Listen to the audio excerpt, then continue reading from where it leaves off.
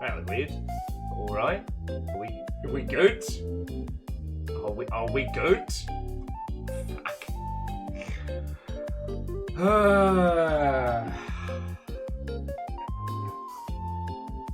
By the orb of victory. Oh, Jonas. No. Sorry, I thought I had more time to fuck about. Watto and welcome. Hello, hello. First has indeed been claimed. How you doing?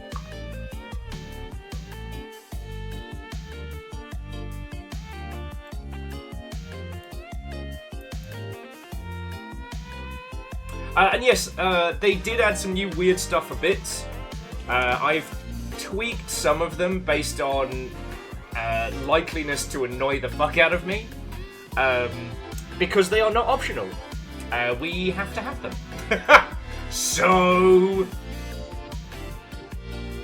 I tried using them out on Floydo's stream earlier just to see what they did.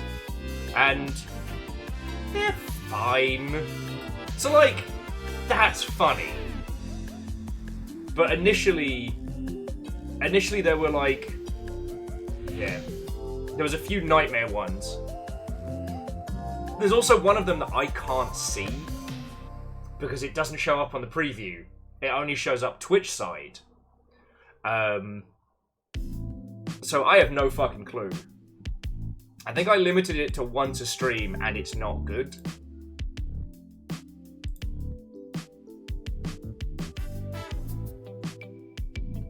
But I don't know.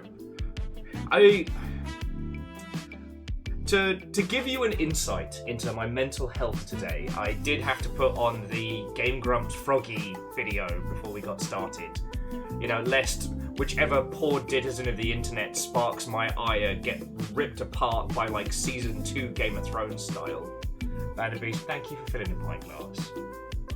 I don't know, just, you know what? It's a bunch of shit. None of it really matters, like, in the grand scheme of things. So, however, I've managed to shake my funk. So, hell yeah. Oh, and Lance, Watto and welcome. Sorry, where are my fucking manners? So firstly, Chaunerus, I've updated the board. You're in the lead. Rilu, Jamami, Shitaru, and Head of Household of Vanderbeast. Fred, all of you, Watto and welcome. Lance, hello twice. It's Victoria. It's Victoria. But yeah, I'm not a fan of the highlighted. Hey, Shitaru, thank you. No, seriously, Rilu, Vanderbeest, Shitaru, thank you all. I guess the thing that was driving me up the wall with the new Twitch features is I can't choose them, right? All I can do is set the price of them. I'm not a fan of highlighted messages because most of the time when someone wants to highlight a message is when I'm not ignoring them per se, but I'm letting them... I'm giving them the right to be ignored, you know? If someone's burying their whole ass in a comment in a Twitch chat, and if I don't acknowledge it, that person hasn't just pantsed themselves in a bar. You know, they haven't just dooted into their own hand. I've stopped them from clapping, you know what I mean?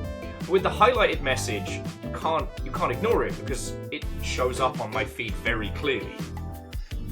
And yes, Rilu, so that's why I made it the same price as if somebody wanted to do text-to-speech.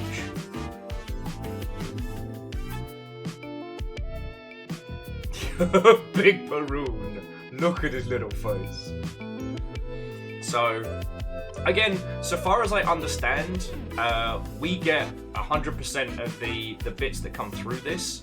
So far as I understand, I don't think there is an extra cut that Twitch takes. Because the thing about bits that's so good is that you pay a little bit extra when you buy bits, and that's Twitch's cut. If you have 1 bit, that equals 1 cent that goes to one of your homies, right? Sorry, Crab, I just kicked you over. Which is why bits are great, and if someone's being shady, Amazon eats Twitch eats any chargebacks or things like that. So it means that people can't do shady shit. That's why it's like, bits are safest, donations are fastest, and subs are there for flexing more than anything else. they're good for you lot because you don't have to deal with ads, and they make number go up on this side, but yeah, Twitch gets the majority of sub money. Anyway, sorry to talk about business stuff. It's just, I don't want you all to think that I'm trying to, I don't know, steal cash from you or what have you. I have no way to turn that stuff off. And while Jamami, I can thank you for doing the on-screen celebration, I can't see it because it's only Twitch side. So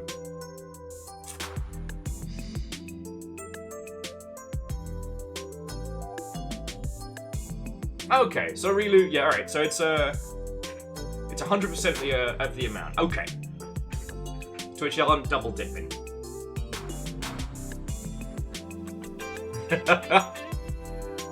And Vanderbeest, no, you're entirely fine. I figure 50 cents is enough to stop people from going ham on spammage. Lance, if I ever come for your booty, you'll know.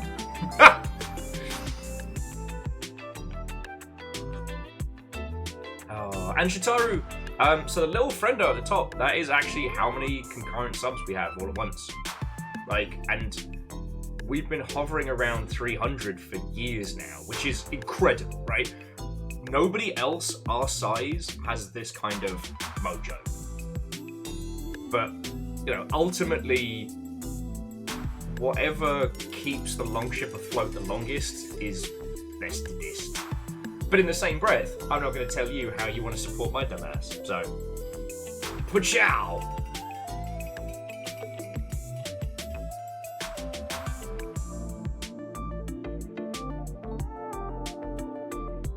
Yeah.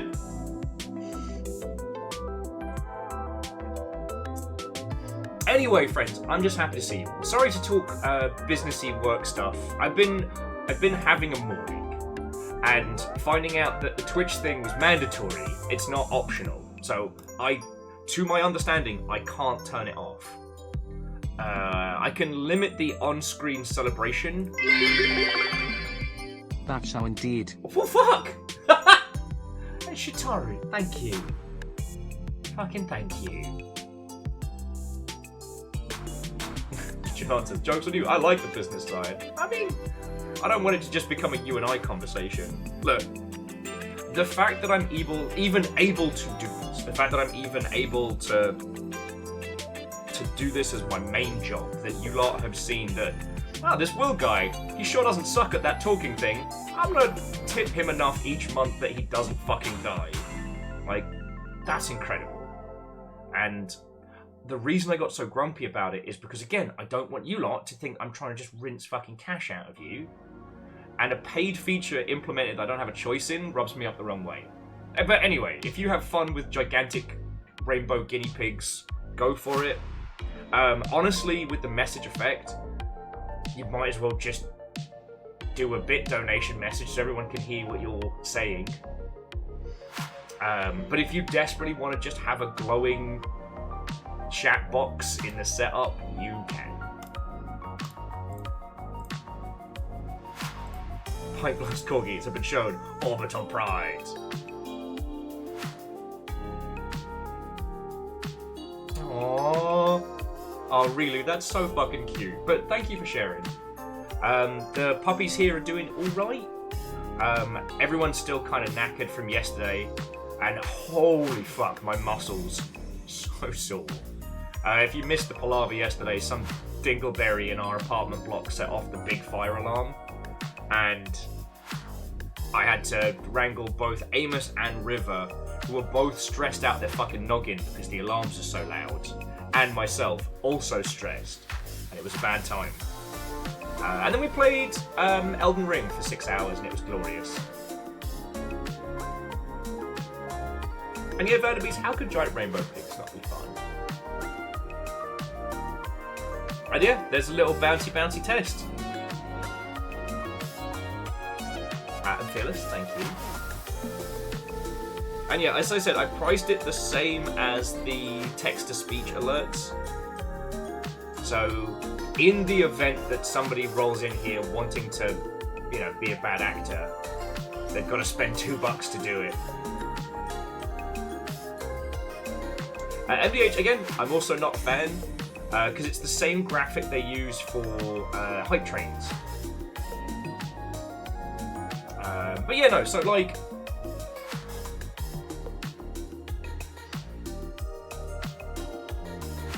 and Aperios, what and welcome, friend. Hello, hello. But yeah, so friends, I apologise we started late. I had to shake the funk off before we got started. I was grumpy. I was a grumpy Krampus.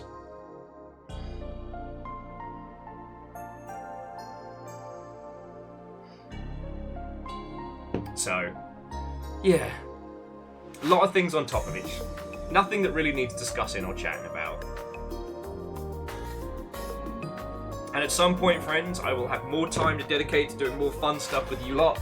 That is what keeps me going. Keep thinking about that. Also, I didn't have time with the sheer amount of everything going on, but I do want to make a cut, because I went back and watched the video from yesterday, and while somebody clipped the reveal, no one clipped the Aperios just appearing behind the chair, taking a photo, and then disappearing back. You know what? I thought I gave the game away, but I was proper good deadpan, so I'm kind of proud of myself. I did the thing. I did the thing. Square Peg, Watto and welcome. Hello, hello. Forgive me for the tippity-tappity make stuff happy.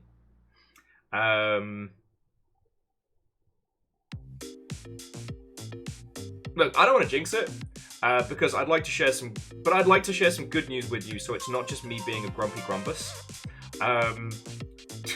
Someone may or may not have reached out about me testing some headphones. An industry friendo connected me to this other industry friendo, and they predominantly make headphones that look like mech pieces. And they sent me a little blip and was like, hey, would you be interested in literally just running a pre-production pair through their paces, like testing it with streams, testing it with games, testing it with other stuff. So less of a paid promotion, more of like a live fire testing exercise. And I'm like, fuck yeah. You know, one, anything that brings me one step closer to being a mech pilot, fuck yeah. And two, like, with you lot, I know I can tell you that, you know, I'm not being paid for this. This is just a live fire testing exercise. At SquarePeg, they don't have cat ears.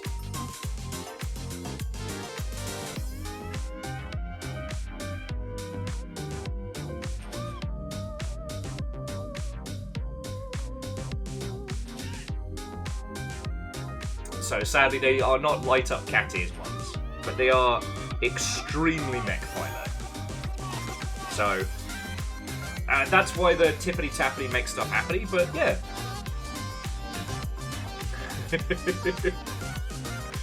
It feels like the single most streamer thing to announce. Like, hi, I'm proud to announce I'm partnering with some doohickey you've never heard of. You know what I mean?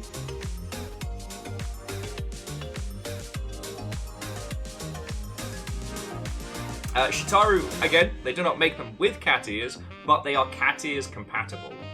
Or compatible? Compatible? Let me come back to that one. There's another good cat pun in there.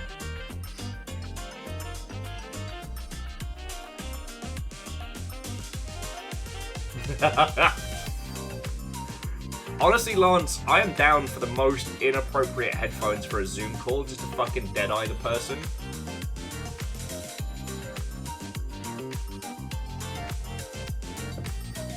Now, I'm not saying I want Zoom meeting calls in my life. I'm not saying I want to be on Microsoft Teams, but while drinking with some friendos a couple nights back, they started telling me about, like, the games they play whilst getting stuck in these, like, infinite Zoom calls. Of, like, trying to DM people the most horrendous things you can think of to get them to laugh and stuff like that. Various, there's just two dicks. It's just two Bad Dragon toys, and that's it. What? These are my headphones. What are you talking about? This is why I am not in a corporate job anymore. I mean, here's the thing. We used to get stuck in so many meetings back at Sega. Well, I should say the Creative Assembly, and also at fucking Improbable. And the things that we would do to get through it were quite horrendous.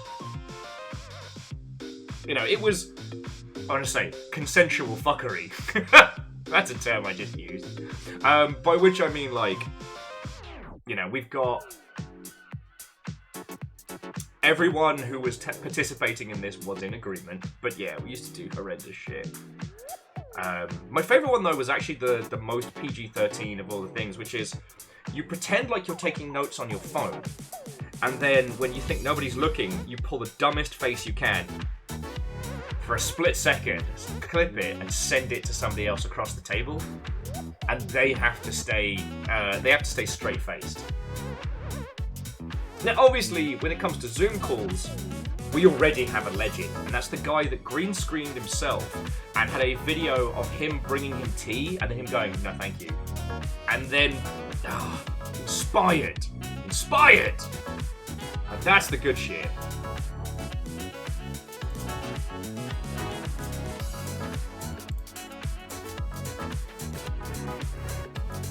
Oh, but yeah, so friends, I just want to say thank you again for being the best fucking part of my day. Like, I had a real fucking storm cloud over me about, like, half an hour ago, and now I'm just like, man, what was I even mad about? I'm just like, whee! That's where I'm at. Oh, it was because someone...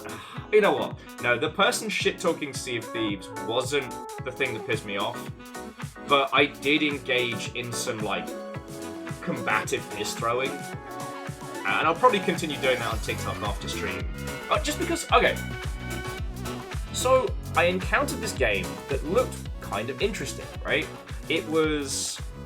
If any of you remembered Hover Junkers, it was basically like Hover Junkers co-op. You know, you're all on basically like hover sand ships, and like Sea of Thieves, you play it with friends. And the premise seemed really good, you know. It was being made using like that kind of like no texture, low poly, like party with shaders kind of art style. Looked really interesting, you know. And it looked like a super cheap version of, I think it's not Post Void, it's something Void. Void Divers? Void Fuckers? Void Bangers? What was it called? Void Crew, that's it. It looked like a low budget version of Void Crew, which is again a really fucking cool idea. Sign me up. And however, the guy making it, because it's a predominantly solo project, you know, I'm following his socials, I'm watching the videos, and dude just goes on this massive rant about how Sea of Thieves is shite. And predominantly his theory is that Sea of Thieves would be better if it had a progression system. It's dumb and stupid that it doesn't have a progression system. And I started being like, mate, not every game has to have number go up. And then I was like, you know what? This is a teaching moment. This guy has lost... he's lost my support, and by that means he's lost your support as well. By shit-talking a game that honestly didn't really need referencing. His work already spoke for itself. And the game would have been something that I would have talked about and shown you all. But then he had to, you know, pull his pants out and show his whole arse.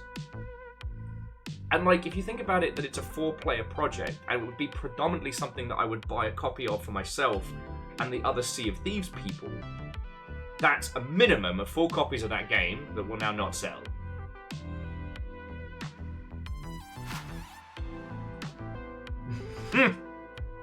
Now, Fred, the E-Numbers Zone does sound good. Oh, God, I wish the E-Cheese Zone all the success in the world. I wish I could do more to help that. And Eagle lives, takes one to know one, pachow. How are you doing, friend? But, like, I don't think this is something that any of you need to internalize. It's not something I've seen anybody kind of go through, but it's when you are working on games, don't shit on other people's games. Because no one's going to thank you. It doesn't endear you to anybody, you know? Saying This is saying, I want to make a game with a progression system that you and your friends can feel like you're, building your own sand shit. That's good. But saying, that game over there is shit because it doesn't have this, so I'm going to add it, the information is the same. But in the process, you've only annoyed people. So I'm just like... And Jamami, so golden cosmetics in Sea of Thieves could be seen as an indirect progress system, and there is, the seasons and whatnot. But what drove me up the wall was he was missing the point. The dude is so in the weeds about systems-based design that he can't see the experience. One of the great things about Sea of Thieves is that everyone starts on a playing field, which means that as a sandbox, it works so much better, right? Now, ultimately it does mean that large swaths of the game come down to skill and knowledge, right? But there's never going to be a situation where these guys are just better, where your shots do less and theirs do more. They're just better. The open world sandbox nature of it means that if you know how to sail, you can get out of conflict, or choose to get into it. And Angelus, yeah, everybody starting at zero is why GoldenEye multiplayer worked so well. Or that kind of philosophy of the Battle Royale style. Everybody at the beginning of the game starts off equal, and what happens from there, it's fine. You don't need to spend 50 hours grinding to get the perk unlock needed to be part of the experience. As someone who, due to real life being shit, I've not been able to play Helldivers 2 with you all. So I'm so far behind on upgrades, unlocks, etc. And unless the peeps you're playing with are understanding, I basically end up being this sad basic baby running around behind being like, oh, I wish I was useful. And this is not a critique of Helldivers, it's just because of a traditional progressional system, you do get drop-off. And yeah, no, Aperios, I wholeheartedly agree. A progression system also puts a cap on higher levels. Once people blow through the progression and hit what is called, the end game, well then what? You can't invite your friends to be like, hey, I'm, playing end game content. You should buy this game and join me. Because what you're saying is, I need you to play 150 hours to be my homie.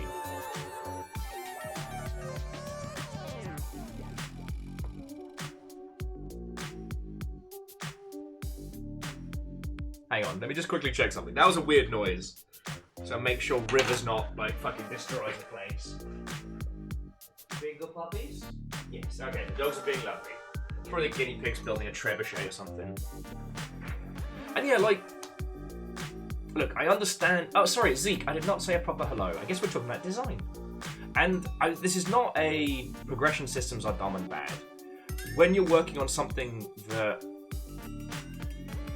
allows the user to feel like they're having an impact, that's great, it's awesome. But as we've seen, especially in Skull and Bones, it creates this huge barrier because when you start the game, you are impossibly soft from a numerical perspective, right? A really good player in Sea of Thieves can solo a sloop and become this unstoppable threat, right? In Skull and Bones, if you are playing as the basic baby ship out the starting gate, you'd be lucky to be a humorous smear on the side of a larger ship. Do you know what I mean? And that creates a scenario where people join that game late might as well just say, fuck it, I guess I'm here to die. Perios! Impossibly soft is my OnlyFans handle. And Tiny Irish, what and welcome. Hello, hello. We're talking about, as a game dev, don't shit on other people's games because it's only bad. But also, we're talking about, the ways in which progression systems can work for and against.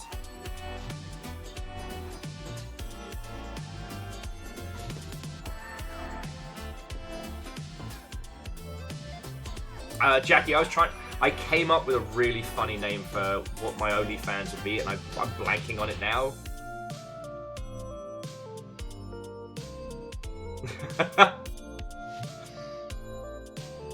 Favor 6, there you go. You get your bouncy little note. It doesn't show up here though. And the same with the emotes. Either the emote storm or the big emote doesn't show up here. And just very, very quickly for those who have joined, what are they called? Power-ups? Yeah, power-ups. Those are mandatory, so I can't turn them off. Otherwise, I definitely turn off the message effect and probably the on-screen celebration, because I can't see the on-screen celebration. You can, I can't. So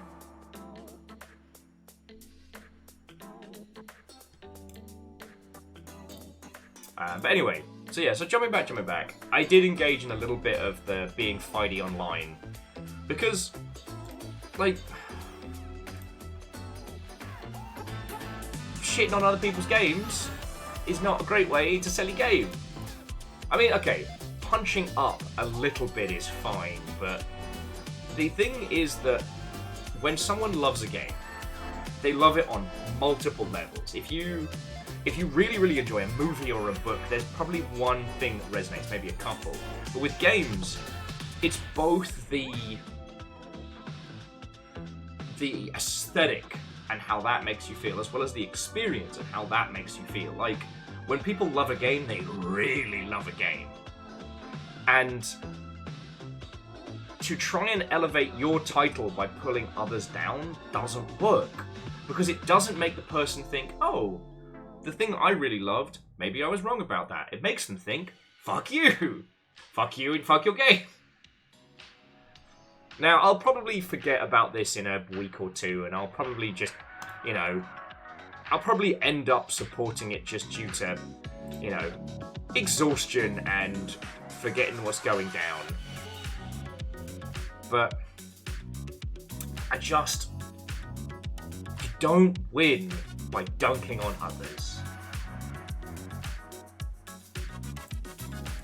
And Tony Irish, look, see, this is the thing, is like, discussing a game from a technical standpoint and its flaws is entirely fine. Ark Survival Evolved, I haven't played the newest iteration, but God, it's janky. But it lets you have dinosaurs, and you cannot argue that it is not a massive success, right? Critiquing the manner in which stuff is made, that's a good discussion, But shitting, if I say Ark Survival Evolved is a shit game, and here's why. Will's game, Dinosaurs What Do Things, is awesome because Ark is shit and here's why. That doesn't make you want to like my game, right? It just makes me sound like a petty little bitch. Jackie says, how about that Rogue Warrior game? Look, I've played through Rogue Warrior twice. It is such a goofy concept.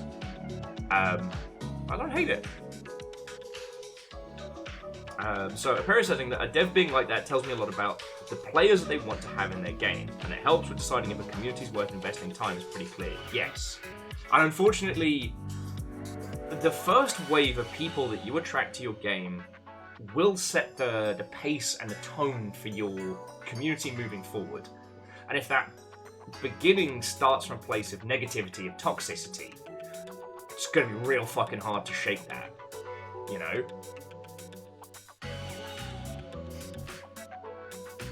Actually, so Tiny Irish, if you haven't seen it, they made a game called The Organ Trail, which is meant to be a joke on the Oregon Trail but zombies. However, they use it to actually improve upon a lot of the original design, so it's real cool.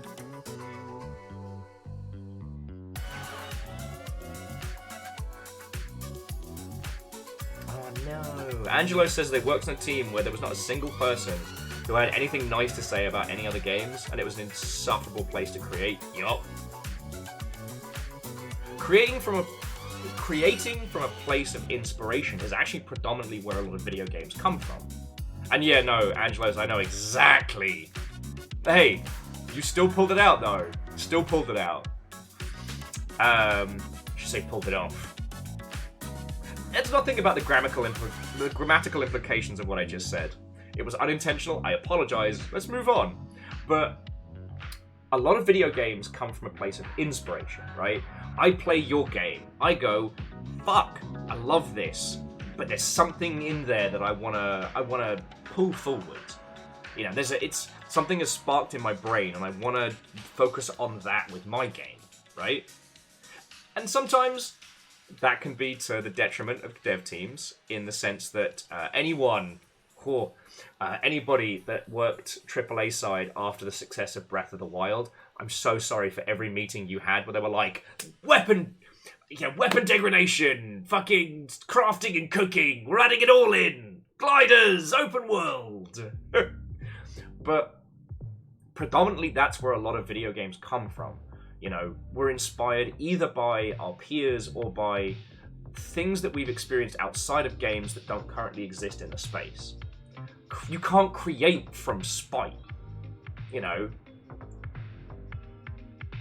And God, that comes from you can't create from a place of hate. You can create from spite, but it's usually spite when people tell you can't do something, not to spite another title, you know? But that's another story.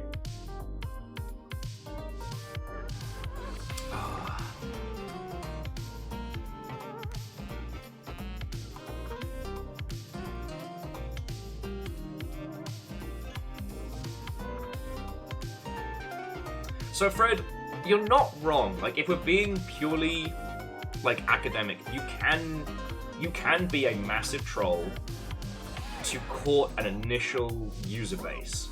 However, that has its own dangers. You have to maintain a level of either aggression or toxicity to keep that community together. It's not sustainable and it's not healthy, and it does come at a cost.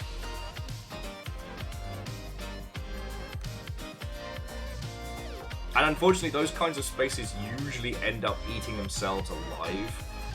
But again, that's another story.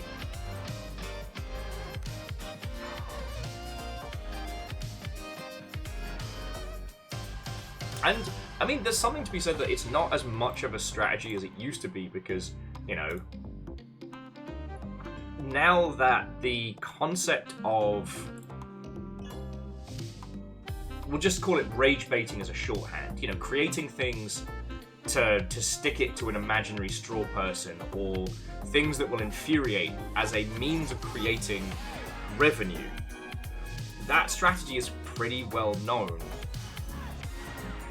Like, you're competing to be the more awful, to be the most anti. And again, like, God, that's a hard space to compete in.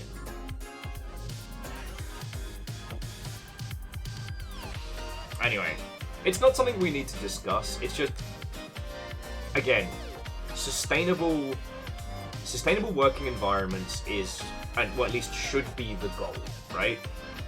If there's one thing we've talked about in the last few weeks, it's how you can't just do the old AAA bulk it maneuver. It doesn't work anymore. And when it fails now, it fails to such a high degree.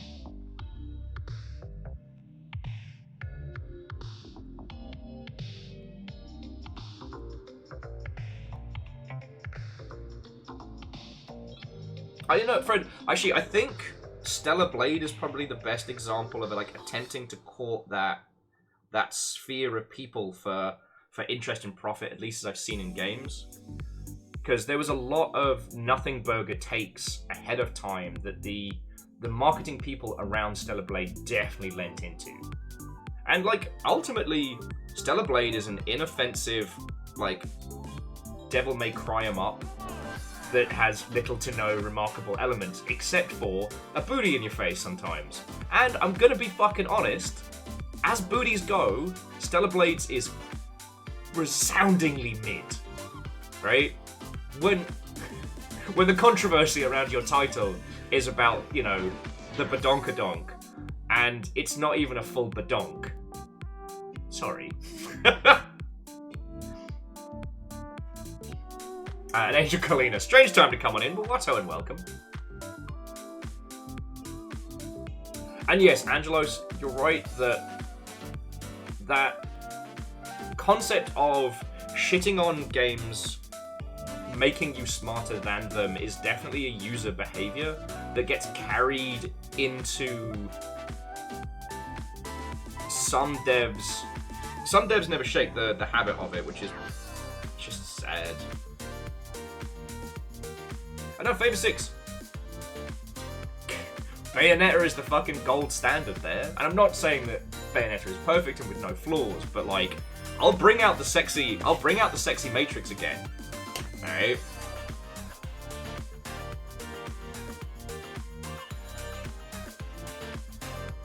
Anaperios. I know what? I want an excuse to go back and play Devil May 6. Like, if we're talking about hot characters, Devil May Cry 6 Dante does not get enough credit for unabashedly queer dad vibes. Yeah, Jamami, don't make me tap the Matrix. Oh, and Harmonious. Watto and welcome. Come on in.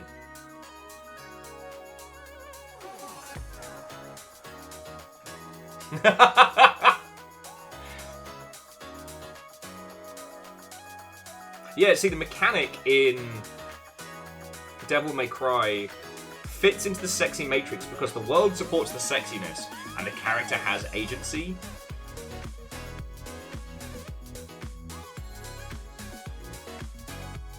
But that's another story.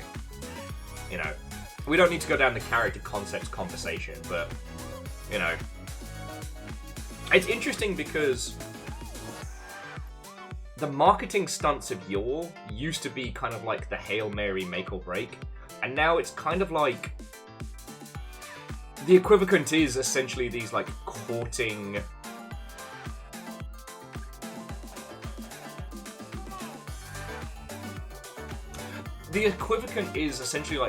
controversy now, right? And I don't think it's a smart way to play.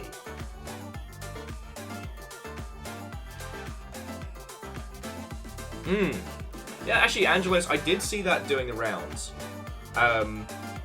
The desexification of certain characters in the Silent Hill remake, which... Okay, there are some people here who have not played Silent Hill 2, and I do still think that there is a large swath of things that deserve discussion. So I don't want to spoil it too heavily, but suffice it to say, there are sexy characters in Silent Hill 2. When you first see them, you'll be like, okay, alright, male game devs, psh. And by the end of it, you're like... You know? And so... Yeah. I don't think there's anything else to be adding, but... It's going to be a lot harder to hit the same beats that they were intending. I don't know. It's this thing with New Konami where the projects, or the people they're getting to handle the projects, understand how to emulate the surface level elements, but are missing the intent and the point of games that have huge artistic impact. You're right, Fred. Being edgy was super successful in the 90s. There was no risk and no downside to edge chasing.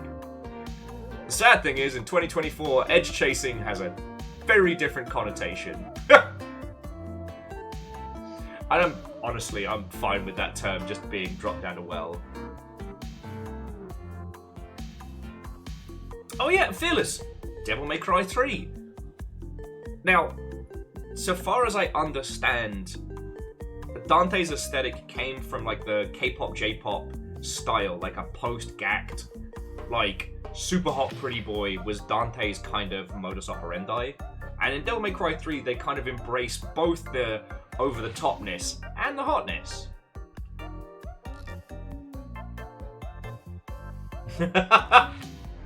Aperios, do we need to get you like an ice bucket or something?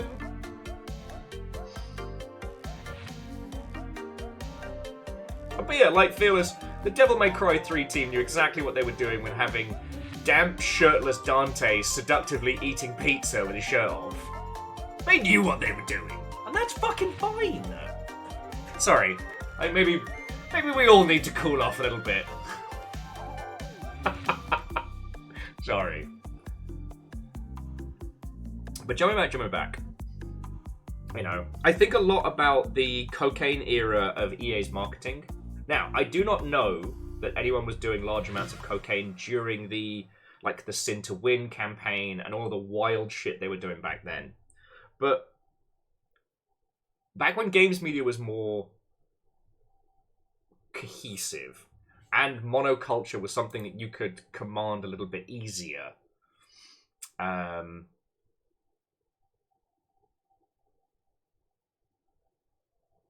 Yeah, give me the Mario and chill. I always like this one. There we go. Things like marketing stunts could work well. They were definitely an example of the philosophy that all coverage is good coverage, which I don't agree with, but it was a marketing philosophy for a time.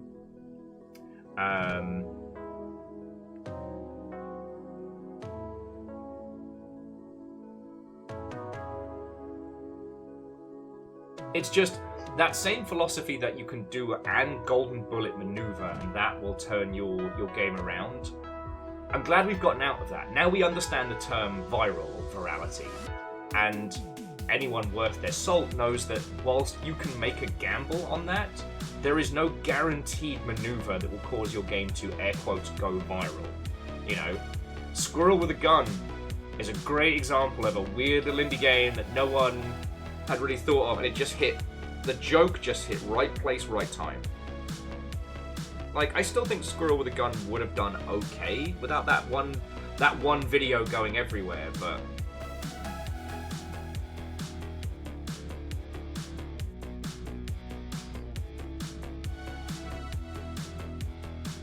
well, actually, so Favor 6, the Daikatana marketing is more reminiscent of an attempt to weaponize the concept of the rock star than it was the concept of the edge. Like, Romero had been presented more and more as this rock star fancy lad, right?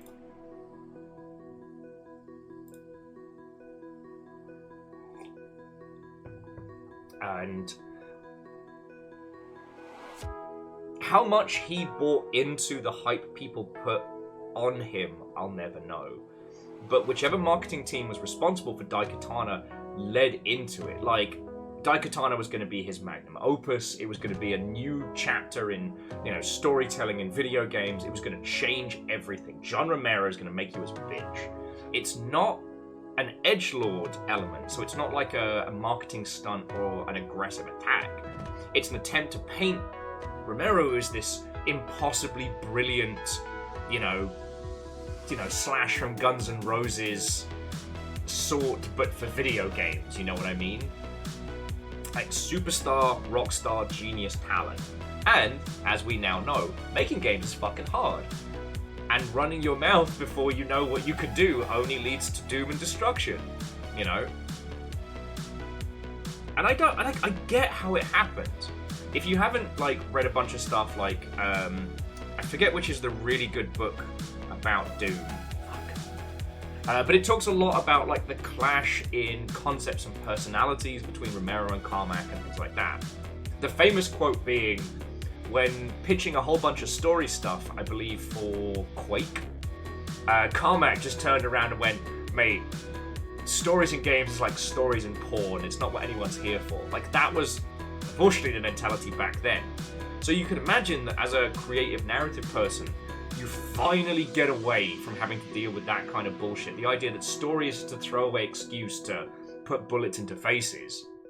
And oh boy, at a time when we didn't know what to say no to, there was no one to tell him to say no. There was no one to say no.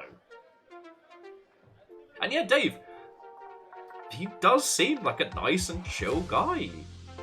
But, you know, obviously I didn't know him back in the fucking, like, 90s because I was a tiny baby. 4 or 5, but you know what I mean. Well, Angelos, that is something that definitely speaks to how little... What are you talking about, Will? Making games are easy, you just shovel mechanics together and hope it wears people down into buying it. /s. Kira0, thank you kindly. Yeah, no, that sounds right. Sounds right.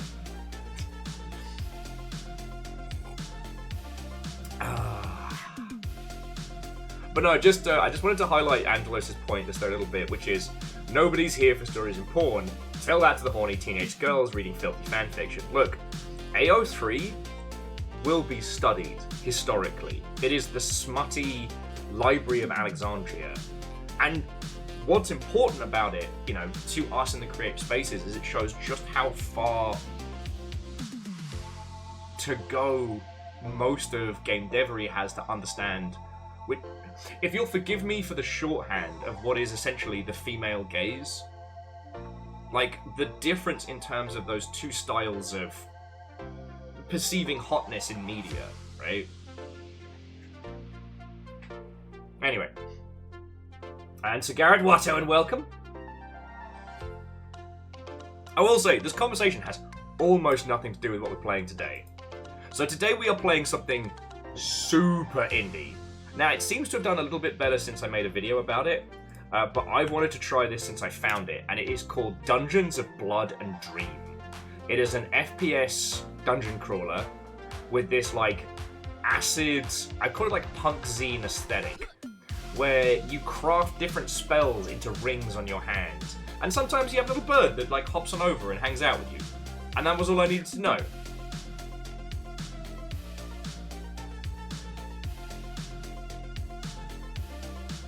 Where?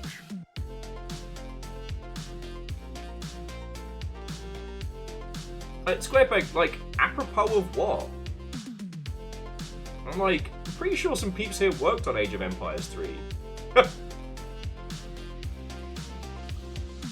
Oh, okay, sorry, I missed the connective tissue of the joke there.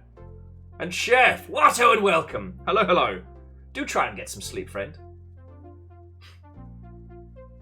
I am not a good friend to talk to keep your sleep patterns on check. Yeah, and to be continued, Chef. To those who don't know, friends, so Chef Jokum made an award-winning horror game called Apartment Artifacts. So yeah.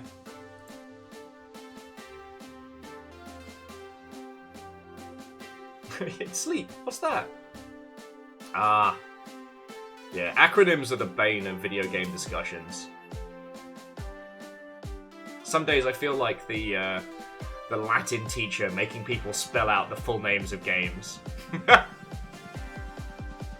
That's a joke that probably doesn't translate.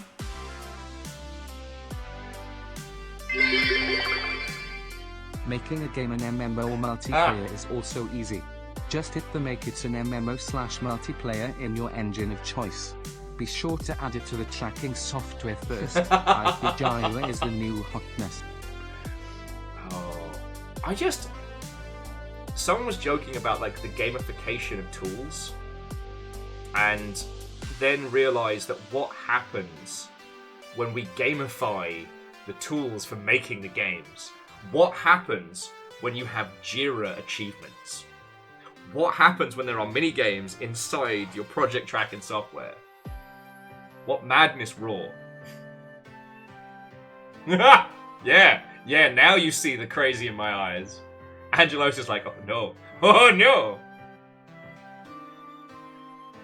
Hopefully Kimball's asleep and not having to listen to what I've essentially suggested as like a fucking war crime. Loot boxes when you finish a task, let's go! Probably get people to fucking close the tickets. Imperio says, what happens is my ass might actually make a game. Yep. Get one little Chivo trophy for...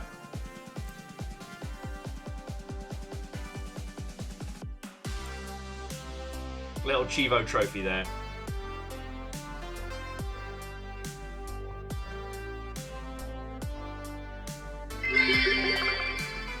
Only 6 months. Oh yeah. Thank you, Chef. And Chef, I hope you're doing good. Did you ever look into the idea of sneaking ARG stuff into your game, or ARG puzzle stuff?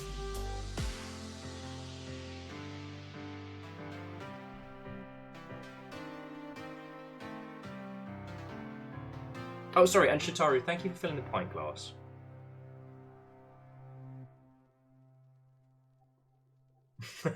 Okay, Cold Ankle says there are already mini games like wrangling a manager, explain that the client's a moron, you know, the standard ones. Yeah, that's true. And Dice says there's a project tracking software called Codex that turns tasks into a deck building game. Really? Fuck, I might use that for Longship stuff. We've tried to use a few different project managing things, but it ends up just being me losing my noggin. There was, back in the early days, there was a... Oh, no. Oh! The free version is 5 projects, 5... Okay. I might look into that, thank you. And CMC, Watto and welcome. Hello, hello.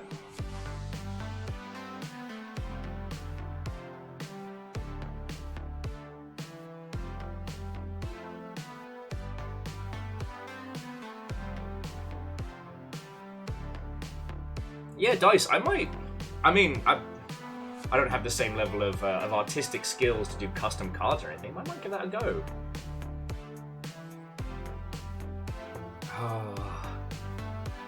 Anyway, the future isn't loot boxes, friends. It's Gachapon. I'm not going to do it, because I definitely need to get my finances in order over the coming year. I need to get my shit together. And if I am going to splash on anything, I'm finally going to get that Rain World hand tattoo. That'll be the only thing that I'll splash and cash on. But I found online that you can buy a mini version of the official Gachapon, the Bandai Namco Gachapon machines. You know, where you put like a little coin in, you crank the handle.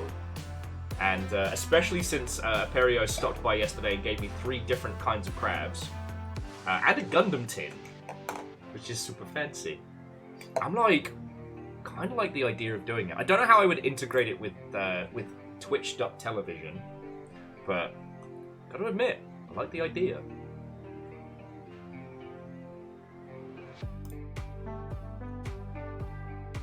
Yeah, Verdant Flow, I've got 3 different kinds of crabs, all at once.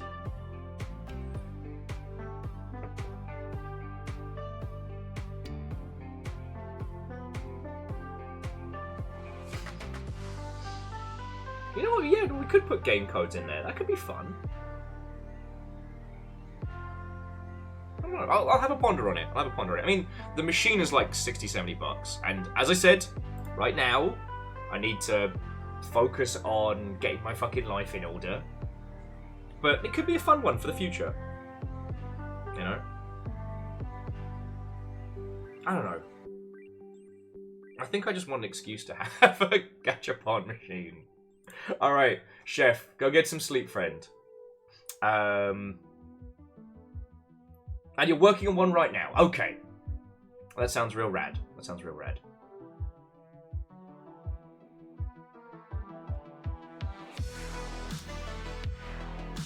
Thank you for Codex.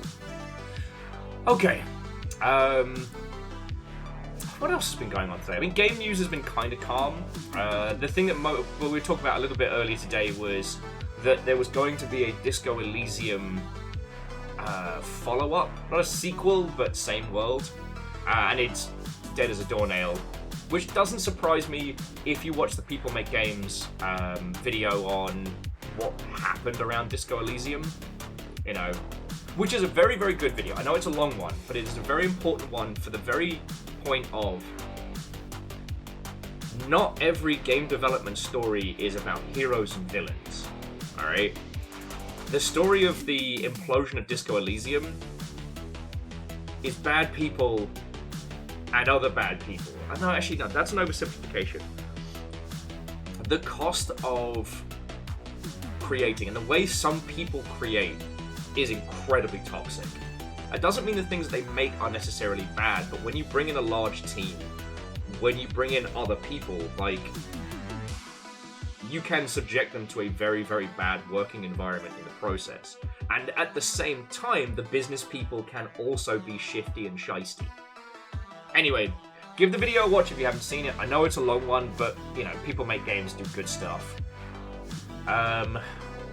Valve's being sued. They'll probably wiggle out of it.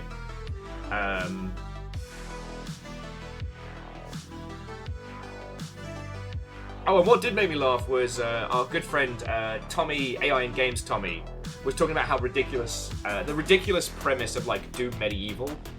And I came across this brilliant drunken idea last night, which is Doom 2016, Doom Eternal, and now Doom Medieval isn't being told from the Doom guy's perspective. We play it from his perspective, but that's not what it is.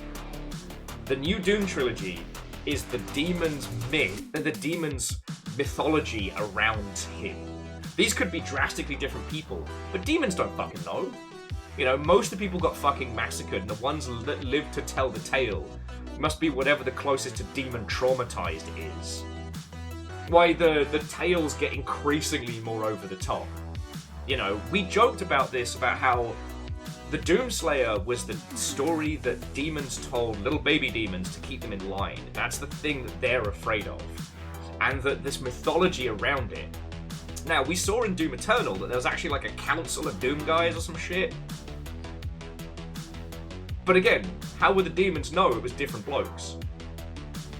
You know? And then he had a shield, and the shield was a blade, and he tore through like 15 demons, and then put their skulls into a crusher, and the crusher is also a shotgun. Like, that kind of sounds like, I don't know, say, like, oral tradition gone awry. And I think that's fucking fun.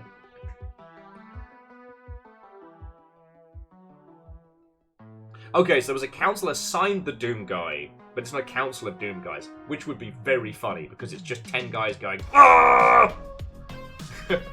Rip and tear until the job is done. There's a motivational phrase for you.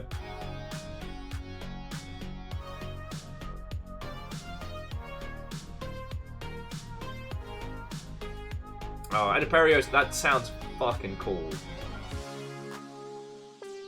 Sorry, Perios was saying they went to like an actual like gachapon warehouse. That sounds fucking fun. Like I said, the thing I was looking at, it's usually like $100, like 70 at the moment. It's like a little machine, but it's one of the official ones. Oh yeah, no, Jamomi, the Council of Doom is absolutely going to turn up in Doom Medieval. I think it's implied they kind of shoot him out of a cannon because of reasons.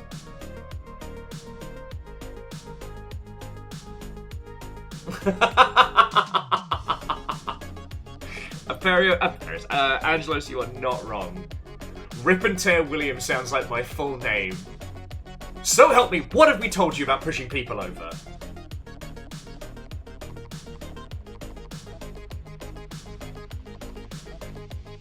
Is the Council of Doom guys worse than the Citadel of Bricks? That does mean that our Doom guy is the most Doom guy of all Doom guys. And Eagle, you're not wrong. You know, if there was that many Doom blokes where one of them was enough, why would the demons try anything? Nah. And that's why I'm saying it's their stories, it's their traditions. Why don't we just invade Earth and fucking kill everybody? Whoa, whoa, whoa there, Demon Steve. You need to cool your roll. Didn't your parents teach you about the Doom guy? No, what's the Doom guy? Well, fucking buckle up. Hey everybody, Steve doesn't know about the Doom guy!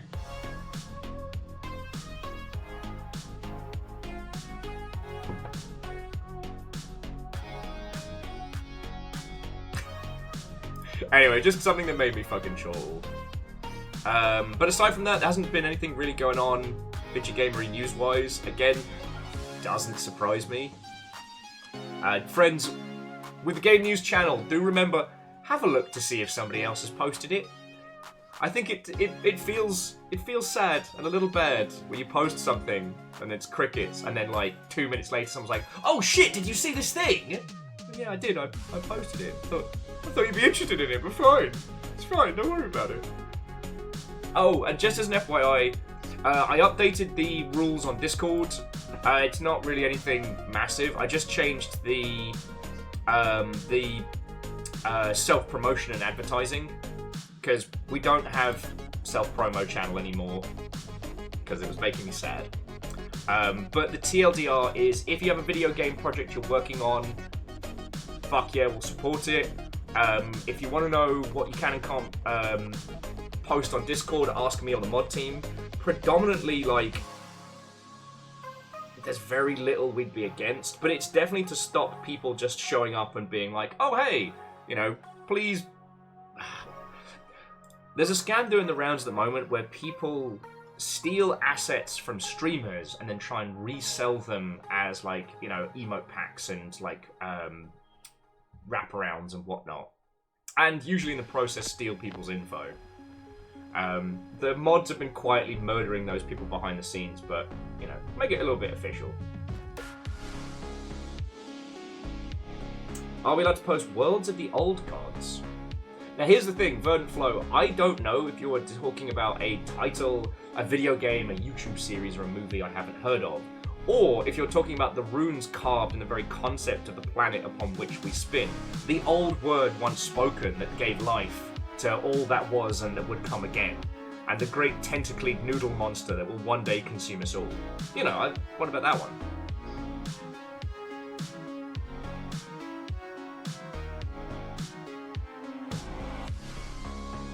Lizzie, I still think we need to make like a little Duke logo. And I know that's a bit of a QA thing, but I guess it's my QA background is why I keep like twitching at it. Because in QA, posting a duplicate bug gets you helps no one and gets you in trouble. You know, learning to search for a bug before you enter it is a big proportion of learning to QA well. I think I've talked to you all about the hailstorm before. Andy Hale, who was on my shift at Sega and had an encyclopedic knowledge of everybody's like bug entries and whatnot.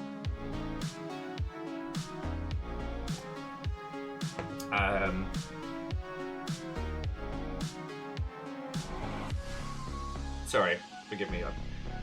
While I am feeling much better, I guess I still have a little bit of tension in me. You can tell because I'm picking at my arms. Do that when I'm stressed. But yeah, Andy's ability to remember what bugs were in the system was second to none. But at least while I was there, which is now over a decade ago, when working at Sega, you had your quota, right? And so the idea was you had to make so many points worth of bugs each week. The higher the bug class, the more points it's worth. So in A class, you're golden. B's are fine, and C's I think were like 1. But posting too many dupes would work against your score.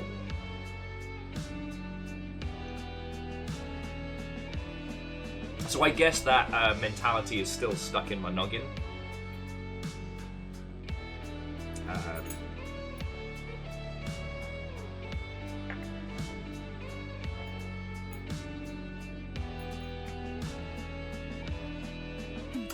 Legend, have yourself a lovely rest of your evening, and to be continued.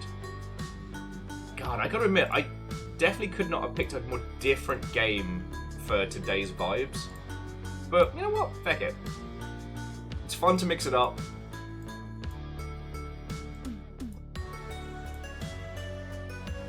And it's been a little while since we played something that was really indie.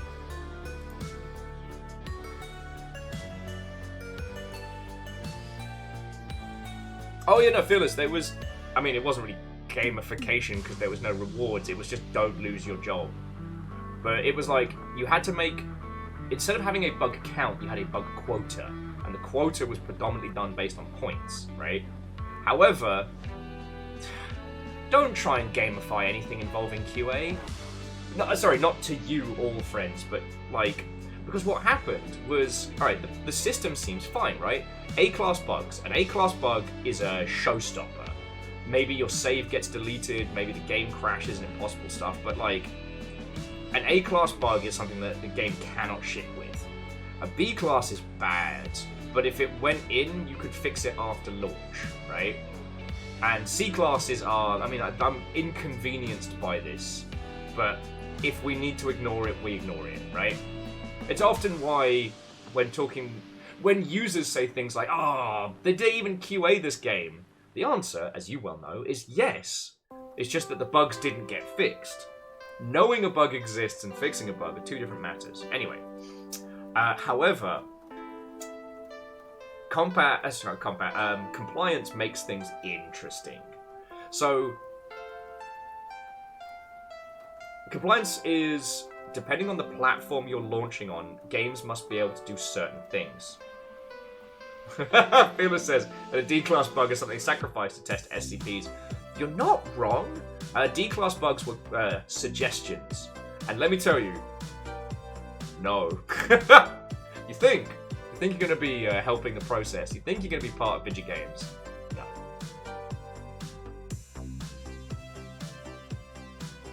I mean, Austin, yeah, I know you'll get it. Finding a bug is a cheap and inexpensive maneuver. Fixing a bug could be 2 minutes dev time. It could be a month's dev time, right? And it's rare that the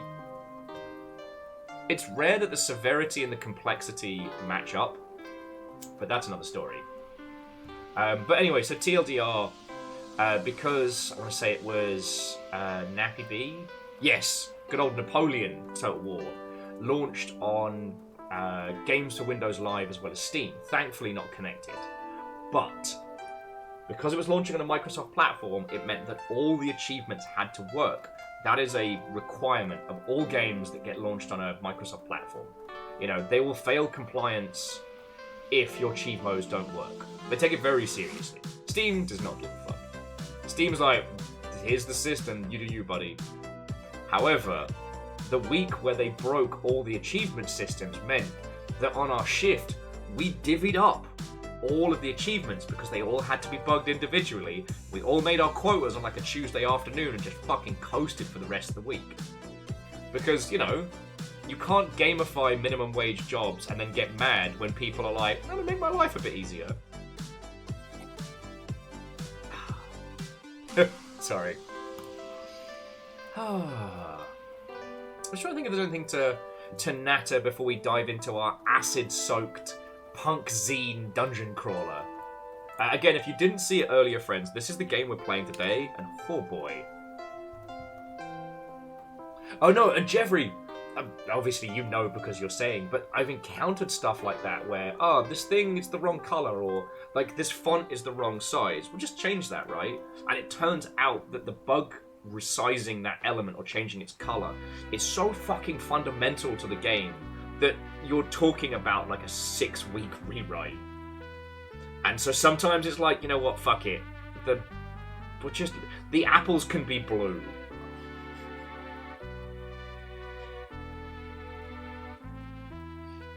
And yeah, sorry, that what I threw it in there, that's the game we're going to be playing today.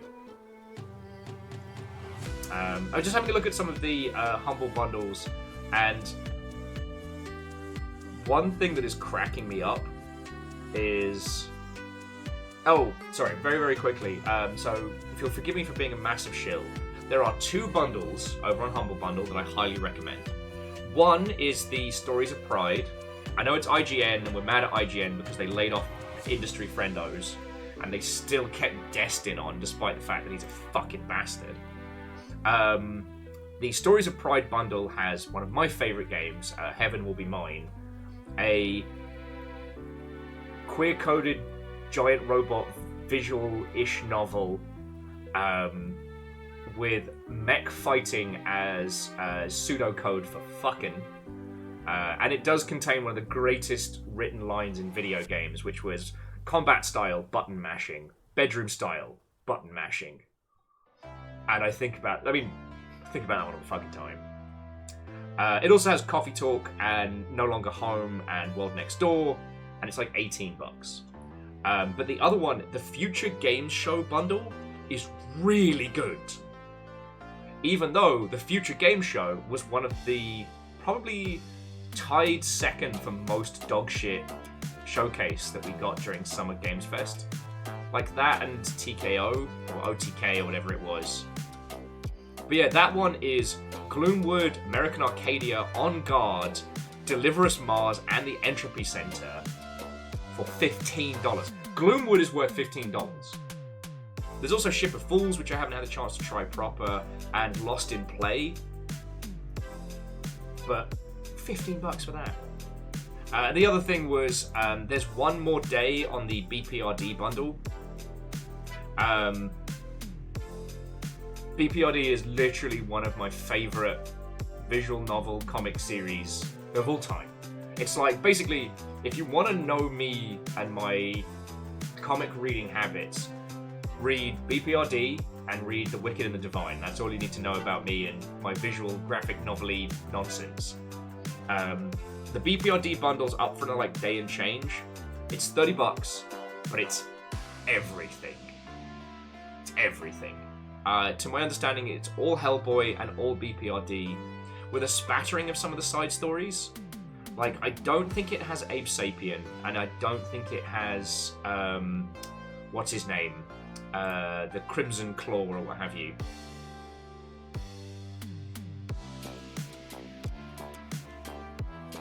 God, why have I forgotten his name? Lobster Johnson, that's it. But it does have a couple of them. But, like, seriously, it's one of my favourite series. And again, if you decide to pick these things up even without using my partner bundle, the partner link, sorry, that's entirely fine. The BPRD bundle is, I can't recommend it enough. And puns, whatto and welcome. I didn't get the chance to say it. How did you find the big sword therapy yesterday? Did it help? Because today we're going to be playing something really fucking weird. However, we're also playing something that nobody else has played, so I'm feeling pretty smug.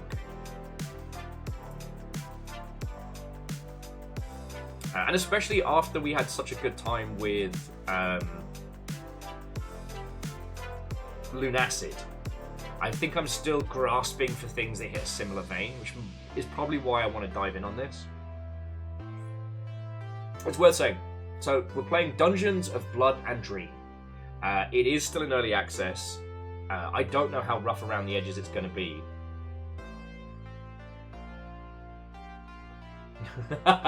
Sorry, I just wanted to jump back just because Angelos was saying, as Tales of Old, they once had to deal with a bug. That someone was telling them that the red that they used was, and I quote, Hello Kitty pink, despite it being the exact red provided by the IP that we were working with.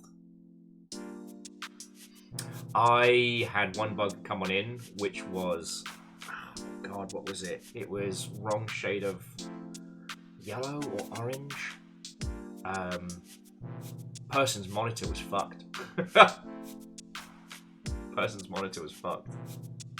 The back and forth on that was very funny.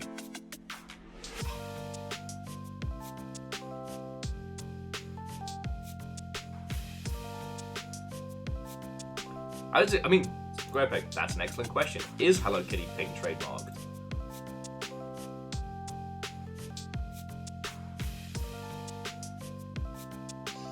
Oh. Anyway, so let's get started with the game. If it ends up being too visually arresting, or if it ends up being something that we're not really enjoying, I have a plethora of excellent games I can show you. Like, I have a proper tasting tasting menu ready to go. God, that was easy for me to say.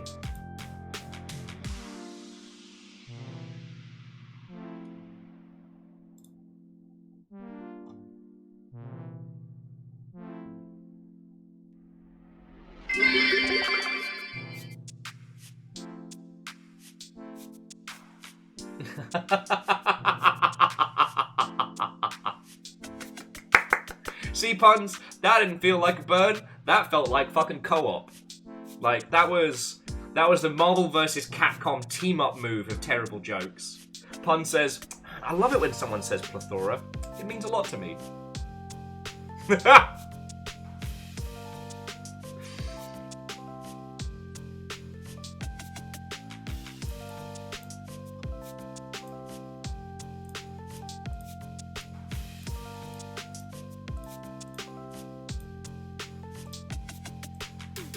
Okay.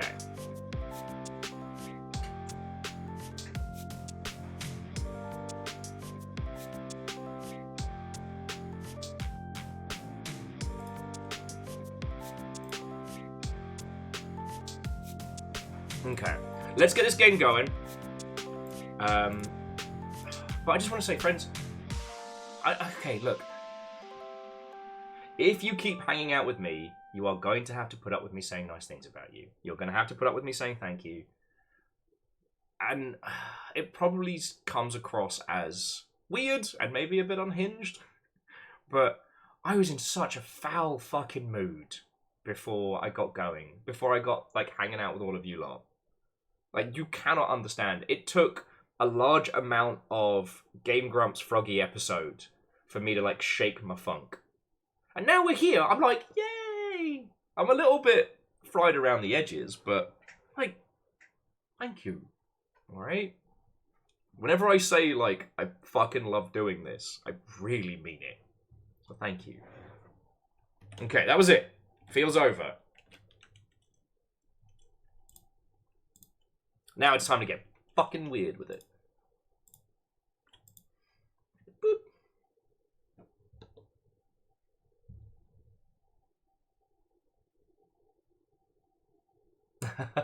Well, puns, congratulations, friend.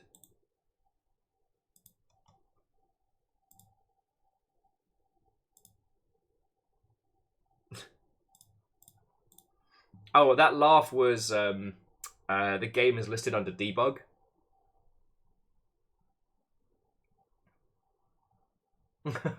It's not a cult. And the amount of hinges I have is questionable at best.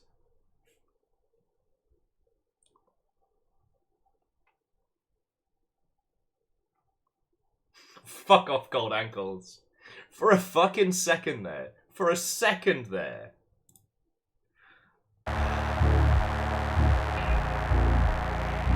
Black Wizard, my patience hath been exhausted by thine hateful magic. What the fuck? Utilizing mine own powers, I have thus ensnared thee within the very bowels. Who is this duck? Mind. Why have they trapped us? Are we the Blood Wizard? Thou shalt not further thine nefarious We're trapped in duck brains. Escape shall be naught but a fool's home. For Okay, I'll adjust the audio as soon as I can get to the menu.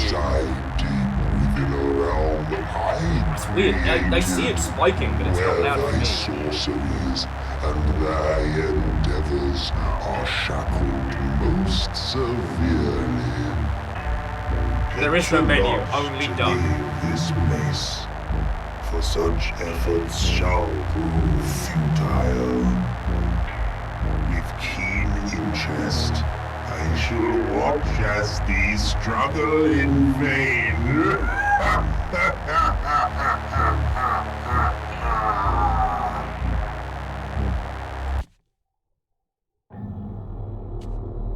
Okay. Audio half. There we go. There we go.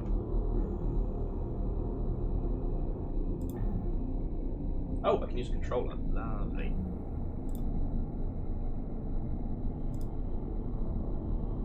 Crunch level. Ugh.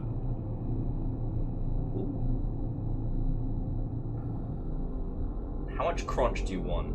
Just maybe a little bit of crunch. I'm not a fan of film grain. I think I would play it definitely crunchier for myself, but for you lot. And Minnesota, that did look like final boss.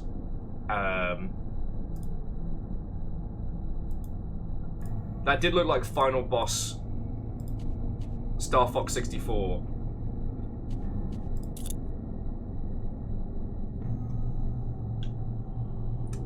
Ooh. Okay, so already you can see why I wanted to show you this. Look. Once again, we are in a time where a larger portion of the discussion around video games... I'll take Rockstar levels of crunch. That's too much crunch for anyone! My god, Favor 6, you'll never survive! Fuck. We are still at a time where a larger portion of the games media conversation is just focused around huge AAA bombastic nonsense and what one can, and not what one person can do with all this fucking weirdness. Yes, I do like that Jackie and Angela went for the same joke. For those of you that don't speak black metal, that says Dungeons of Blood and Dream. Although, what is it? In a world full of Swedish death metal, be Clown Party. But like they've included this like glorious messed up zine of a manual. If you couldn't hear it because of the deafening nature or because of the weird duck face was too distracting, the premise is we are a blood wizard and we've been trapped inside a duck's head. And the duck is now going to watch us struggle against this mind prison. Now, countless ages ago, humans created jesters who lusted after their flesh.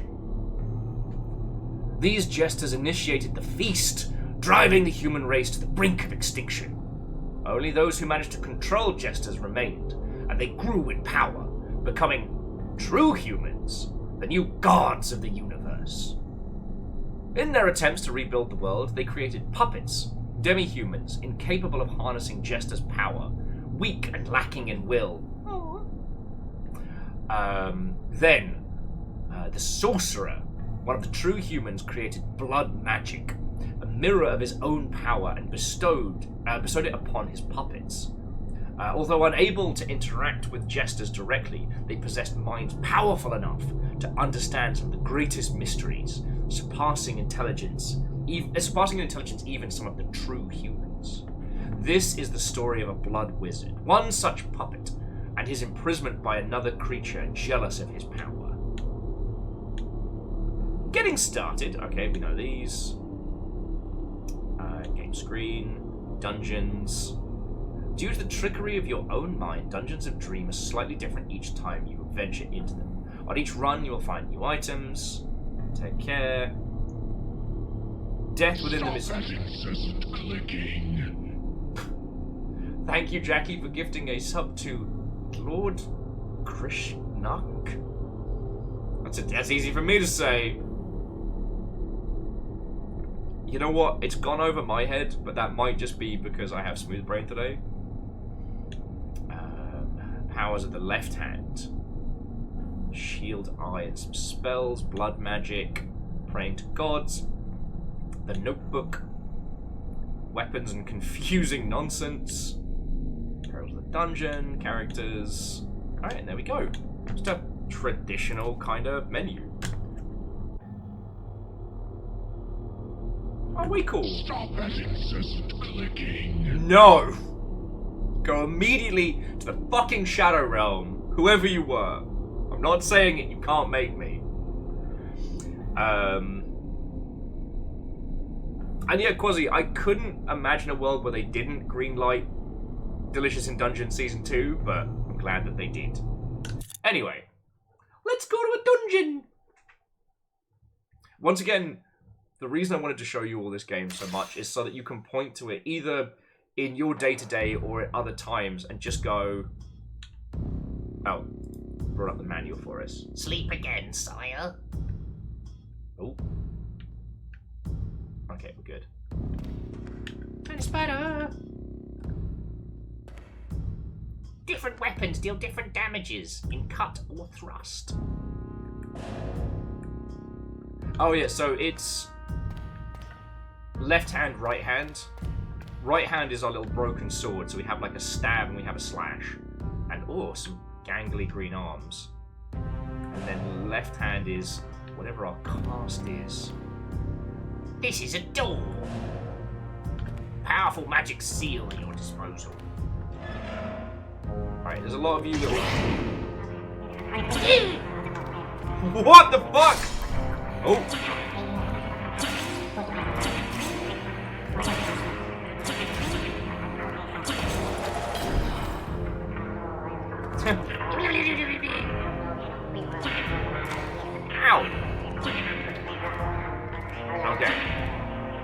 So I walked straight into something that stabbed me.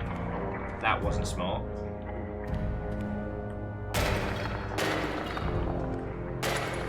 Right, this is the oldie dungeon crawler.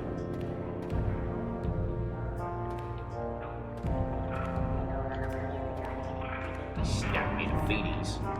That's not fair. You're supposed to feet stab me.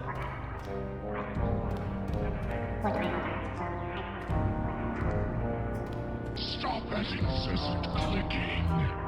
It's a boyga. It's a boyga. Yeah, it's totally normal for your hand to blink. Like, if your hand doesn't blink... Ah! Beans. It's your left hand shield.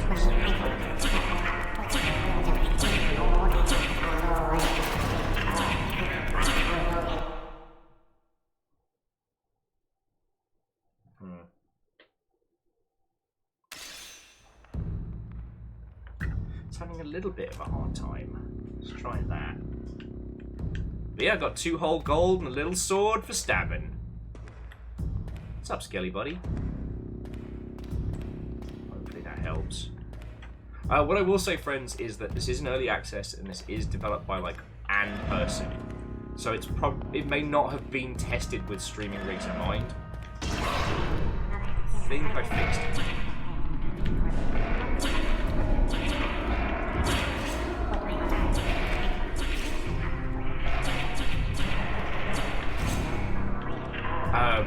Sorry, the reason I just say that is because I think I fixed the stuttering.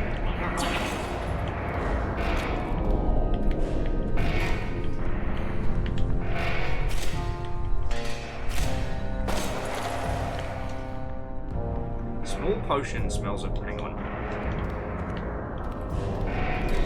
Fuck! I should have chugged the potion. There's no reason...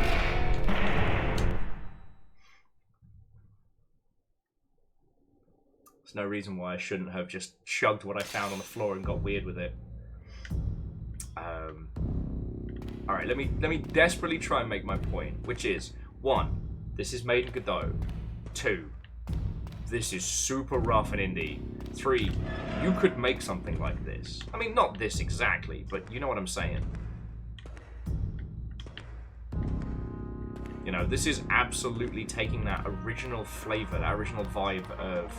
Well, I mean, specifically, you know, Rogue and NetHack and all that. But here, I hear the grumbling of goblins.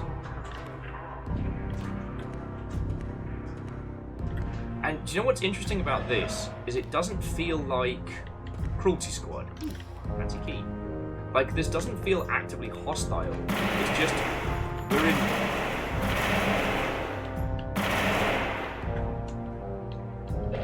Oh, I have a feedy. Kick it! Kick it! Ah, nice. This doesn't feel actively hostile in terms of its, like, UI design. You know, like, on the side we have those 4 totems talking to a string. Damn it! Amos ratted you out. I know! You nearly had me. I really almost did. But I moved just an ounce quicker. How goes it? That's good. God, that would have been so good. You'd have been so mad. I would have screamed so loud. I know. My nerves have been a little frayed today. I was able to come in real low so the camera didn't even get me. Ah, yeah, no.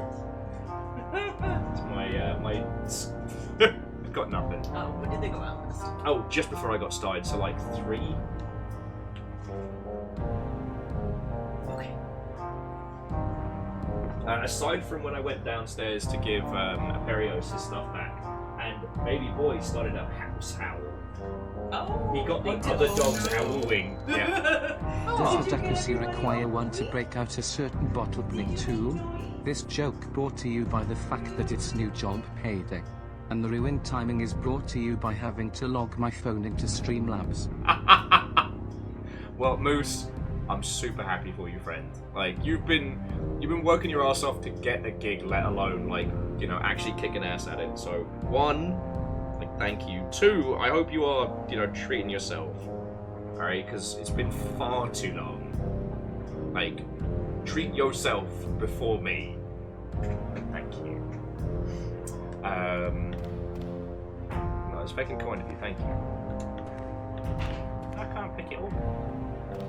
Oh, I want that gem. Yeah, no!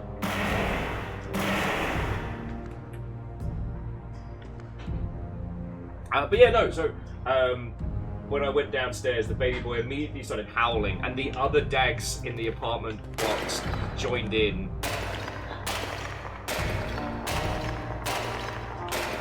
It was exceedingly funny because you could hear it from outside.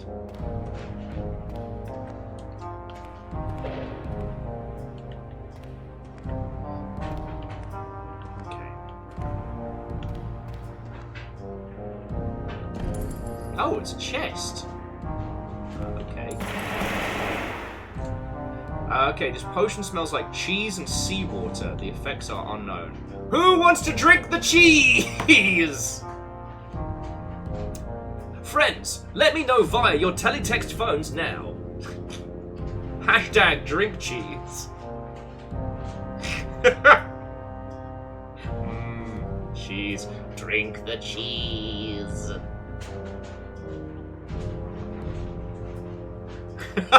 Live, Bree, or die hard. Our senses will be assaulted.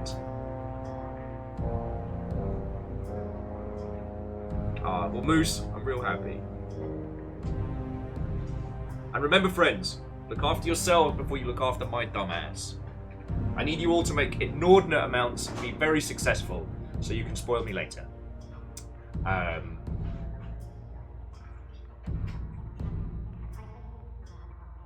Vanderbeest says, not sure I want to hear the phrase, drink the cheese. What was that, Vanderbeest? Drink the cheese? Don't mind if I do. Your movement is slowed down. Ah, I've got that. I've got the cheese sweats about me now. But yeah, no, so that's what I was trying to get at was this doesn't feel...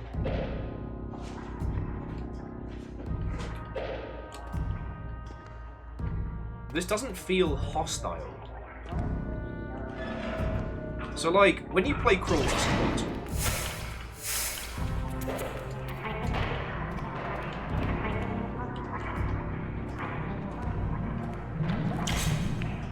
like, when you play Cruelty Squad, it feels...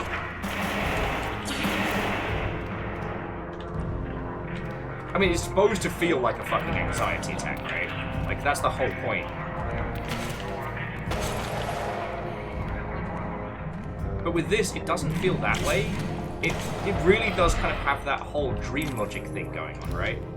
Like, who are the faces along the side? Doesn't matter, don't ask, don't worry about it. Why are you asking questions? They're the faces, duh. Where does your power come from? Well, we're a blood mage, obviously. Okay, this potion smells like lemon and cheese. The effects of it. Who wants to drink the cheese?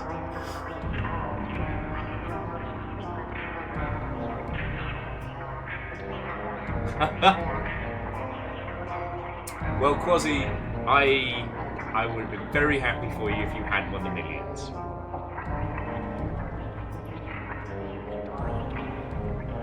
Exactly, lads. Cheese has never failed us, except for that time a few moments ago where it did in fact fail us.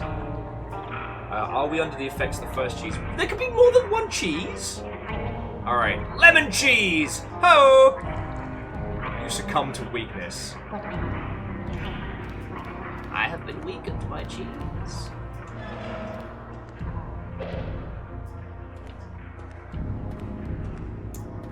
Gold key.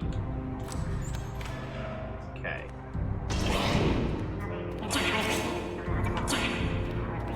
Goblins are no joke. Alright, you little shit. Come on.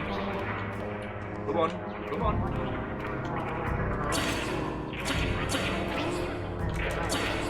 Ha-ha!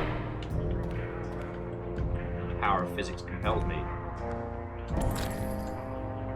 This one smells like cheese and mushrooms! Drink the cheese! Man, I didn't realize we just get like a cheese sample platter. Because honestly, I think the real problem that I've had with cheese in the past is the fact that I have to eat it when I'd rather chug it. Like, sorry. So bad. It's just cheesy risotto. Let's go. Drink the cheese! Your attack speed decreases, so I'm slow, I hit slower, and I'm suffering from cheese farts. This game gets me.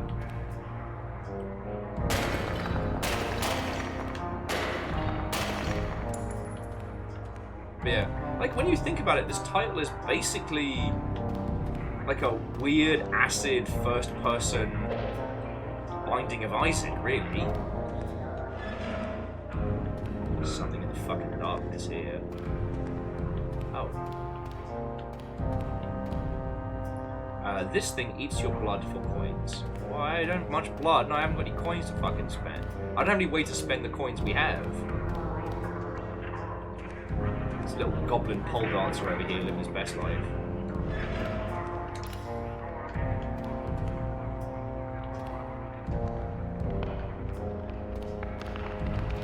It's just fine.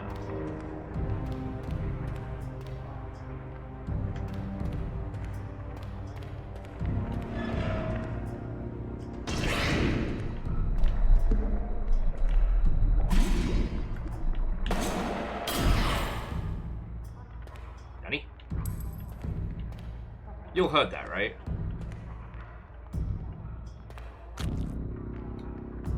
Citrus and smoke. Ooh, I'm just gonna chug it anyway. You become faster. Ooh. A smoky cocktail.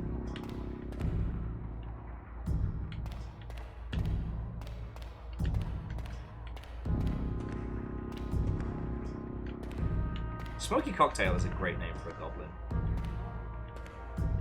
Okay. Think we have something to open this with. Okay.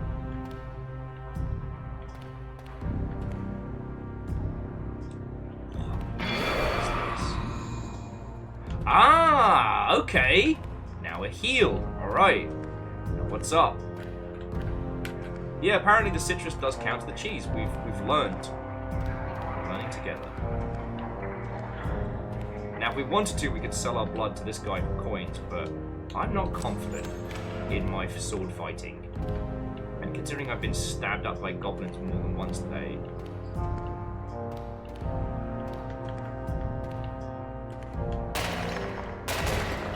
it's like Elder Scrolls with more cheese. That's what the people want, Todd. People don't want a million different planets to explore. We want cheese. I know that is dumb. So here's the thing. We're trapped inside somebody's mindscape. There's the... What are those 4 creatures on the side that keep talking to us? What is the head on a spike? This insane dream logic that's being thrown at us.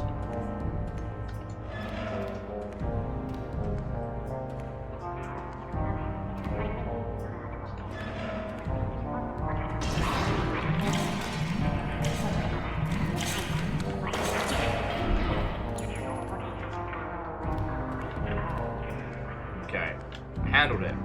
Got shot a bit, don't worry about it. But yeah, it's interesting. This is more like a surrealist. Like, this is a roguelike in the most traditional sense, you know. You wake up in a dungeon with no clue what anything does. Now, I do wonder if the potion effects will be randomized per run. One of the things that... Oh, I guess that's our way down. One of the things that Rogue did, and I guess Next hacked something like it was... You had to work out what the potions and scrolls did in each run. So, like, a red potion wasn't always a health potion. Oh! Let's go shopping! Okay. So a spiked ring. Spikes will not damage you. And this is a knowledge ring. Its effects are unknown. A seeing ring. See secrets. Not enough gold. Okay. Okay, I get it now. Right, there's one more thing to explore. I'd like to see some secrets.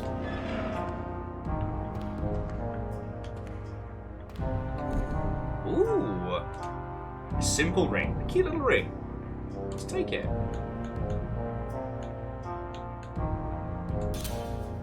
Enemies drop more hearts. Oh, lovely. Oh, I noticed you can actually see them on hands. Oh, so what you equip to the right hand will affect the melee attacks. What you equip to the left hand is spells. That's why it's 2 of 2 effects known, right?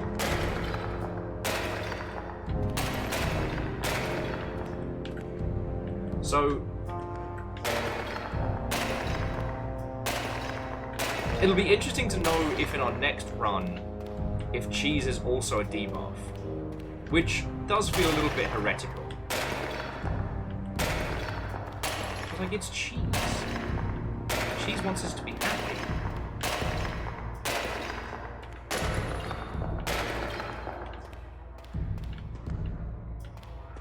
Okay. So where was money for life guy? He was this way. Yep, yep, yep, yep.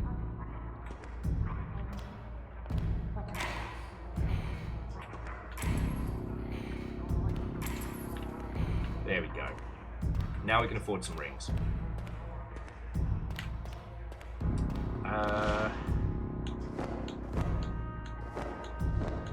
Actually, feels I don't know if we can move it around, but let's have a look. So that's our notebook. Different combinations of sigils cast different spells.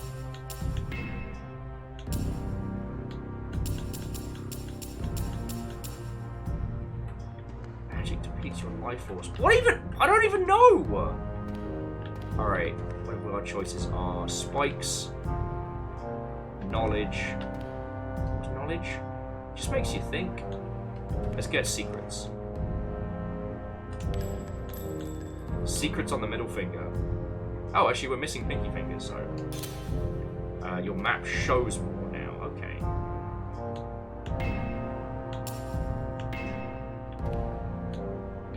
Okay, I might have almost died from trying to cast spells. Don't even worry about it. Someone's getting his feet clean.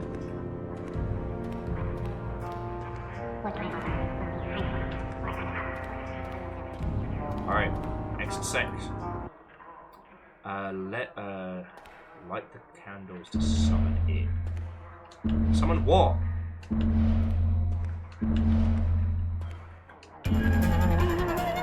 Wizard Lord! Fuck! God damn it, Wizard Lord! Piece of shit.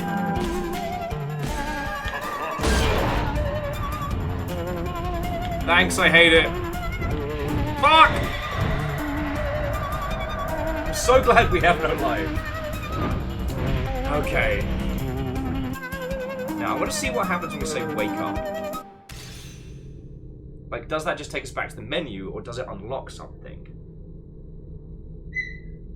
Because that time we found a ring of secrets. Maybe we need to... Sorry. As I said, he's getting his feet, he's cleaned. What the fuck?!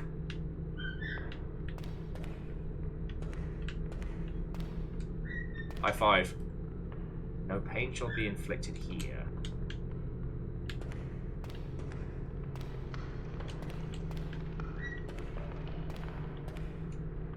The plaque reads, I am Fortune, the god of war. I offer one sacred dream sphere. Offer one sacred dream sphere to me, I shall increase thine might. Oh, okay, so this is our cheeky hub world that'll give us a little bit more mojo.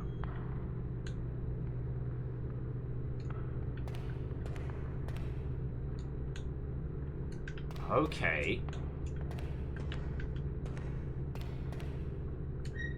Ah! Enable hints.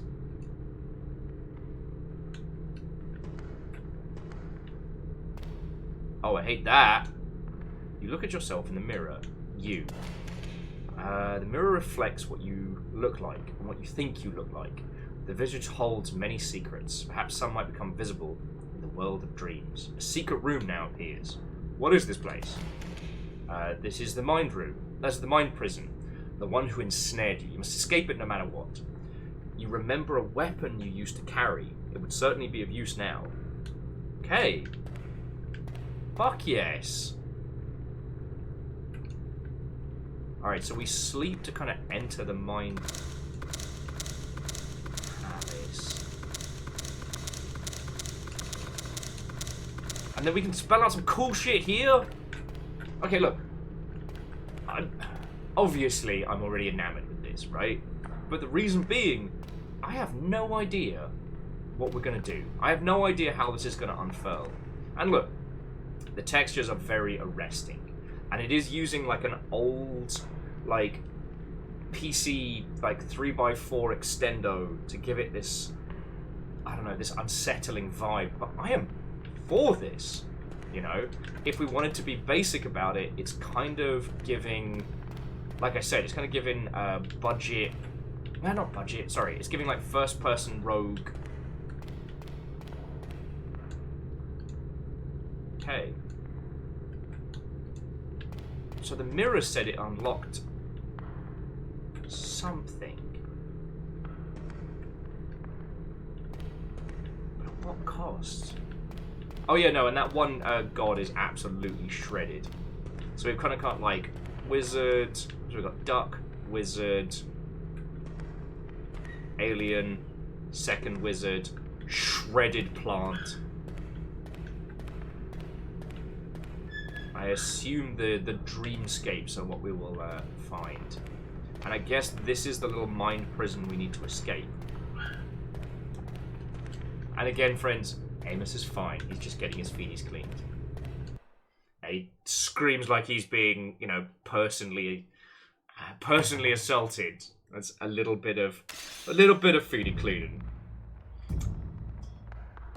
Yo, how come one of those is empty? Why is one of those empty?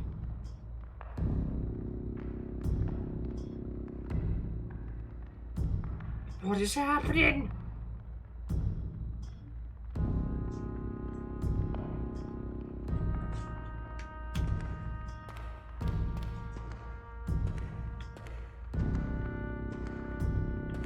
Did we unleash something? As I trundle through what occasionally feels like a... Oh, it's just a blood mirror. Hey friends, don't worry about it. It's just a blood mirror. At times this feels like I'm running through a Windows 95 screensaver. Let's see how the blood mirror's doing today. Swarm of rats. Summon rats to devour your enemies. Okay, so we've actually got to write down spells. So Moon Eye. So M-E. M-E. I cast Meme!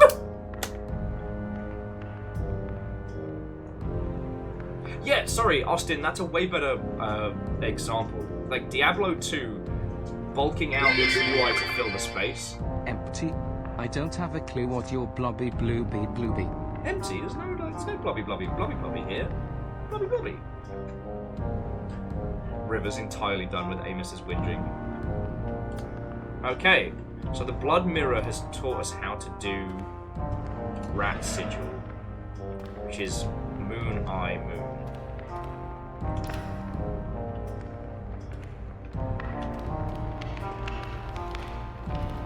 It's just a little fire, don't worry about it.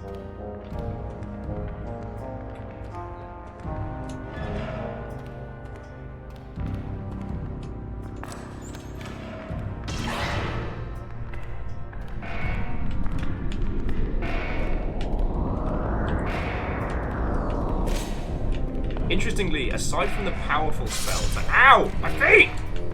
Fuck! Damn it! Fell in the trap. What I was going to say is, aside from the really powerful spells, just casting doesn't cost any mana. There's no mana to speak of. So I can do Magical Shield whenever I want. Which I should have done loads of, but I fucking didn't, because I'm an idiot.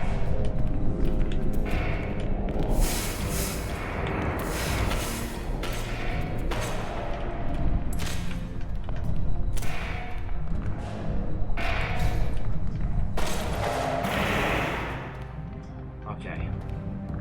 We have a sliver of health left. Somehow, get past that. Oh, okay, new potion. Smells like earth and wine. Ooh, let's get drunk. Enemies drop less gold. Fuck! That's not fun. That's the opposite of fun.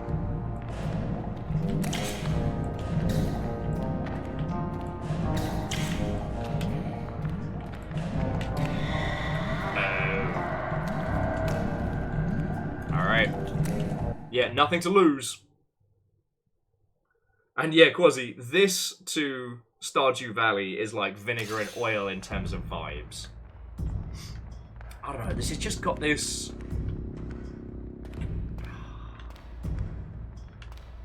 I'm very intrigued by this already, you know? Alright, cool. This... Appear into the darkness from the orb. Square face protruding. Eye stalks, big green lips staring back at you. You know somehow the face belongs to the Great Wizard.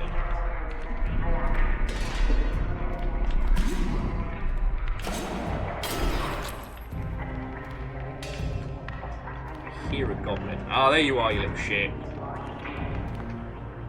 But okay, like, if we're talking about vibes, are the vibes in this not fucking spot on? Like, it's janky, it's weird, it's strange, like, this absolutely is a fucking mind prison we got our ass stuck in. Again, this is made with Godot, this is made by Ann Person. You could do this. You could make your own.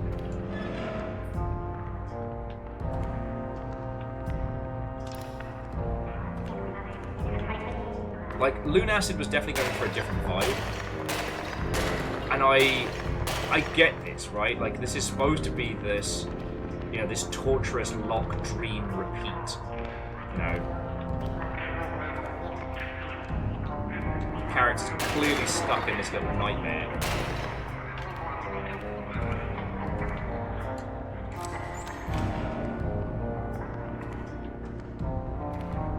And like, and this early on, it's hard to tell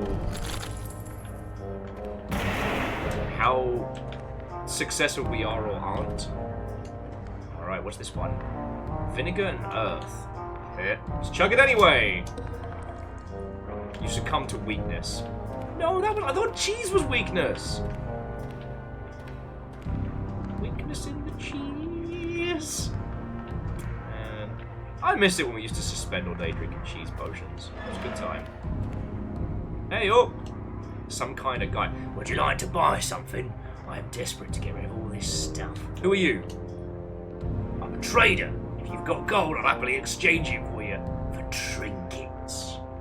What's this place? No idea what this place is, being honest. All I know is it's quite different from another place. I like that guy. He knows what he's about. A better sword. Okay, so for better stabbing, we need 22 gold. This is an additional jump. What's this one? A bullet ring. A ring with a gem resembling a bullet. 5 effects unknown. So I wonder if that means that depending on where you place the ring on the hand affects how it's used. So it's not just the difference between left and right, but the difference between the digit placements, maybe?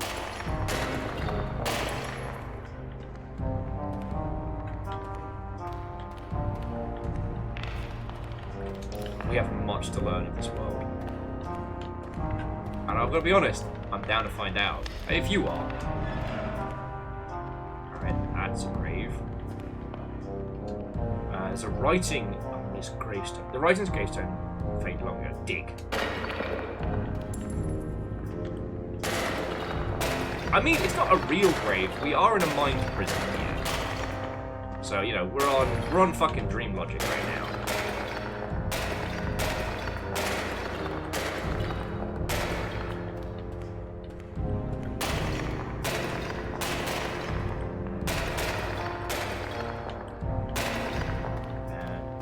Once DJ and I get back to Valheim, we need to make cheese. That's a Viking comfort. Cheese and beans.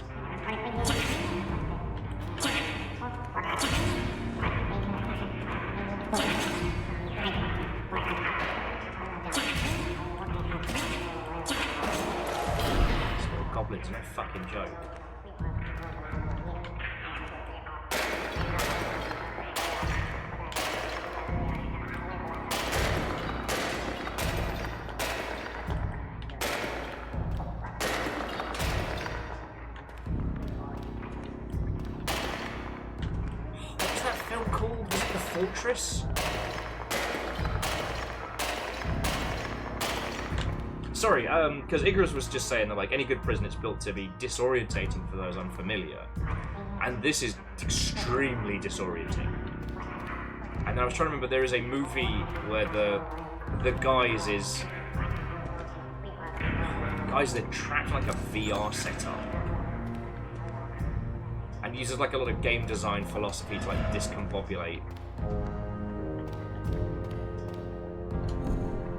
What's this? A sun ring shines brightly and improves your health. I'm gonna put that on my index finger. Become faster. Oh, healing effects become better. Ooh, love that.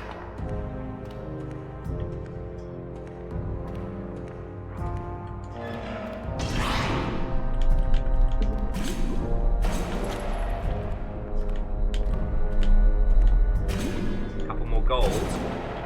Should. Ow!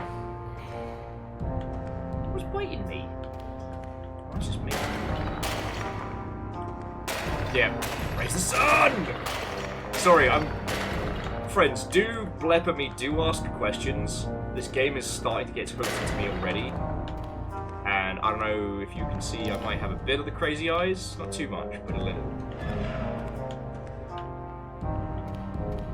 I don't know, after things like the Tarot Druga and stuff, I love the idea of these bizarre dungeon crawlers.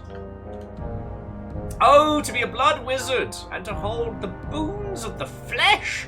Sacrifice their own hands. That's not weird at all. Actually, I want to say that for later, don't I? Alright, moon.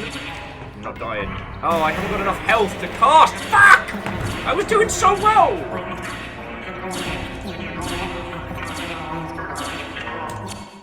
Alright, once more into the dungeon. His crazy eyes just a thought. Look, sometimes they're crazier. I was doing great until I died. Well, I panicked and I was going to summon rats. So it's I. Sorry, no, it's moon. I. Moon. I.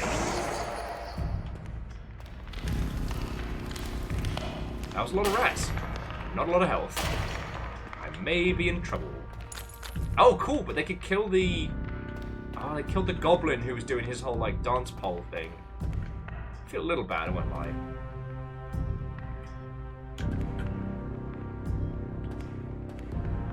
Oh, way cool. And Austin, tis the season of the teeny tiny indies. And not to diminish anybody's like achievements, but remember, there is a beans. It's worth noting the difference between the difference between a solo indie and like one person plus contractors and friendos. And not to diminish, not to diminish the achievement, but more to say, like, I don't want anyone to be discouraged that they couldn't themselves do this because they assume they have to have done everything themselves.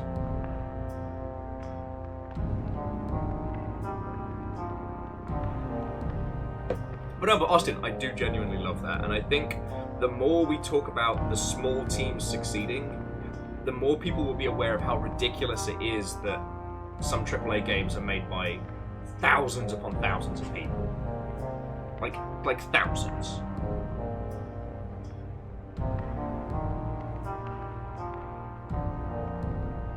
Okay. Sorry for checking. Making sure that everything is okay. Yes.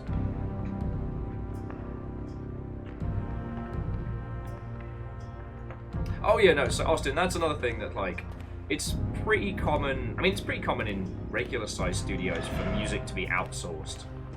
It's actually pretty rare to have, like, a Hades scenario where oh, I didn't write down freeze!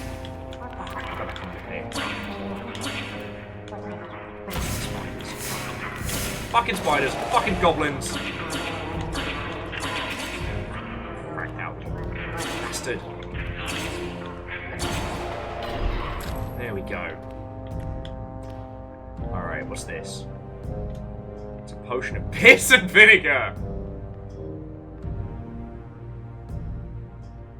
In a world where cheese is bad for you, will you drink piss? Rex, what and welcome. It's interesting that you just came on in because we're about to discuss whether or not we're going to quaff some piss. Like the old nature's lemonade. The potion smells of urine and vinegar. Its effects are unknown to you. And so, Lance, I wasn't thinking of Lawnmower Man. I think it was a sequel to one of those, like, Escape the Prison movies. I want to say it was The Fortress.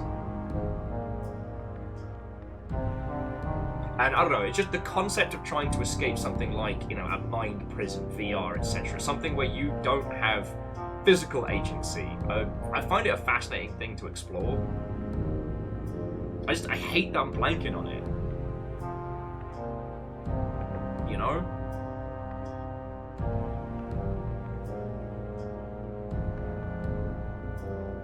Alright. You know we're gonna. You feel ill. What did you expect, fucko? You drank piss.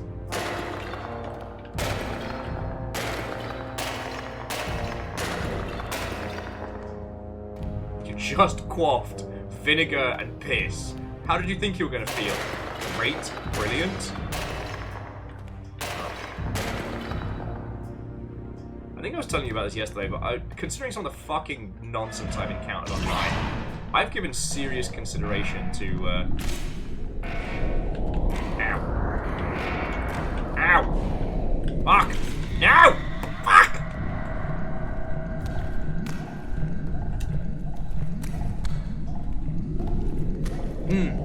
So, Jeffrey, I do agree with you that the idea of choosing between lobbing them or quaffing them, it would be interesting.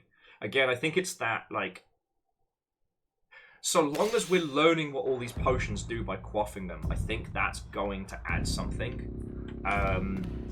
I've been kind of obsessed with this old game called Baroque. Since I found like a long video breakdown on it and had no idea that it existed. You know, I'd seen the whatchamacallit. I'd seen the remake that was released on the Wii. But I just assumed that that was just yet another JRPG. So I kind of skipped over it. I'd never played the PlayStation version. I didn't even know it existed on the Saturn. Predominantly because it wasn't ever released in English. And, you know, I was too busy playing Street Fighter and lusting after Panzer Dragoon Saga. But anyway, Baroque has this interesting premise where, like, certain items can fuck you up. So you can either use them yourself or throw them at enemies, and that's how you learn what does what. Oh, damn it, he's on a stick, I can't kick him.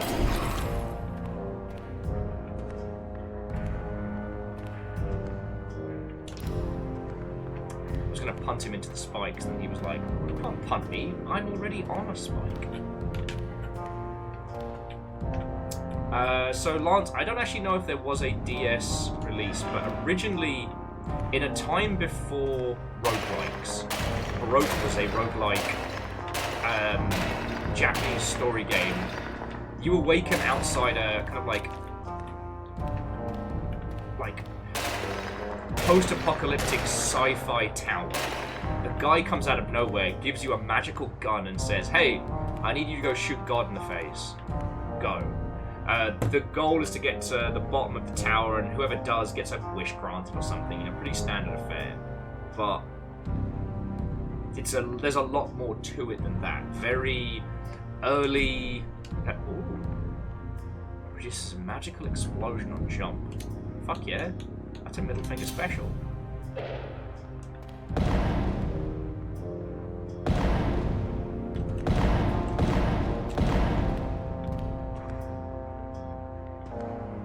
I have a ring that explodes when I jump. Every other discussion is now currently invalid. Hang on. Ow! Fuck!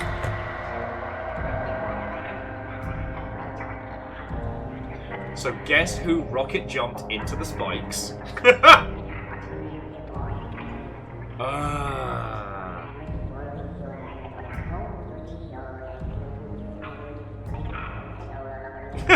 Was it me? I don't know, Verdant. Was it me?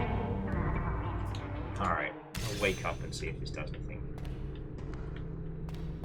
So this guy was... told us that there was a sword unlocked somewhere. But so far, we haven't... Okay. This guy is our little hints guy. Enable hints. Leave. So he's saying, ah. Where the spells are, ah.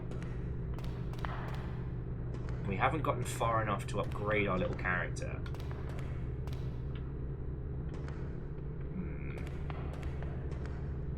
Okay, friendos, I need to beg your forgiveness. I need to nip to loo very quickly, and then we'll just get straight back into this.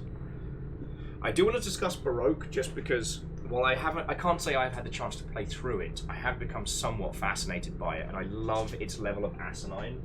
And knowing that something like Baroque in its original Saturn or the PlayStation form would have been a superstar underground indie hit this whole time, like, the only reason it didn't end up being more massive is because it was only released in Japan and it had this die-hard following, but only a few people.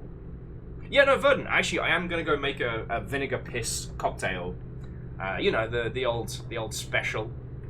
Just like the wizards used to make. God. I'm going to stop talking. I'll be back in a sec.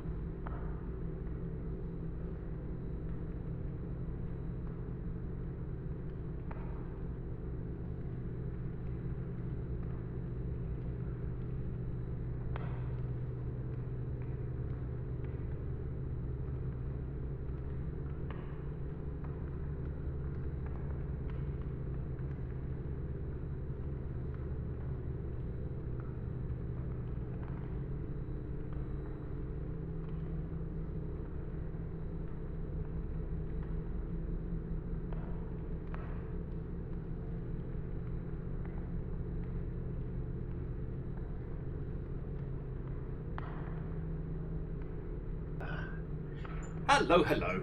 River's here keeping me company. Aperios, are you still about? Just because I'm going to have my little Kit Kat mini. It's one of the little Japanese white Kit Kats. I can't believe I exploded myself onto my own... But then again, okay. We've talked about this a lot, that there is one... Okay, there can be one failing when it comes to certain roguelikes, and that is the build of victory, right? And I don't think that this is going to fall... Sorry. Let me snack on this one.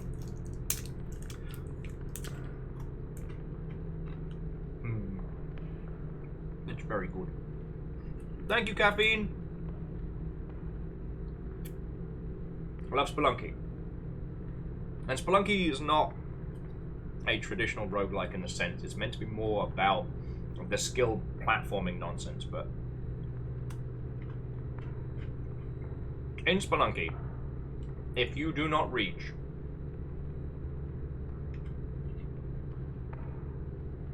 a certain kind of build by a certain point, you might as well just kiss your run goodbye. And it's something that I have observed in a few other games. The Binding of Isaac at a time was very much like that. I've not checked in on it since the slew of updates they added, like with the full ending and all that goodness. But it unfortunately means that once you reach a certain level of competency in some roguelikes, you have to essentially keep rolling the dice until you get the tools you need to succeed, rather than like working with the hand you're dealt.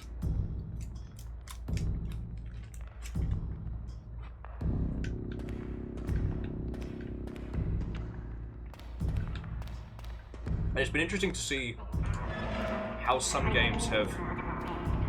Okay. How some games have worked to stop that.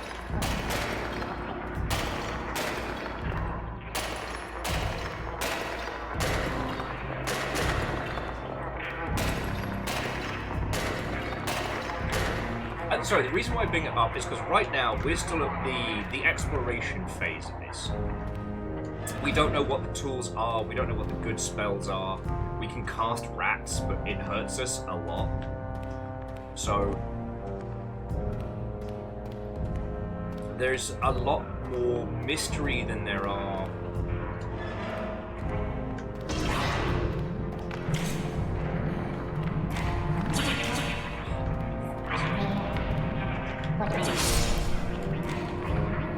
Ah! I might be having a bad time, but I set the goblin on fire. Ah, come on! Also, Tiny Kit Kat was very good.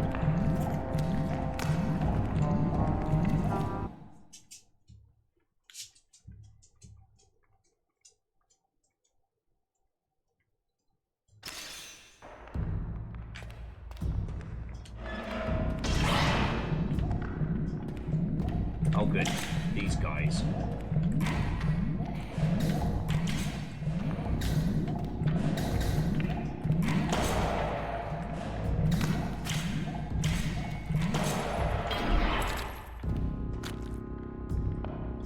This eats your blood for boons. I don't have a lot of fucking blood to give right now, do I?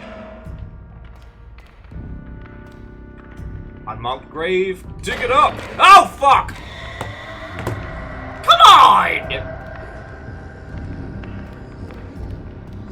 This game's fucking with me. And I didn't write down the freeze spell, so I don't know how to do it. Oh wait, actually, it might... I wonder if I have like a... If the spell book is updated.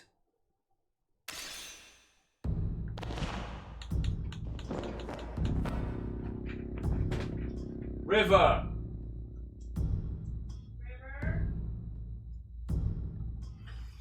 She ate something off the floor.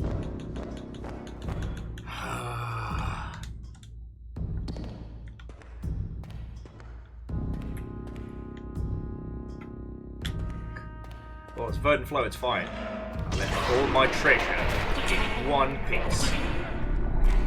Ow.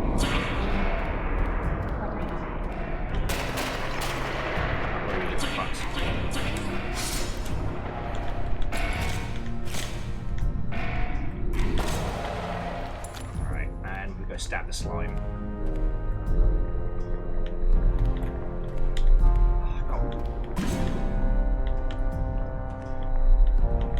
Look at here, you gross little Roomba.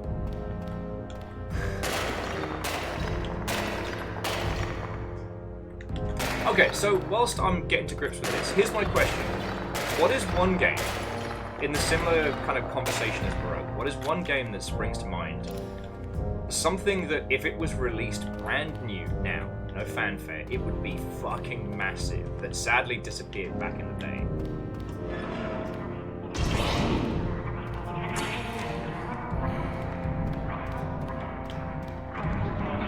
Traps. Dang it.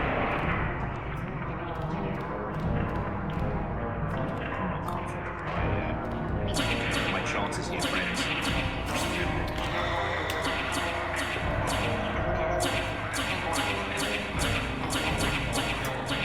Angela says Viva Pinata. Yeah. Like, I don't know if it would ever do the numbers that Microsoft wanted it to do, but I do agree with you that the Viva Pinata dropping now would have been a huge difference. I also feel like Viva Pinata could have gotten much more weird with it.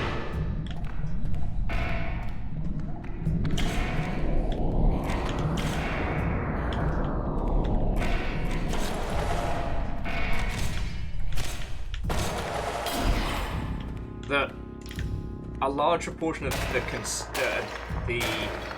constraints, the conceits that Viva Pinata made for its concepts were to help it with like a mainstream flavor of nonsense. And yeah, no, I can bring that audio down a little bit. We've got it down pretty far.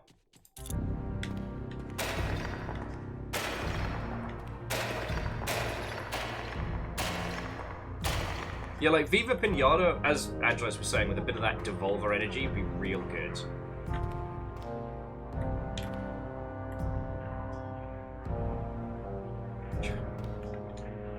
Okay, here we go. Freeze. Moon, sun, moon, moon, moon. Moon, sun, moon, moon. So we've got rat, now we know freeze. Which we totally didn't know before, and I totally didn't see and then forgot to write down. But actually, so Fred, joking aside, I think that Battleborn now definitely would have stood more of a chance. And it also would have been very funny if it had time travel to actually become the Overwatch killer. Ironically, Overwatch is the Overwatch killer. That's another story.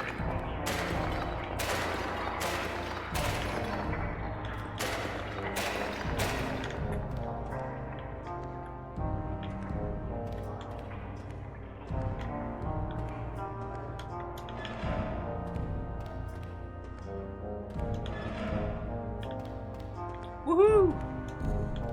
What ring is this? A tier ring, a sad blue embedded in gold. 2 out of 2. Effects unknown. Strength courses through you. Oh, that's a nice change.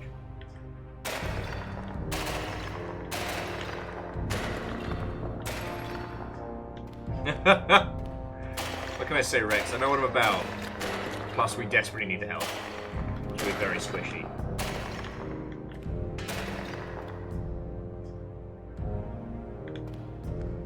And Fred, you know what? That's a very, very good point as well. There are a few, especially online titles, that back in the day, we just didn't have the internet or hardware infrastructure to make it slack. But again, like I'm trying to think of some other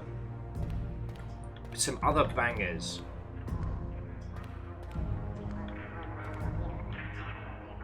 So there's a few that I understand, right? Okay, here's the store. What's he got? He's got a snake ring, medical properties and stake found in enhanced healing, fucking nothing, and the sun ring, which we found 1 of 5. Okay. Verdant flow, spore. So okay, I know what you're saying. and I'm not trying to dismiss. I just, like, Spore failed for a myriad of reasons, but, like a lot of those were...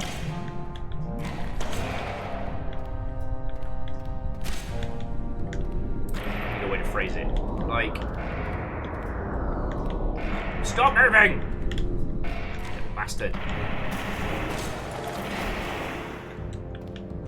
Like, Spore was definitely known, that's for sure.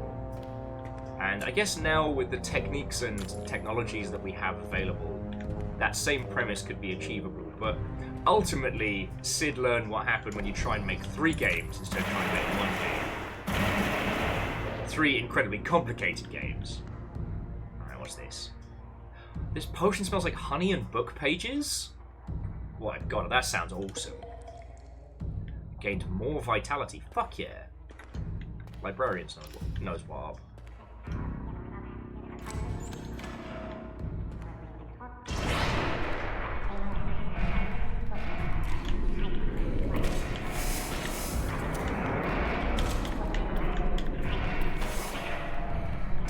don't want to die. I'm doing well.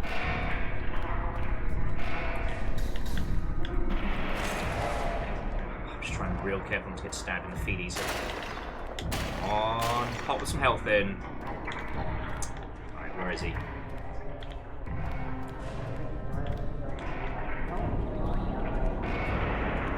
Next shot, and then there we go. Okay, what's this potion? It smells of meat and mold.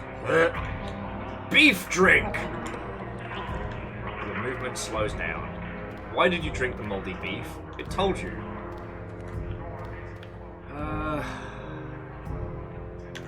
Fucking goblins me.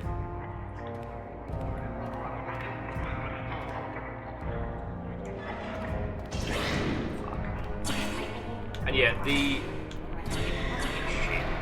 so the graves either give us goodies or spawn horrible creatures. Alright, let's keep dreaming. We can do this.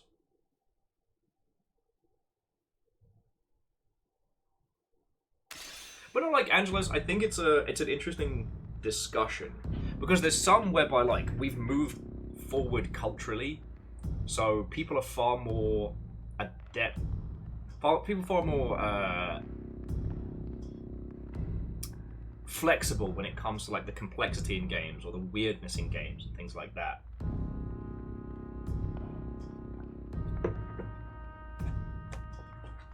And Fred, I've seen there's a few of the newer generation dance games that have done very well in, like, the age of TikTok. There's one where it's just one gigantic dance pad, and it's more about like waves coming in.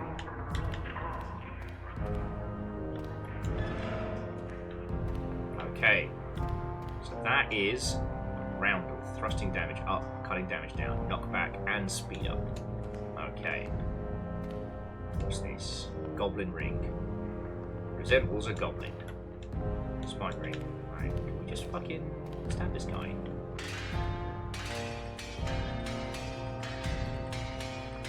Alright, let's try. Maybe we can freeze him? Or, no, let's cast rats on him. Yeah. Because if we can do to him what I do to the shopkeepers in Spelunky, we're fucking set. Okay, so rats is moon, eye, moon, eye. He is immune to rat. Alright, well, let's try moon, sun, moon. Ah, beans. Try that again.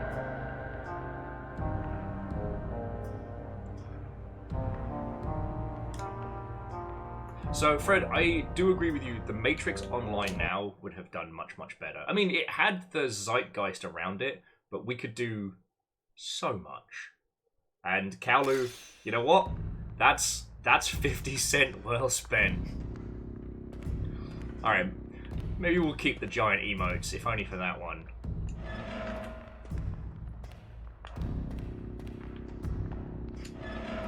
That was a secretly Robin special, that.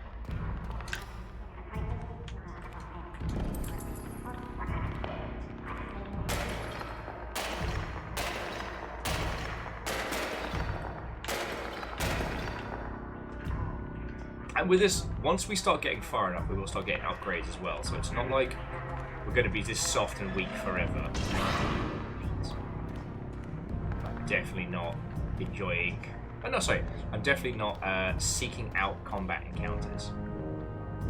You know what I mean? Ow. You.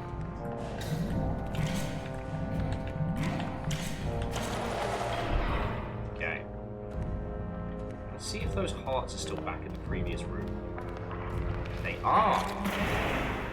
Okay.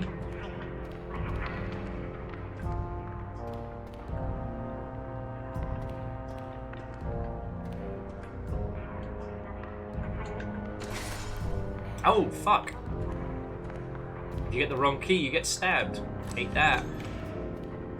But we have the pool of water. Come back here for a heal after I clearly fucked up elsewhere. Okay, sorry.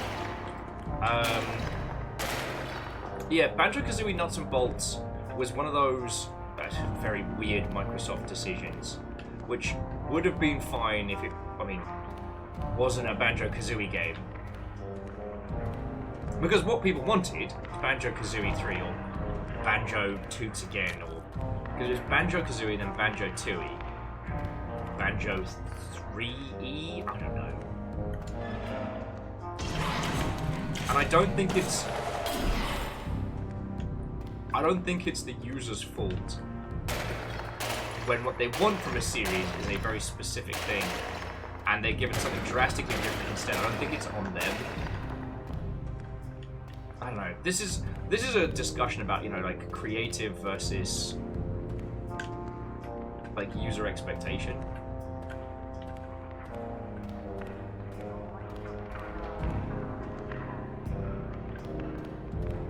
But like, when what people want is a continuation of like a specific franchise, and they get like a, you know, a spin-off side story, who's,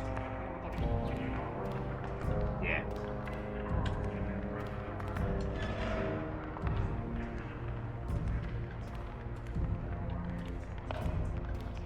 Nobody tells me nothing.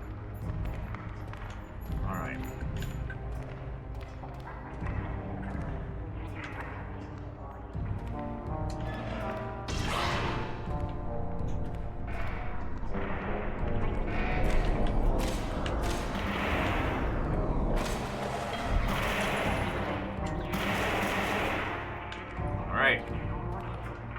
Ooh, summon Golem. Summons a Golem to aid you. Sun, I, Moon. Ha! Seam. Sun, I, Moon.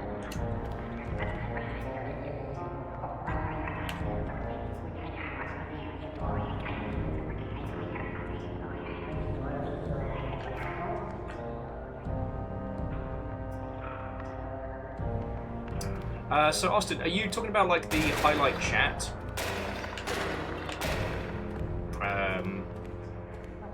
Because I do agree with you a little bit.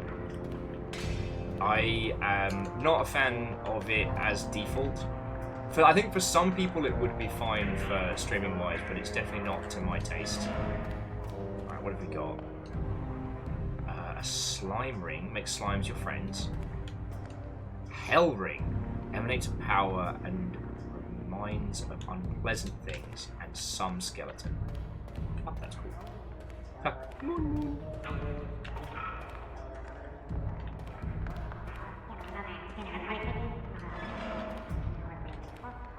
Oh, fuck sticks.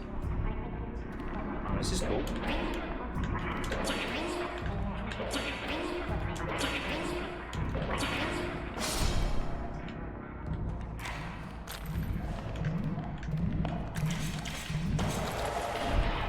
Right, and what we'll do is we'll head back to the healing room now. But yeah, so jumping back in, curious about them, takes some getting used to. I mean, the problem is, I don't get to choose. It smells like eucalyptus and blood. Oh, delicious! enemies drop less hearts. Well, fuck you then, I guess. Ow! Fucking stab me, little shit. I am just not a massive fan of them. And again, it's one of those things I'd like to be able to choose. I like the big emotes because they're fun, but I would want to keep them as just in-house ones. The highlight my message is a feature I turned off because most of the time when someone wants to highlight their message, it's not...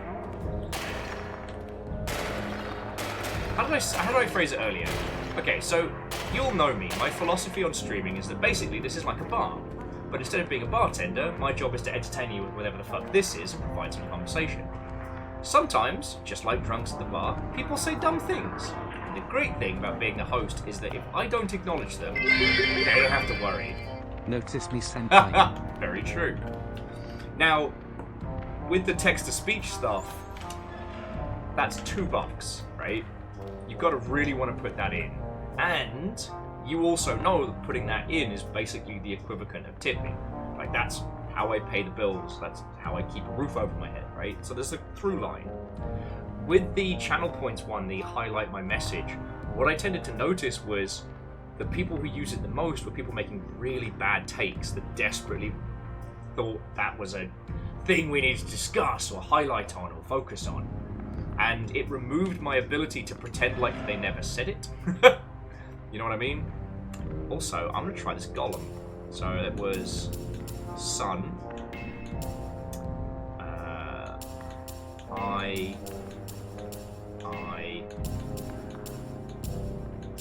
Moon.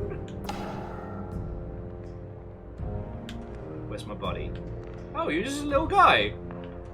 You're just a little guy.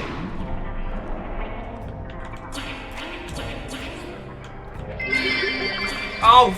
Notice me cult leader. It's not a cult! It's not a cult.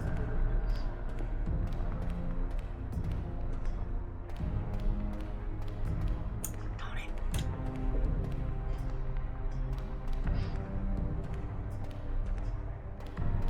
Yeah, Austin, I've also noticed that, you know, when people want to drive the conversation or the game, they tend to use the highlight my message. So I just turned it off. You know, you lot are a lovely, wonderful bunch of mother hubbins, and it's pretty rare for us to get somebody coming in being a dingleberry, but it does happen. But also, Quasi and Andal, like, thank you. Like, between you both, that is $4, and all of those little tips add up by the end of the month, and that is how I live. So I'm very grateful. All right. Witness me. Witness me! So yeah. So what I've done is, for the highlighted message, I've made it the same price as the text-to-speech. That way, no one's going to casually come in and throw $2 down to be like, I mean, y'all do tend to use the text-to-speech to fuck with me, terrible jokes or otherwise, but I think that's your right. You've heard that. I don't know, sorry.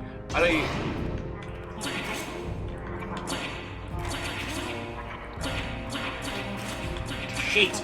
Stop flipping! So the golem is not useful. Okay. But yeah, no, I don't like getting too far into, like, the... Maflim fufflim. Maflim. And yeah, Lizzie, it's that kind of the good-natured piss taking, you know. We're all in it together.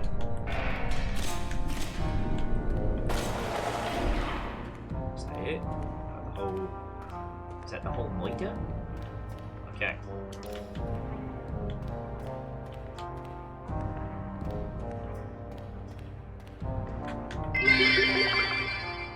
Don't pass the $2 on to us, you enable the bits for bits.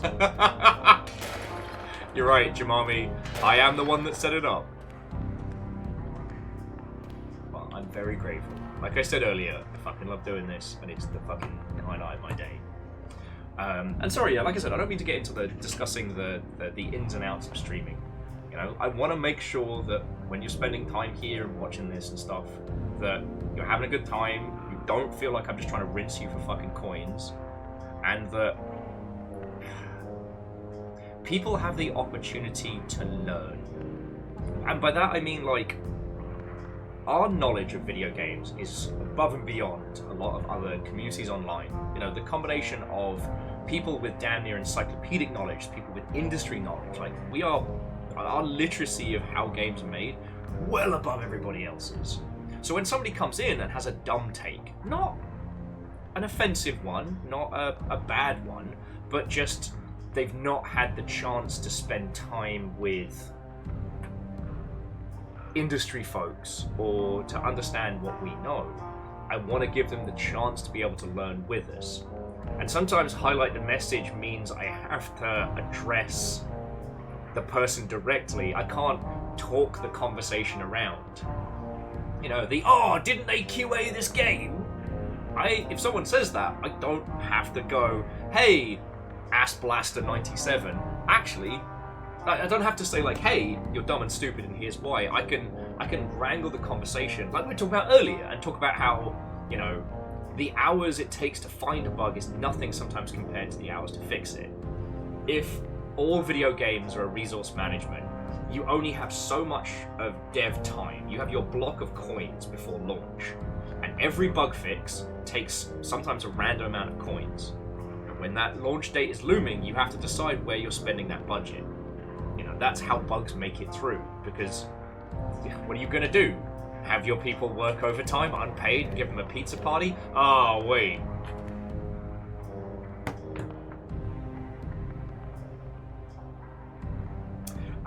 Now, Fred, I wholeheartedly agree with you. I think a lot of ARG or ARG-like games would work so much better. I mean, it makes me smile that there are, like, whatchamacallit? Like ARG tier scavenger hunts and geocaching and things that you can sign up for. We actually had a couple of people around this way who were doing, it wasn't geocaching, but it was definitely like a scavenger hunt style thing. It was really cool, you know?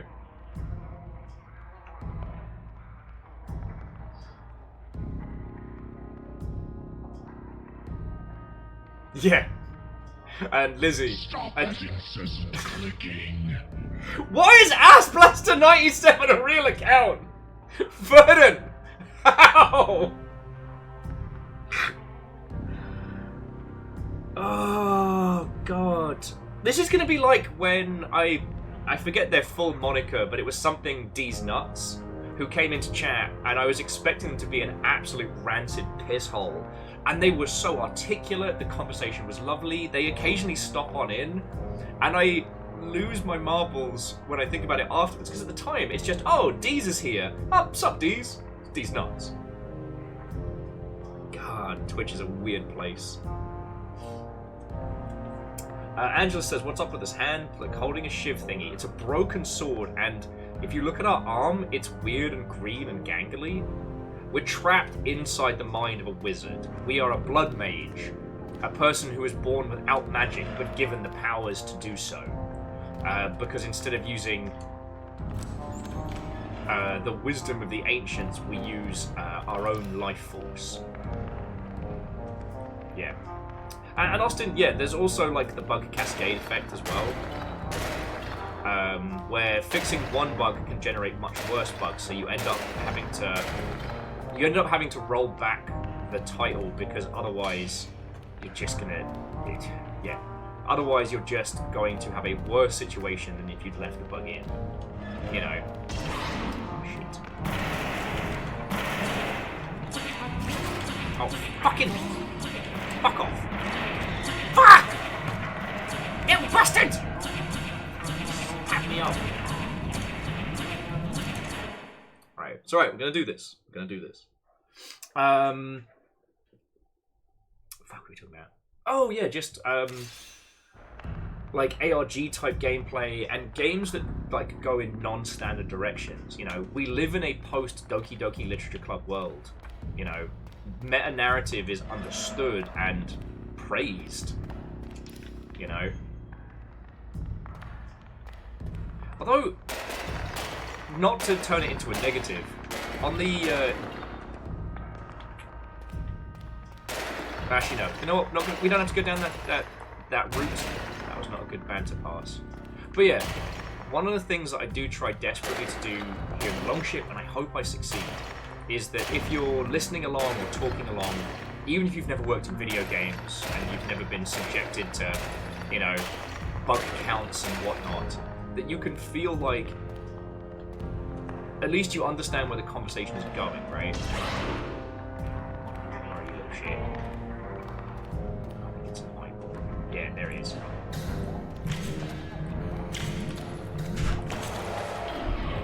Oh shit, I think I actually handled that pretty well. Go me.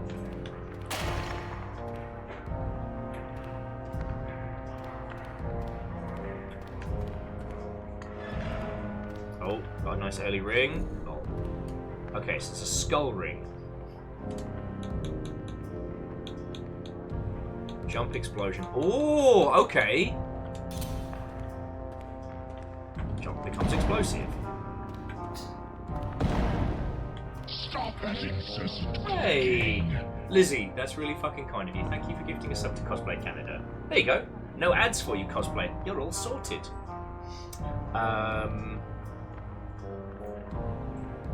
I can't wait until I explode myself and it gets weird.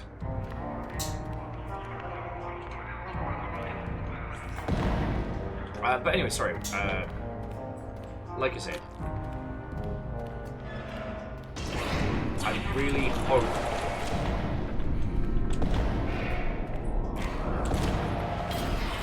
oh shit! Dream Sphere acquired! Yes! That means that when this run comes to an end, we can boost ourselves up. And it means I exploded that guy. So, got me.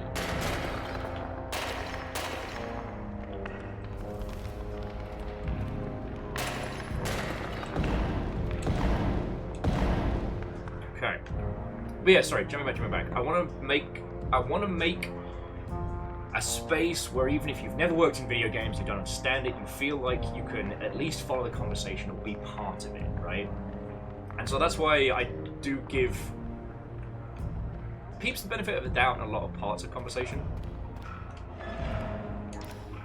And, you know, I'm gonna continue to try and do that. If you're ever at a point, friends, like conversationally, and you're like, wait, well, what the fuck are you talking about? You are always welcome to ask.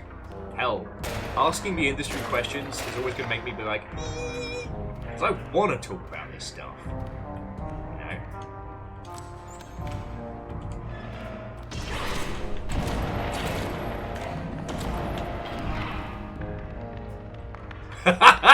Rocket jump! Oh, we are so back. Might be a bit tricky when we come up against the boss, but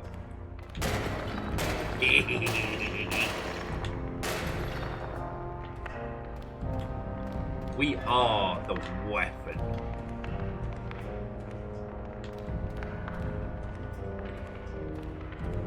Rex, there's really good pots. Heat resistant, you know. Come on, spider.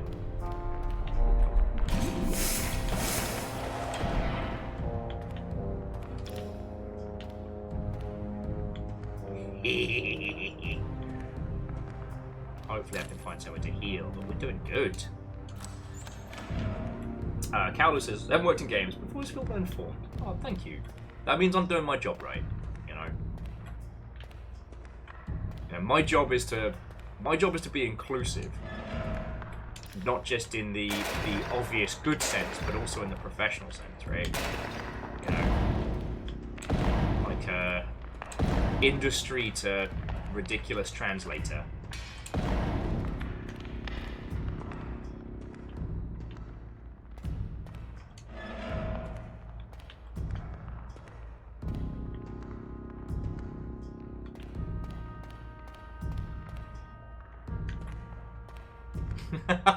Alright, Lizzie, excellent point. Excellent point. Alright. Really could use the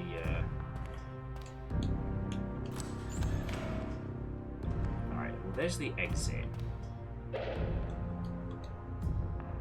There's one room we didn't check. Okay.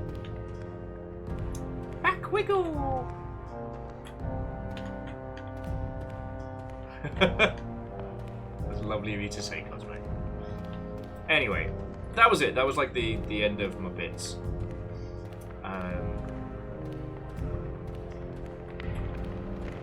But once again, if you've just joined us, because I have seen we have a few extra people, so things you need to know about this game. This was made in Godot, or Godot, as I'll keep calling it because I'm a bastard. This is a solo endeavor.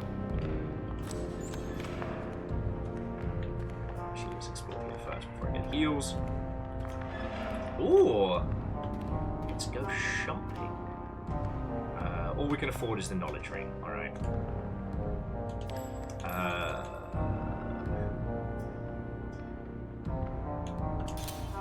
Strength courses through you. You know more about weapons, alright. Farewell! I guess we stab better now?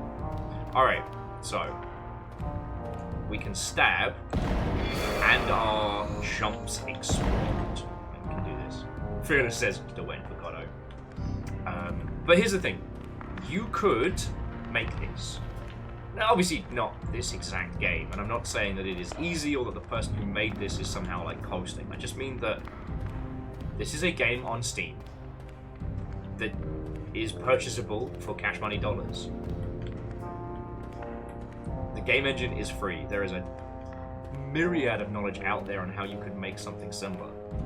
I think it's a way to go. Okay, light the candles to summon. Alright. So he's going to do a whole bunch of fire attacks. We just need to explode and stab. Just trying to avoid that.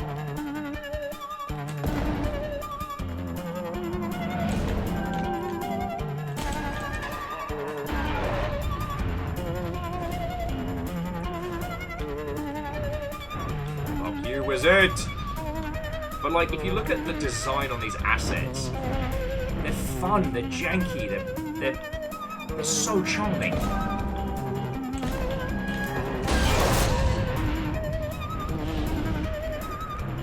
Also, the jump explosion wrecks his face, and I cannot wait. Go on, stop spinning. Stop spinning. I got my feet, he's got a gift for you. Yes! Yes! Frog World unlocked. Obelisks will now appear. Dream Sphere acquired. What a sweet little ring. A simple ring.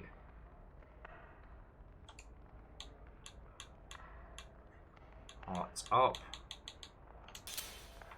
Summon limit increases. Okay. Whatever the fuck this is.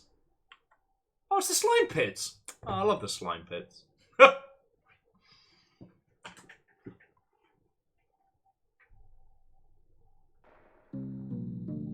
So Fearless says they probably make it in Unreal, but mostly because that's what they're getting experience in. Yeah, and, you know, it's a little bit chunky there. Alright, don't look at this like a Magic Eye picture.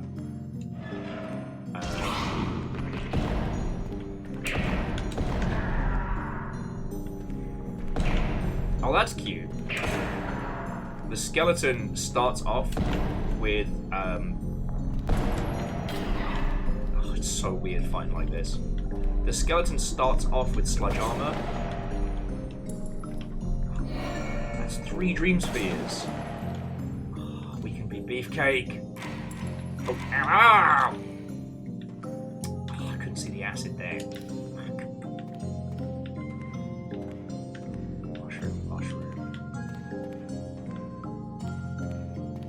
Still gotta be careful. This potion smells of meat and wet leaves. Ooh, veggie burrito. Your movement slows down. Boo! But yeah, no, Phyllis, I think making something like this in Unreal is a smarter play. But you can make it in Godot. And if you want to go full waiting for Godot, you know, the amount of...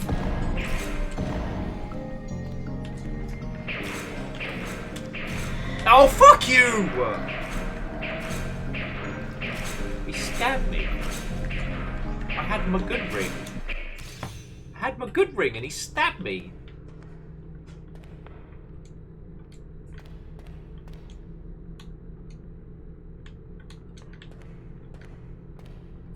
Meanie. Okay, but it does mean we have orbs to spend. For 1 orb, I increase your might, just smite your enemies, stab harder. 1, I shall increase your eternal, your maximum health, that wouldn't be terrible. For 3, I shall decrease the blood price of 9 spells. Okay, that wouldn't be terrible because then we can actually cast shit without dying. Increase the number of friendly creatures that follow you. I even had 1.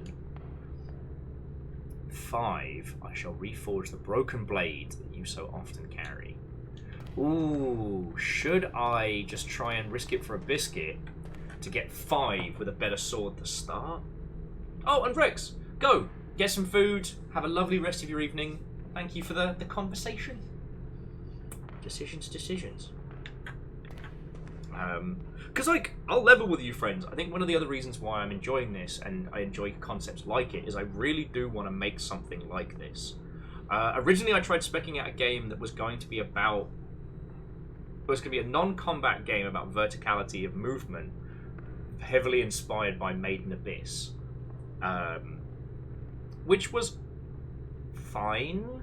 Honestly, that one was a technical hurdle because I wanted to do some really seriously long draw distances, and this was a few years back with Unreal, with Unity before Stabby Dave, so it's probably not a route I would go now, but I've, you know, through watching and rewatching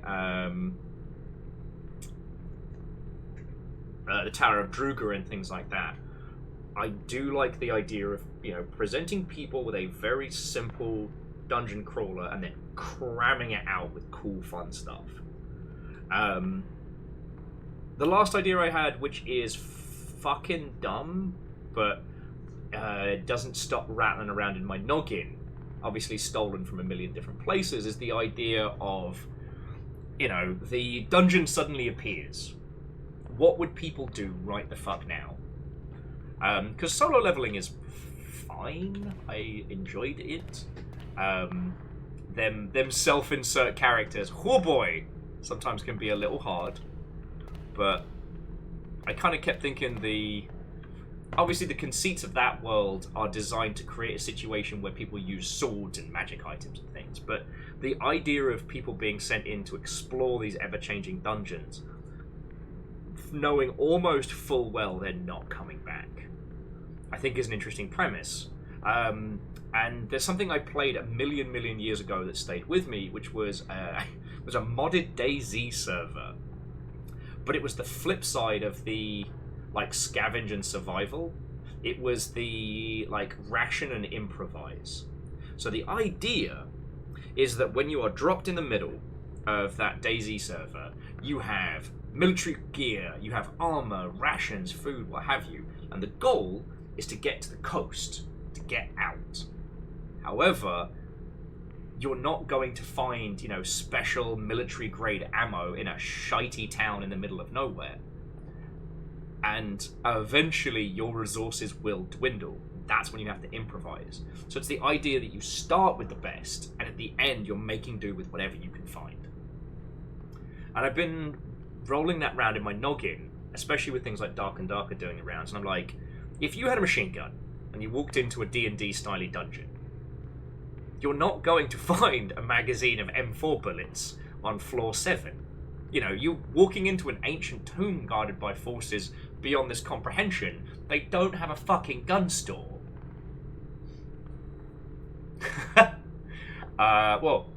Risk it for a biscuit is one of my favourite little mannerisms. So Angel Kalina, that's kind of fun. So I started messing around with the idea of taking that, you start off with the best kit, dungeon crawly. So you get to feel powerful and awesome early on, but by the time you start getting to, like, the later sections and things like that, those bullets are running low, and, like, you've got to take up a broken, cursed sword or some shit. Like, you know, you have to start making hard choices rather than uninformed choices. Well, so less like power-ups enabled down, but more like what you start with is this, you know, never increased dwindling resource. And the idea is that the skill throughout it comes from either learning the things in the world that you will eventually replace, or learning how to handle the environment without using your good stuff. Yeah, Austin, you get it. But combining that with the idea of these like mysteries of the dungeon, you know, I don't want to spoil it, friends. If you haven't watched Freerun, which is on Crunchyroll and probably about 3 other things, do watch that. Probably one of the most inspiring anime shows I've watched in a while for like how to reevaluate fantasy environments. And again, solo leveling, love it or loathe it, really good about how we think about game design and its application. So yeah, cosplay, I mean, also a good one. So yeah, so that's the idea that's been kicking around in my noggin. At the bottom of the dungeon is the power to grant any wish, but none who have entered have ever returned. You are volunteer 80085, and it is your turn. You are given a standard issue military rifle. You're given a backpack full of like essentials, assuming none of it is coming back. And the idea being is that through replayability in this title, you learn the hidden parts behind the dungeon. Because if we go back to the whole thing about games that would be massive now, the Tower of Druga is a fascinating video game because it is an old arcade game that kind of plays like, you know, blocky Zelda. You're a little guy, you're on a grid, you have a sword, you hit slimes. Each level has X amount of enemies that you have to kill, and then you can go to the next level. But each level has a hidden puzzle. So it might be deflect 4 bullets, or it might be like push the secret wall. And when you do that, you're given a magical item. The magical items together are what you need to actually defeat Druga. It was an OG hidden ending inside an arcade game, which is fucking brilliant. And I love that idea. I love the idea of burying like puzzles and mysteries and things inside titles. That when you reach the point where you can fight your way through it, that's when you realise there's more to it than you began. So yeah. So Felix, if you want to work on a fucking Unreal game together, I think that's more attainable than the cutie patootie Ghibli survival game that I wanted to make, was it 2 years ago? Mainly because that one would have required so many custom assets. I would have needed to, like, the entire budget would have been, yeah, the entire budget would have been fucking the house and the details and the food and all of that. And right now, the chances of actually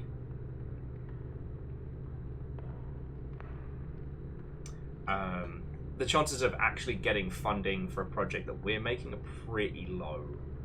You know, we know Outer Sloth, we know a bunch of other people that have setups, but I would probably guess that those people, they have their dance cards full. And you know what? I'm going to keep going, see if we can get another couple, and then get our sword refilled. Yeah, cosplay. And this is where, like, speccing out a game is kind of important, because when you know how it is made, and, like, you understand your art pipeline and stuff, you can know how much it's going to cost to make. And that title, no matter how good an idea it was, you know, it was always going to be a huge undertaking. I mean, Lizzie, you know me. I've been pitching and trying to get games off the ground for 1,000 years. You know? The only reason I haven't been developing any myself is fucking hours in a day. You know? Like, you're gonna understand that, like, I finish stream, I get the dags out, and then after that... Haha! After that, it's just, you know... onions and vanilla. Gonna drink it anyway. Attack speed decreases. Why is everything bad? I don't think we've actually encountered a good potion. Yeah. No, and Angelos, that's such an important thing to talk about.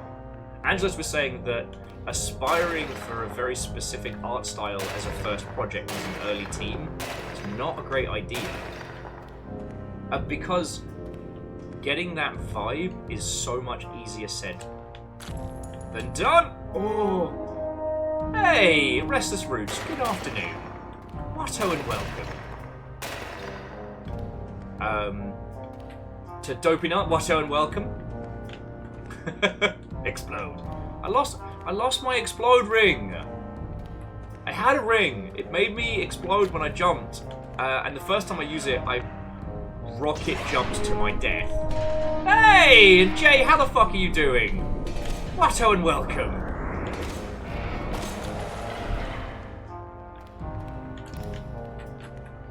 I shall indeed. Jay, how was your stream? What were you up to? Watto and welcome. And friends, please, give both Restless Roots and Jetman Jay a follow, because they spend a lot of time kicking ass and backing up the Longship. It's the least I can do. So please. I'm talking about video games I want to make.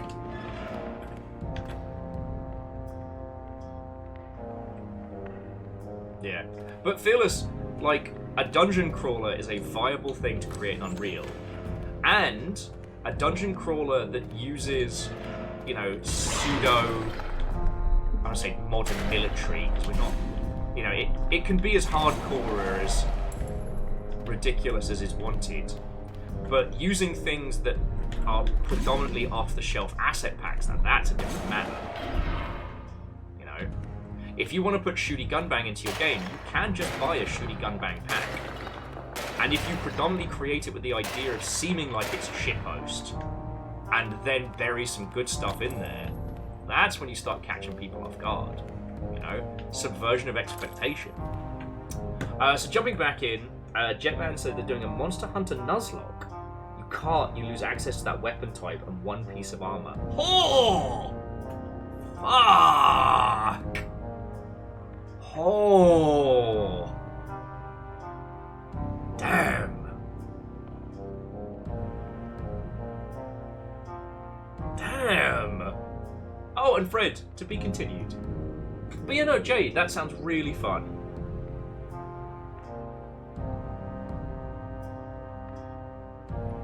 Carted once, lost the bow and the starter helm.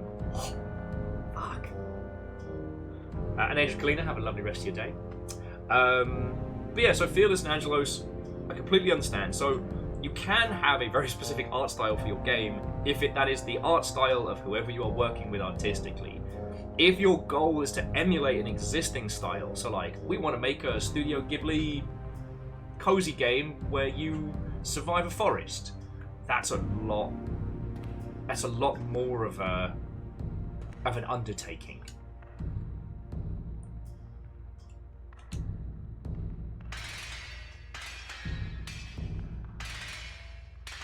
Something tells me that we can be able to bust those open later. Okay, that's good. So yeah, so creating something in UE5 that is pseudo-realistic, and by pseudo I mean like using the existing assets and things that you have that you can get. Creating something that is first person, which is what Unreal was originally designed to do, and keeping it within a visual constraint. See, that's the thing that this does really well. Think about how much time we're actually spending in different environments. It's really not. We have our procedural dungeon generator. We have our procedurally generated dungeon. We have our cheeky little bedroom. And that's it. The rest is all UI. And that is a great way of saving yourself a lot of time. The explanation of the world was a screaming face followed by an in-universe zine. Like, look at how much is being told to us by the UI. We beat one boss. We'll probably have to fight that wizard again, but like, when you think about it, there was no expensive cutscene. There wasn't. We know it's gonna be bad. Citrus and vanilla. You become faster. Oh, cool. I've got that lemon white going on. Yo, Mr. Lemon White. But yeah. There's I almost said there's more than one way to skin a cat. There's lots of ways to go at this. So, one of the things that Attica does so well, and why I always keep talking about it, is because with Attica, the person behind it created all their own assets with the intent of making the asset packs available for sale. So it's like, not only is their business model, please buy my game, but it's like, hey, do you... fuck sticks.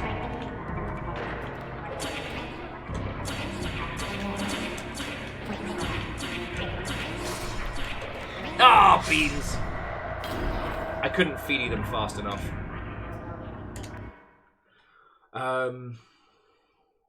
Oh yeah, so if you want to make your own title in the same vein, you can just buy those asset packs and go for it. The game is as much a flex on their creative abilities as anything else.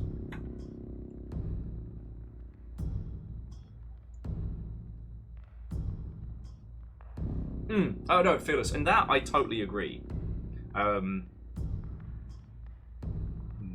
Oh, sorry. A Longshipian friendo got the bad lurg. And I'm like, no. That's why I was like, no. So, what Fearless was saying is that it's about consistent art style, and that's 100% true. If everything looks like this, it's brilliant. If one asset looked like a hyper-realistic FPS title, everything else in it would look gross. Now, with clever nonsense, you could use that to some uncanny effect. That's another story. And yeah, honestly, working out your art pipeline early on is a big part of development. If you're wondering what the fuck I mean by art pipeline, it's the process of, I have an idea, to it is in-game, right? So if I'm like, hey, Longship team, that's a brain. Concept unlocked itself? What the fuck?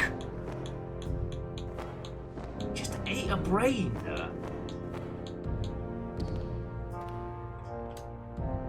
Lavender and cheese. Drink the cheese! Attack speed decreases. Oh, I got that lavender cheese fart. And let's see if this is bad. It is. But yeah, sorry, so the concept, an art pipeline is this. If I say, make me a spider that's going to go in this game, it is from that point to the spider being in the game. That is the art pipeline. That's how long it takes. So, if you think of all the steps that would go into that, that is the pipeline. In larger studios, when there are multiple people at different stages of an asset, it becomes very important. So, the art department makes the asset, makes the model. The model goes over to animation. Animation gets it popping. Animation sends it to programming. Programming implements it. So you've got multiple steps along the way that need to happen. And that process from start to finish denotes how many spiders you can make.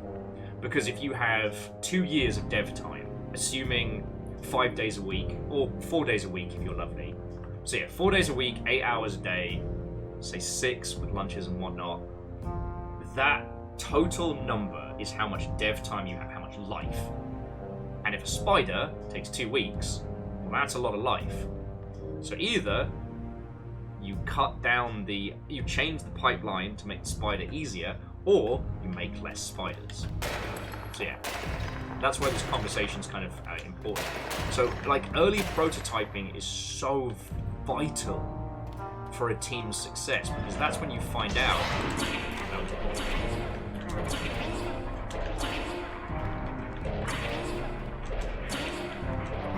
Find the fucking spikes. God darn it, why won't you die? Alright, well I kicked him so hard he exploded. Oh! I stabbed him in the building.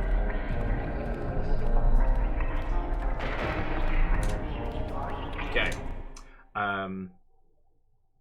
So when you're speccing out a project, and again, if you're just going to make a game by yourself, don't fucking worry about any of this. If you're going to work with someone, this is important.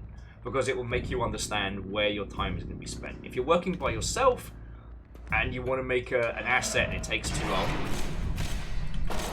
that's a case of, you know, researching in the illness. And I guess you could say that during the process of, like, pre-production should be where you're working out.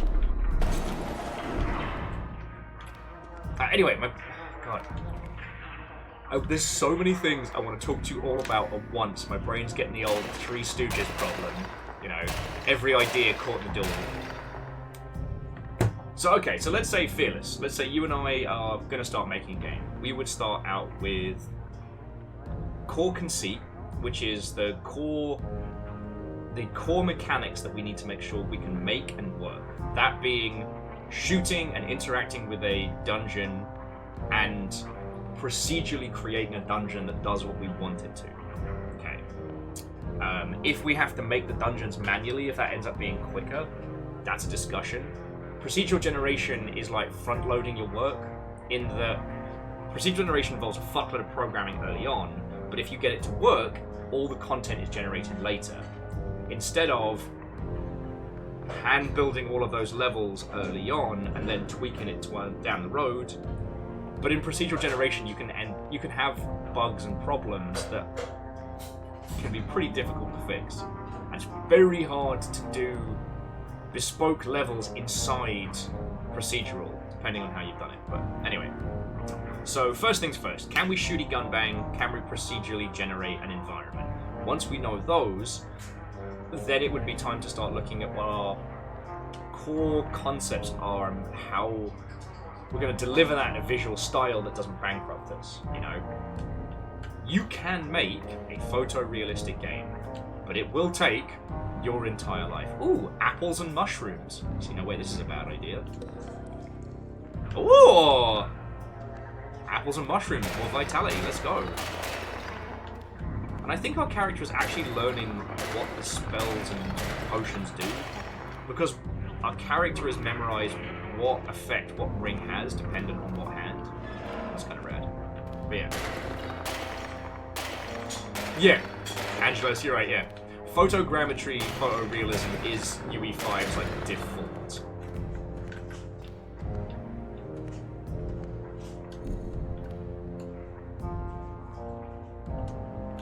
Spikes will not damage you. Spikes no longer hurt you. Cool. I live in spikes now. Ooh. Spike friend! Spike friend! Yay! Sorry.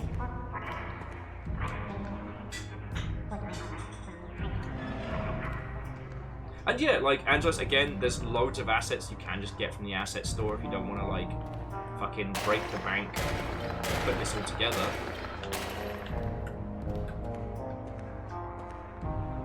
And again, Damien makes banging games with RPG Maker. So when you kind of think about this cleverly, right? When you think about what you want the player to experience, what is the experience you're trying to deliver? If you start from there, you can box clever, and that way you can put together a title without, you know, killing yourself over 7 years. And I guess that's something that just comes with, like, knowledge and practice.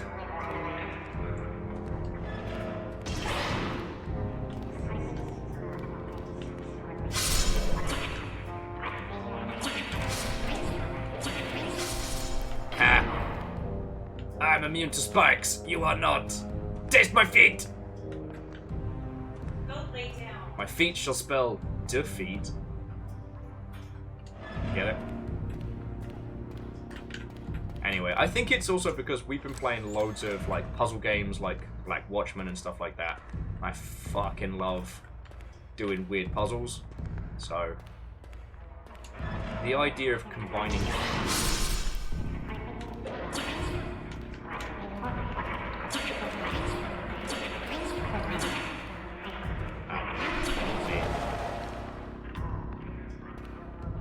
oh, I'm really fucking dead. Oh, you fucking mimic! Ah, I thought I was safe! I was by the wall of spikes. They couldn't get to me. I poked this because I thought it was going to be full of delicious healing juice. And now I'm just getting my corpse licked by a fucking mimic.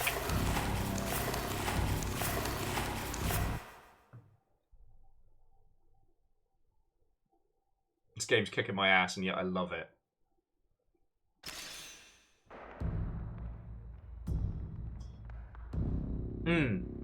Also, Angelos, it can be really fucking hard to do that process by yourself.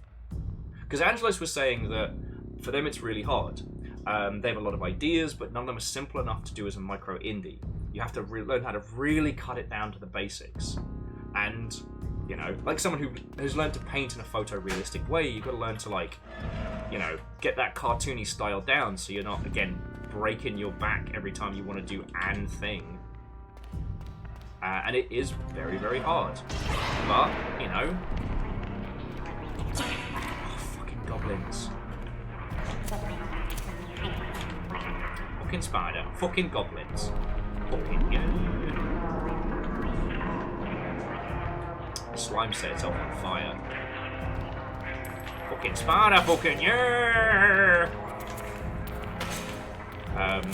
But I mean, I hope, like, you've got my dumbass. You know, I don't have the hours in a day right now to really commit to being part of the project. But I can more than happy to be a fucking sanity check, you know?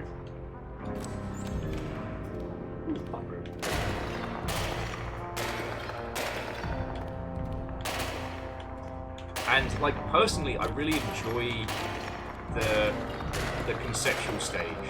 Mainly because it's a blend of product knowledge and industry knowledge to know how to deliver an experience. Okay, yeah, that was Seam. We know how to summon a golem. Add that to my spellbook, though. Golem. Boop.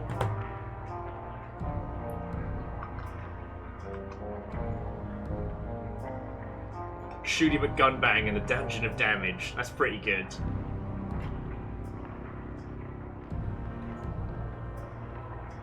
Honestly, Fearless, I'd almost be tempted to go with a naming convention like that, so that, you know, the initial round of people who play it are people that know us, and they're like, oh, it's just Will being silly buggers and what have you. Goblins!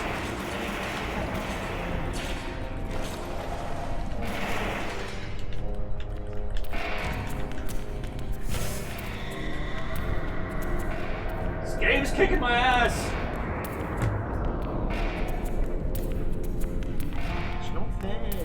It's not fair.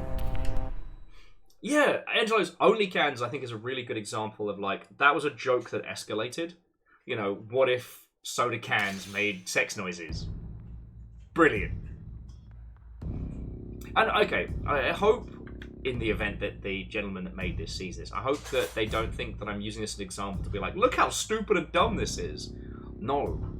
Much like Lunacid, this is consistent in its tone and its vibe. This does not feel poorly put together. Its jank is universal, its style is its charm, and it works on the conceit that we are trapped in the mind of a fucking wizard. This is psychic torture. Trapped in a dungeon with a broken blade to forever attempt to grasp at a dungeon that we are woefully unequipped for. You know what I mean?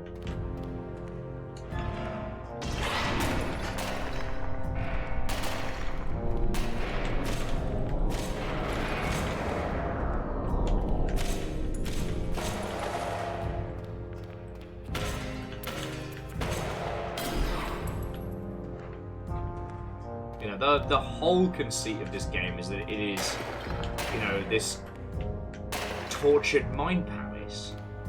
Sorry, torture mind palace. Ooh! Can I interest you in a sweet meat? Enemies drop less hearts. Fuck off. Why do I keep drinking these? They're always bad. Oh, the citrus cheese was good, if I remember rightly. Which is weird when you think about it, because that would curdle.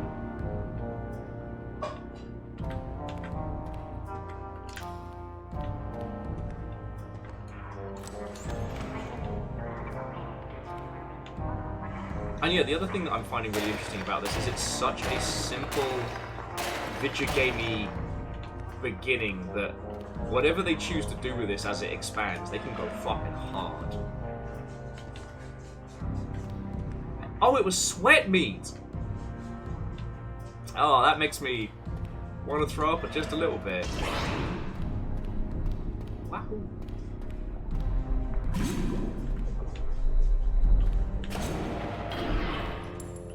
And again, just everything about this title feels like it's trying to convey this infuriating impossibility. We are stuck in a fucking wizard's noggin who is delighting in torturing us. Right?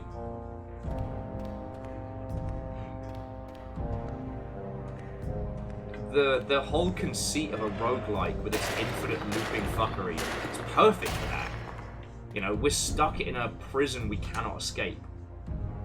Ooh, ring of protection. It protect. Alright, we'll stop that good thumb. More vitality, love it. Although considering I used the shell. Oh, I know where the store is right there. Oh, thanks.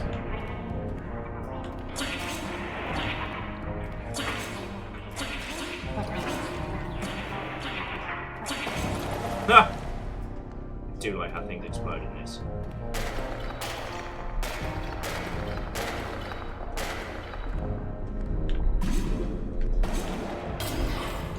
Okay, and that's the key we need for later. Good. Okay. It protect, but do an attack. It's the snack that bites back. Alright, so what have we got here? Spider ring. I guess spiders will be your friend. Spike ring was very powerful. And jump ring. I don't want 2 jumps. I do wonder if there's a way we can rob this guy. I guess the fucking spelunky gremlin in me just won't shush.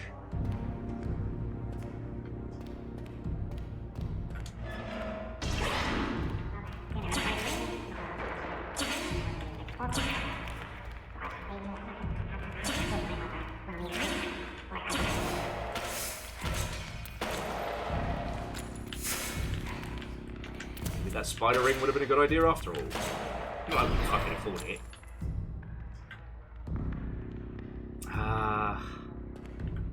Sorry, Yeti was just mentioning Pirates of Dark Water, and I'm like, I actually played the original Mega Drive one. Yo! This potion smells like seawater and fish. That actually seems like a sensible combination. Your movement slows down. I drank fish! What do you want from me, game? I drank fish for you!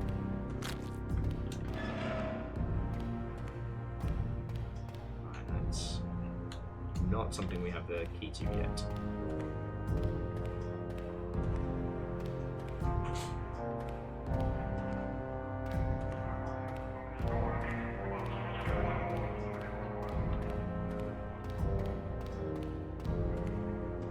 Okay.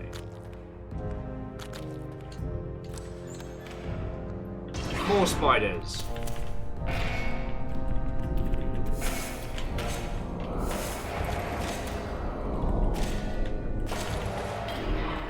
Alright. No luck so far. Yo! What the fuck are you? Select a finger to sacrifice.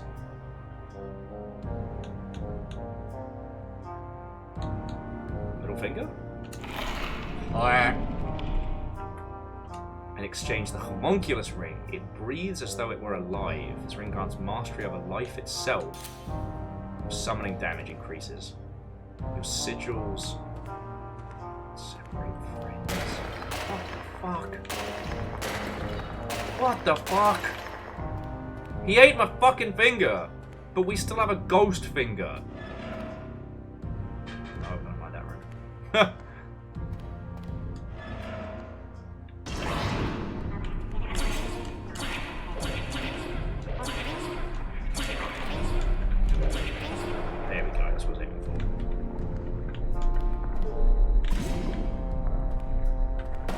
I do like the idea again that like as we're playing through this, the more different spots we get to, the more jewelry that we do manage to unlock.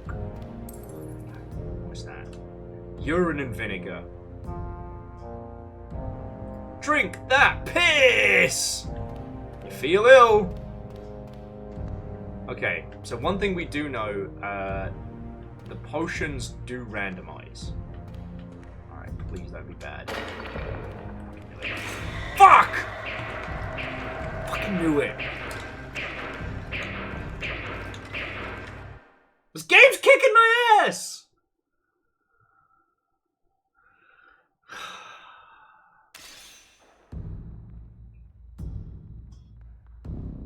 Why am I coming back? Okay, we all know why, but... Video games. Something tells me that I was set up for success there, and I failed.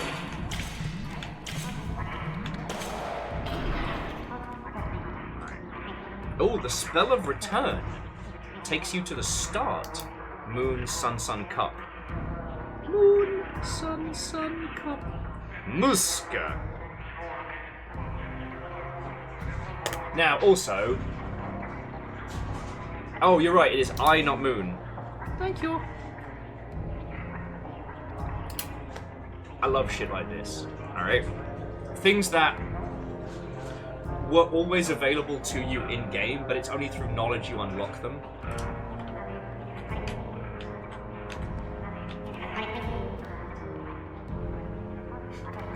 That's alright, these goblins always sound like they're just super excited kids who want to tell me about, like, the fucking Fortnite.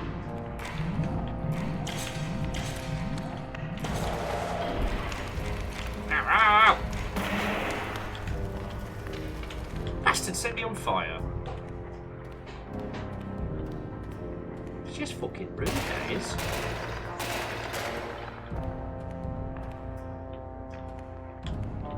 And J-Post, Watto and welcome, friend. Hello, hello.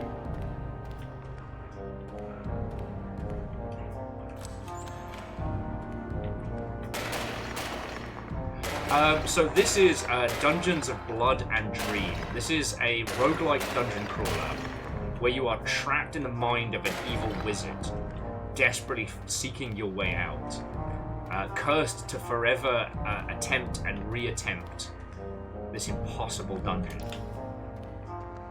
And it's good. I mean, it's fucking with me, but it's good.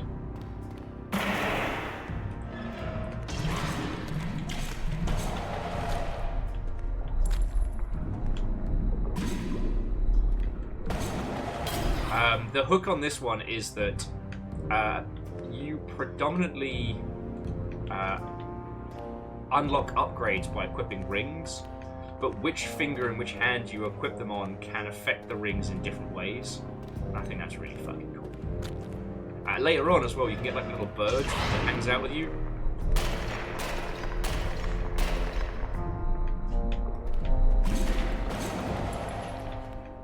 But like when I say roguelike, I mean it in the traditional sense. Like there's a potion. I don't know what that potion's gonna do to me. I'll try drinking it. I'll probably regret it. Because I've regretted almost every potion we've drunk so far.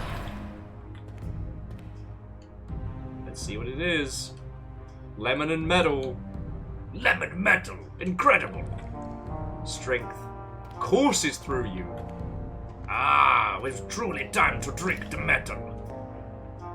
This is eat your blood for boons. Nah, we will fucking die.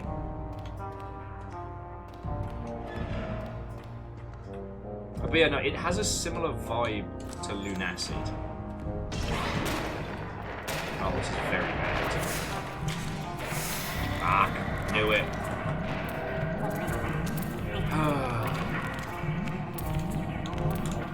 Just gonna wake up for a second.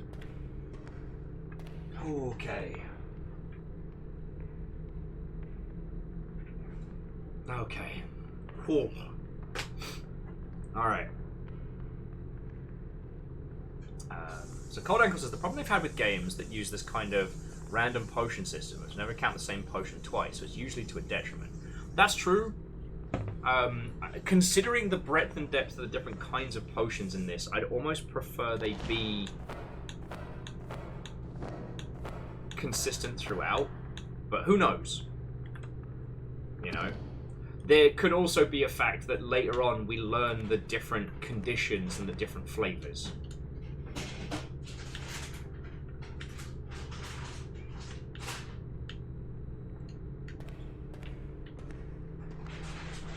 Like, what are these letters? We still know nothing about them.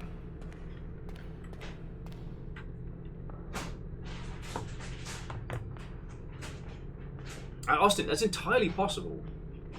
Reactor online. Sensors online. Weapons online. Hey! All systems nominal. Oh look, a big shiny button. Press his button. What did it do down on the dwarf? What did it do? You have to explain to us. What button do? Obviously, in an unrelated moment, I have to thank you for the 23 months. But what button do? What am button do? And yeah, Austin, you're right. Like, we've not encountered the same potion twice, except for, what was it, piss and vinegar, and both times it's made us ill. So it could be consistent, and it only tells you if you've encountered it. Yeah, no, vinegar and piss has been the only consistent cocktail we've encountered, and for some reason, I was like, man, I tell you, last time I drank piss, it really didn't agree with me. Maybe this piss will be different. Maybe this time around, it'll be slightly better piss.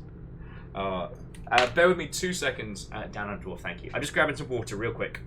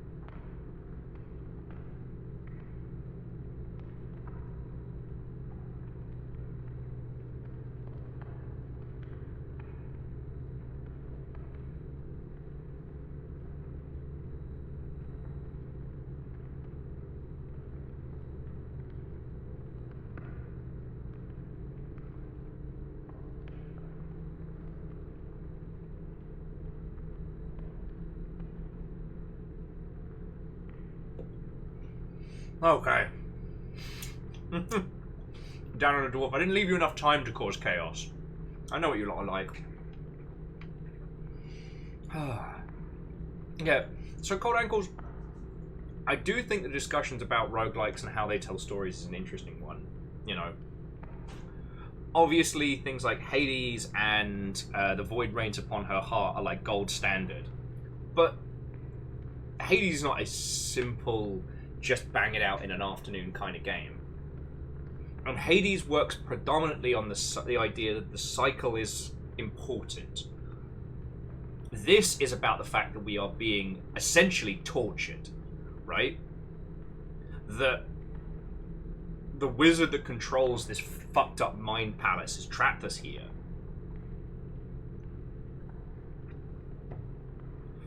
Like, the goal is to suffer under these impossible circumstances, but when I think about it, I wonder what this will do later. But when I think about it, I think about the fact that this is to dungeon crawling what Inscription is to card games. You know what I mean? In the sense that it's not fair. We're not supposed to win. But as we continue to play, as we chip away at this, through our knowledge, through the things that we gain. Oh, summon food? Oh, that's cool. Cup, sun, cup. Cup, sun, cup, sun. I wonder what that does.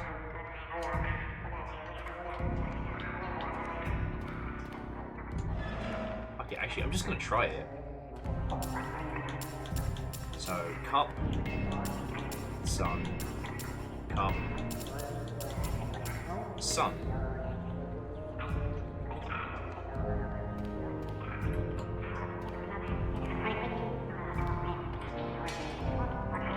It's a fucking radish. Wonder what that's used for.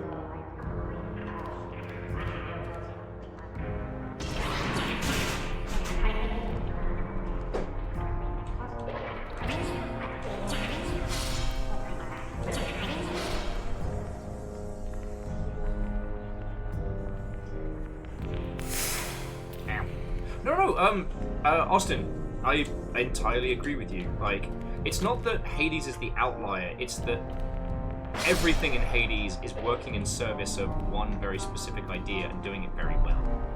Right? You know, it is a story about the afterlife, it is a story about cycles. You know? Hades isn't supposed to be cleared in one run. Right, seawater and citrus. Oh, I'm faster! Oh, I'm faster! The power of the sea. Peppermint and chili. Spicy hot? For attack speeds increase! Man, I can't wait to see how I fuck up this run now I have everything going for me. And it's not that Hades is the only roguelike that tells a story, it's just that the thematics of everything about it all line up so perfectly. What's this? A gold ring. Boom. Your power lasts longer.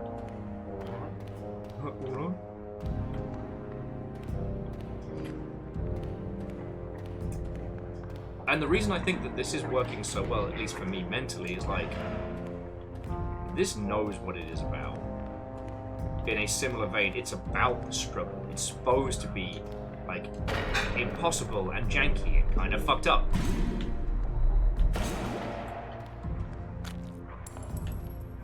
You know, we're not supposed to be winning. We're not supposed to be having a good time with this. And when we do start succeeding, we're essentially working against the machinations that have trapped us here. And you don't need me to tell you that when thematics and mechanics match up, you're onto a winner.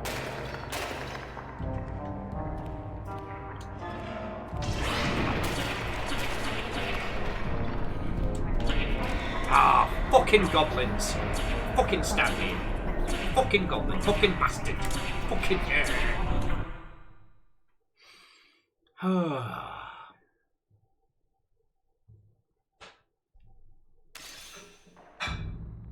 Verdant writing down the good potions? That seems very silly. Hang on, have we tried spellcasting in the area above?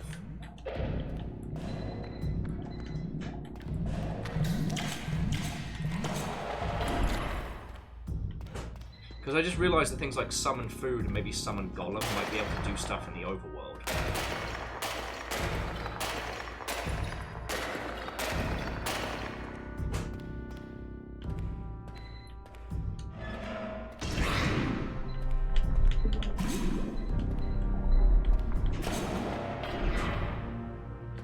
Time to eat a brain! Concept unlocked. Life.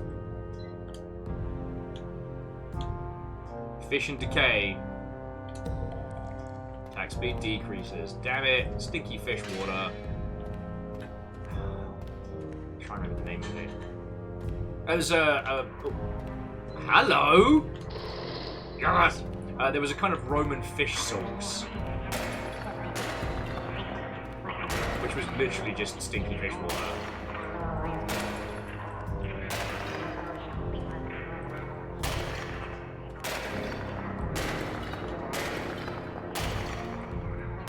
Oh yeah, no. Garen. Thank you, Fearless.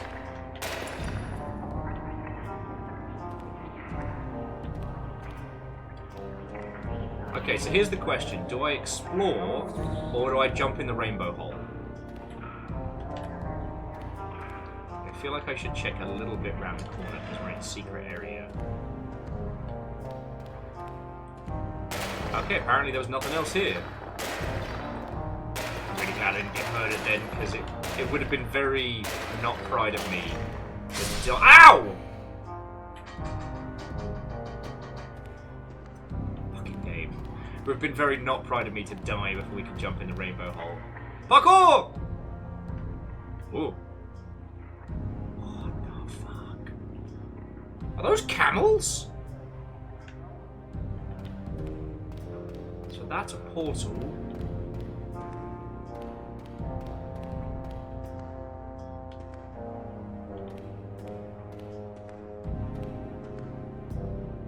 There's a couple of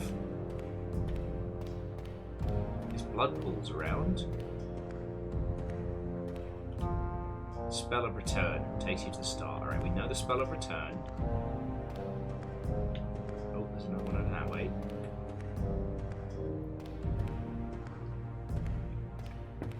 Yeah, so Fearless, in any other game, an environment like this would be basic, would be fucking weird. Spell of return. What was it trying to tell us? But here, that's got some, I don't know. I saw something that looked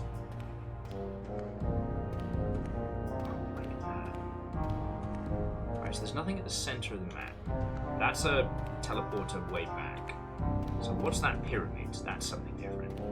But yeah, so when doing a game with a very, very simple game loop and simple style, you can employ such fascinating techniques to discombobulate. Yo, friends, if you want to see if we run our course on this, who the fuck are you? It's just some kind of guy. Hello there. Who the fuck are you?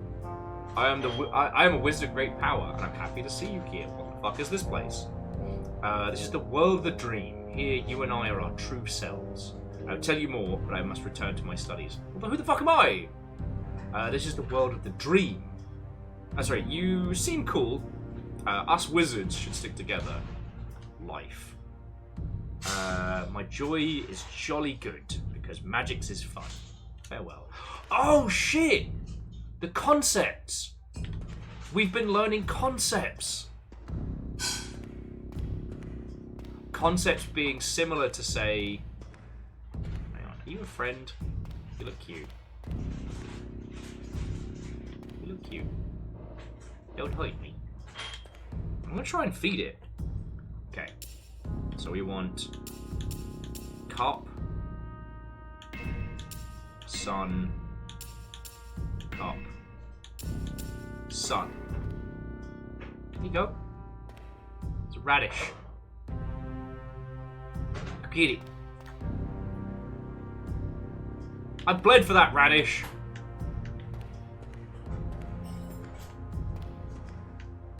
My radish goes unappreciated. I'm nearly dead. Farewell, radish.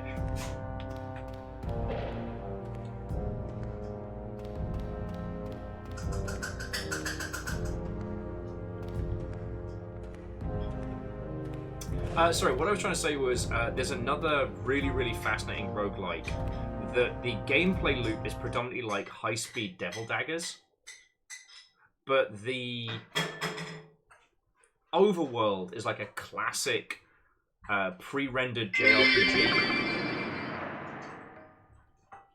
And the only kind of root vegetables they like, because they're rad-ish. Who wants to go to Frog World? Just kidding. We're already in Frog World. It wasn't a question.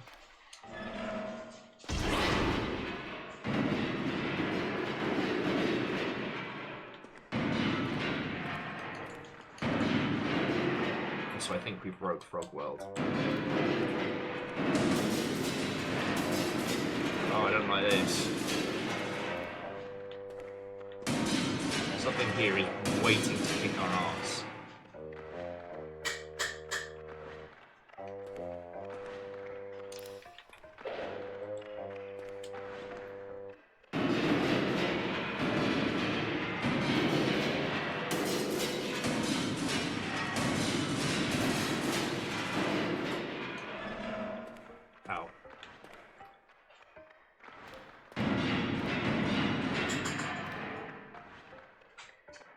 This is bad. For a place called Frog World, you're not very frog. Okay, but... So, if we now wake up, if we go talk to the mirror, check this out. Who am I? Myself. You are not certain whether what the mirror reflects is what you look like or what you think you look like. What is life? You don't remember your life before this. Farewell. Okay. But much like with... what was it? The Shadowrun and the SNES. We're learning concepts from brains, and that allows us to expand our conversations. God. Okay. Bear with me just a second, friends, because I want to remember the name of that other roguelike, where the gameplay was like Devil Daggers. Dreamwild. That's it. God, I haven't played that since last year. So Dreamwild's another fascinating one, but the thing about Dreamwild, which I really, really appreciate, is with a lot of roguelikes, the early game is pretty much where your run is decided, right? Like what items you get, when they happen, etc. And if you get to a certain level of competency, those early segments become trivial, but the RNG becomes the thing that you're really like looking at. With this... Oh. Hang on, the game's already linked, so you can find Blood and Dreams as you will. Okay, with Dreamwild, life and death happen so quickly in the early game that you're kind of on that like death, repeat, until you find your feet. And I really appreciate that. You know what I mean? Okay.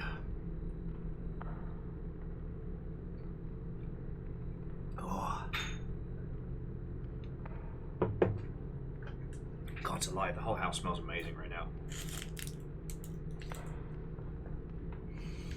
Okay.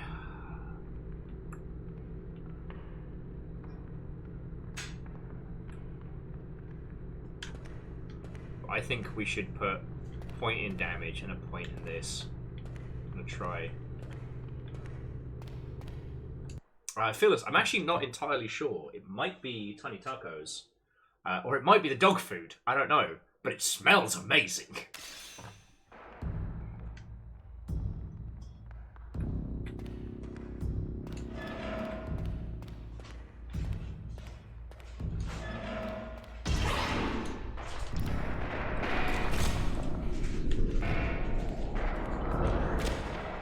Ah! Gotti. I made that guy's face explode. Like in that movie, face explode. Alright, so blood and ginger. 1 million, fuck yes, thank you! I got tiny street tacos! Oh, blood and ginger is good. And everything's coming up Millhouse. Yeah, apparently that's what I'm having is tiny street tacos.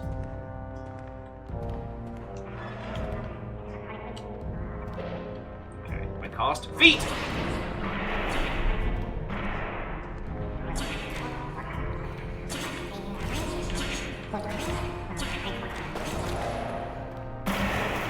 Fucking orb is kicking the shit out of me.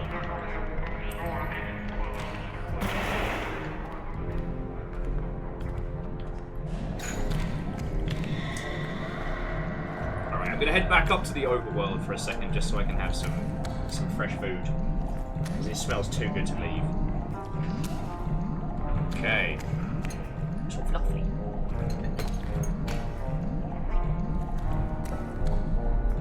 Acid, wake up. There we go. We can just hang up here in our little bedroom. Don't even worry about it. Little fireside barbecue. Yeah, I feel I wasted the blood and ginger though.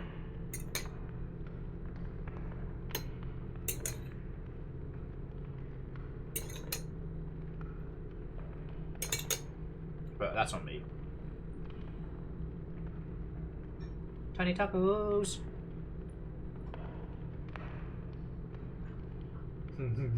It's very good.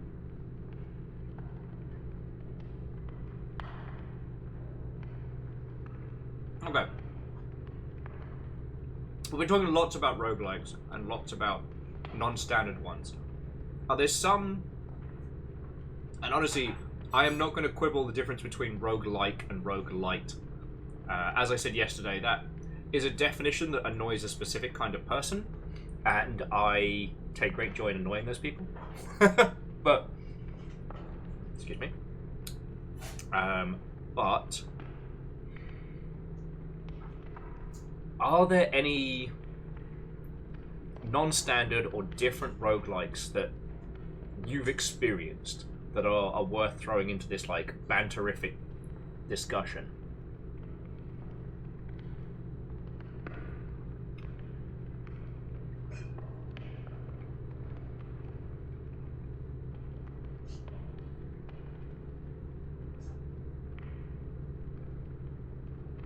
And yeah, Austin, the magic casting system that summoning the sigils costs you a health, but you can go as long as you want, assuming you have the health to do so, is really cool, meaning the spell list is always there. And if we put enough orbs into it, we can reduce the life cost of casting.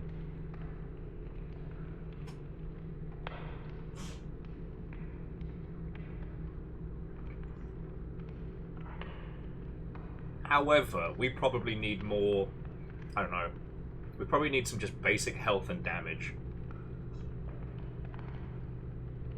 I'm kind of getting my ass kicked here. I was saving up to try and get the better sword to start with.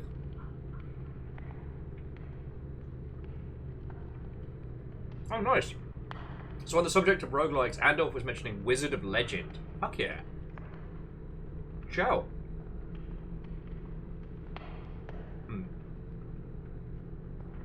Sorry, bear with me a second. Keep throwing in your roguelike stuff. I'm trying to decide what I want to add.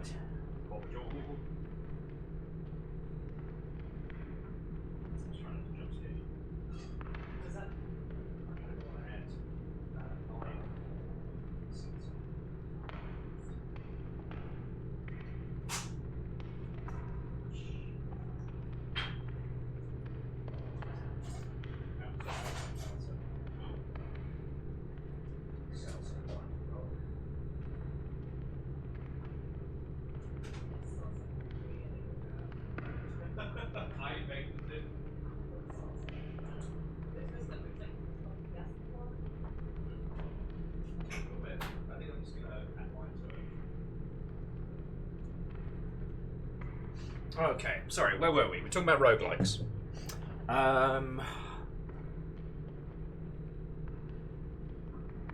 Oh yeah, no, yeah, Austin. Adding something like healing to this would change the pattern of it. Like I was saying, this is more in common with Inscription than anything else, right? Just because the nature of it is all about, you know, we're in a trap, you know, we're trapped in this prison. How do we break out? How do we fuck up this guy's day? What wizard shit can we bust out? And at least from what I gleaned from the early thematics, you know, a lot of it is about the fact that, you know, everybody hates blood mages, which is what we are, because we're not supposed to have the cool kid wizard powers, right?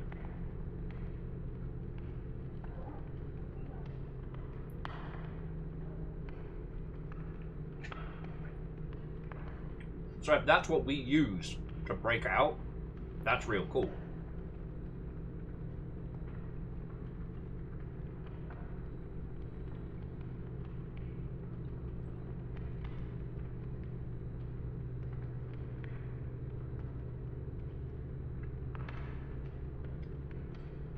I mean, I think I told you all I got super hooked on the Doom 2 roguelike that was really good. But that one feels unfair to bring up because it's based on an existing title. Like, the roguelike design in it is very clever.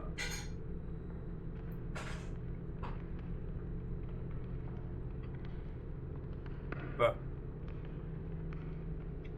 if your design is going on top of Doom 2's already incredible gameplay, that feels a little cheaty, you know what I mean? Just a little.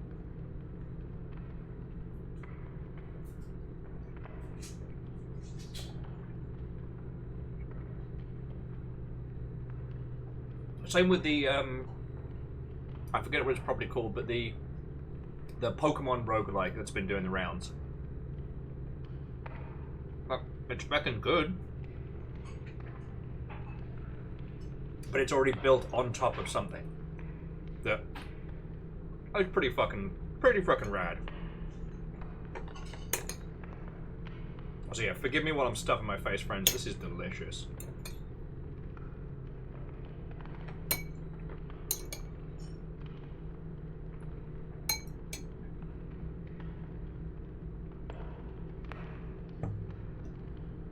Good chow.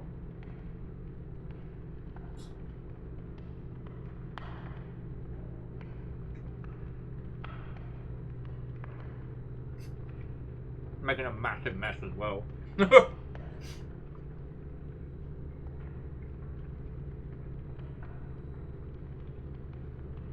Nobody else got any roguelikes that really spring to mind for this conversation? Like, it's interesting because it's based on one of the oldest franchises that we have, but I don't think it's unfair to call roguelikes a newer genre. You know, there's loads of things that both Dead Cells and The Binding of Isaac and things did like that they did them because they were the first in their space, and since then we've learned a lot more. Like, in Dead Cells, and I don't know if this has changed since they've added all the DLCs, but you are at your strongest in your very first run, and that the more things you unlock, the more the pool of useful things becomes diluted, and it becomes harder to clear the game. Now, I don't know, again, if that's still the case, but it certainly was.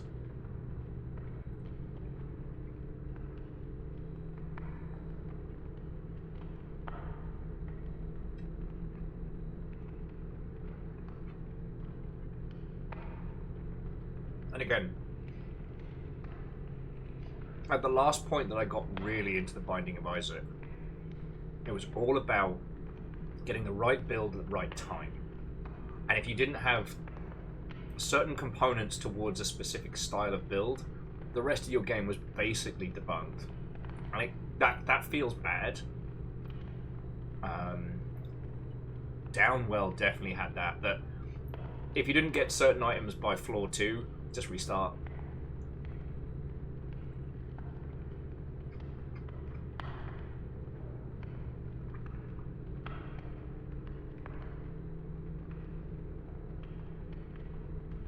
Oh shit, Austin, no, that's a really good shout.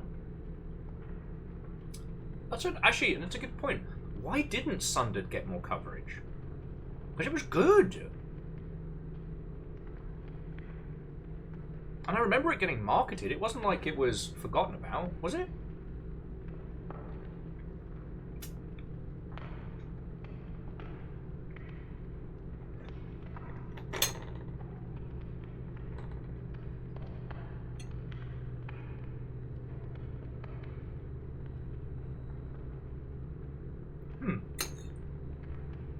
I mean, I completely agree with you. I did the roguelike Metroidvania kind of vibe really well. You know, where Spelunky is like the puzzle precision platformer, Dead Cells is definitely like action Metroidvania-ness.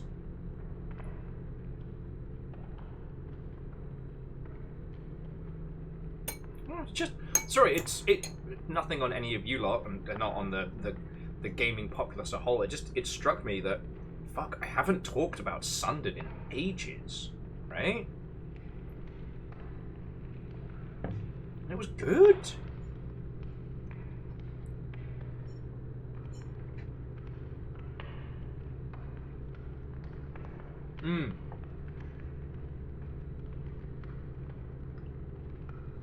So Andorf, good points.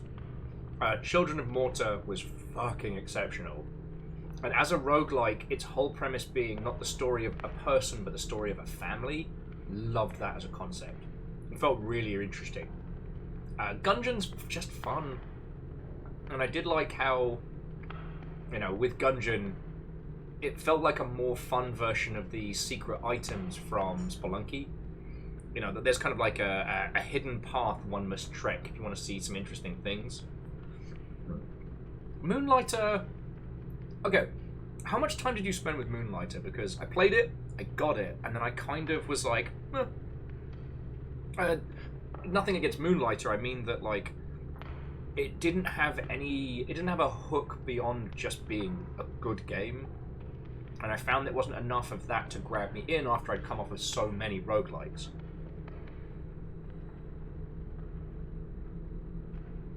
Atomicrops, that one was interesting. But sometimes with these titles, they do something really interesting in the late game, and it can get missed. Even with my encyclopedic knowledge of the Savage games, I can miss stuff.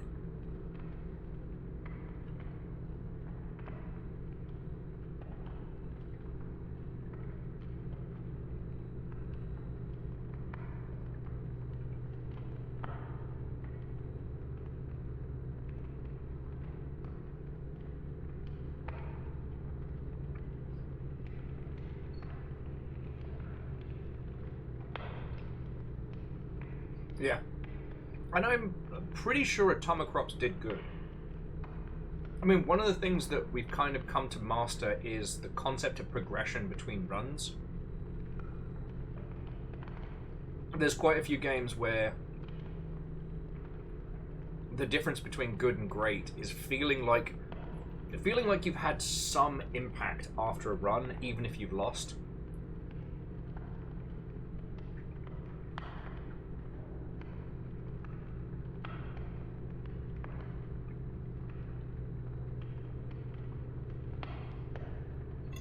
Because, yeah, there's a lot of games I love. I'm trying to think what's the best example. Probably, again, Spelunky 2. Love Spelunky. I finished Spelunky 1. One day, if I am persistent or self-hating enough, I'll finish Spelunky 2. But it hasn't happened, and let me tell you, when you have a good run, and a good run goes into a bad run quickly, it doesn't feel good. It feels very bad. And I'm not saying... I mean, shit. What was my earlier point? Not all games need a progression system. I'm not saying that Spelunky needs something akin to a progression system, but gods, if it could make me feel like I wasn't such a piece of shit when my good run goes bad, that would make it a perfect game. Because I am only one man. I don't have many hours in a day. And/or finished Undermine. Oh, never finished Undermine, was kind of fun. Okay. Well.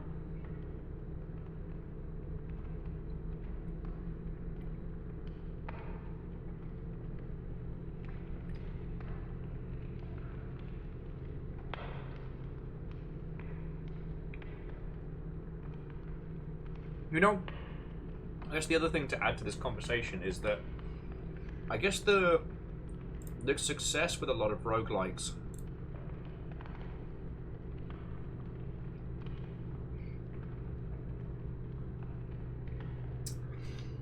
kind of comes from that in-between point of, like, the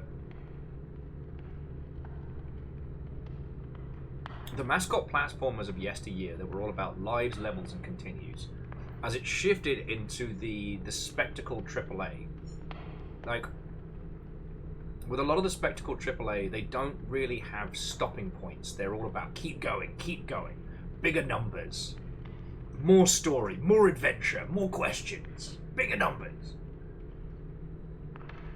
And hitting that beat between the two of them, where the gameplay session is in a closed loop, and the progression is as much about mastery as it is about persistence. Like, perhaps that's why they have such a strong grasp. Sorry, by which I mean, like, because I want to bully Uncharted some more. If you look at Uncharted, it's just one big-ass story. How you tweak the difficulty just affects how quickly you get through it. But while you may replay certain segments, it's never going to game over you to the point where you have to start the not Nathan Fillion venture again. And roguelikes do harken back to those old classic days of, you know, you've got 3 lives, can you finish the game? I think blending those two together has obviously worked very well. Okay, not that you need me to say. Sorry. In tonight's episode of The Longship, Will Overguard says obvious things loudly. Call it the white guy special. Sorry.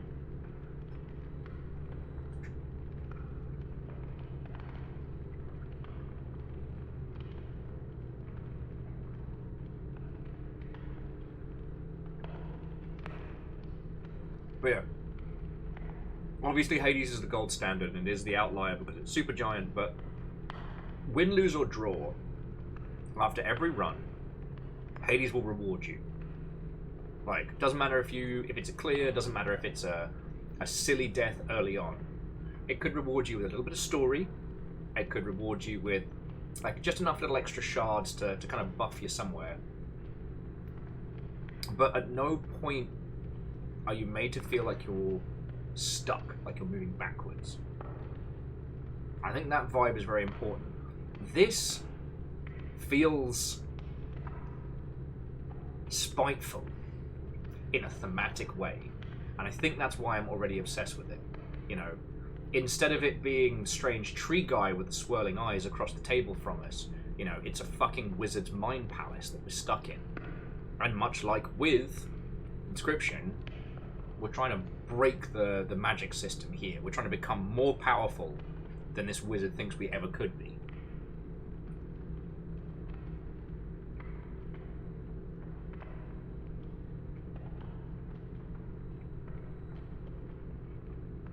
Why does this matter? Because while there is a progression system, right? I'm going to put some points into just health and not dying. But ultimately, we're trying... Okay. Your damage increases permanently. Your health increases permanently. So he needs 3 for summons. He wants 3 for more friendly creatures.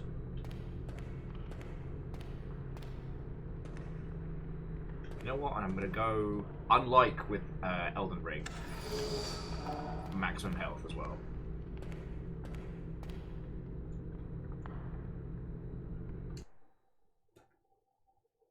But yeah, I guess all of this is a very, very long-winded, roundabout way of saying I'm enjoying this game. I hope you all will stick with me for at least another hour or so while we test our might against it, because there's something about the broken blade as well. It's just such a little fuck you to start with.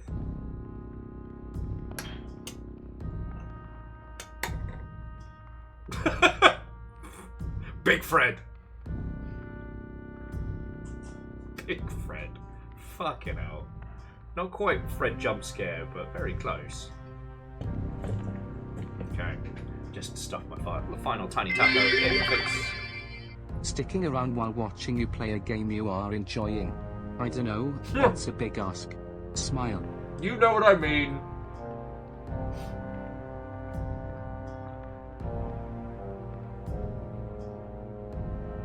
You know what I mean. Sop up all that goodness.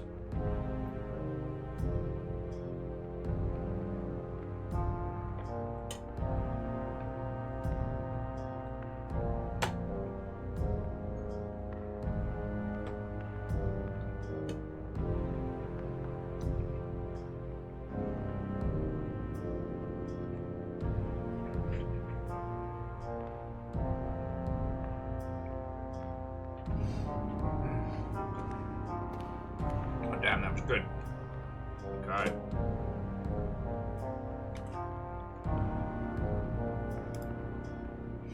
Okay. There we go. By the power of tiny tacos. Which is it. This is the run.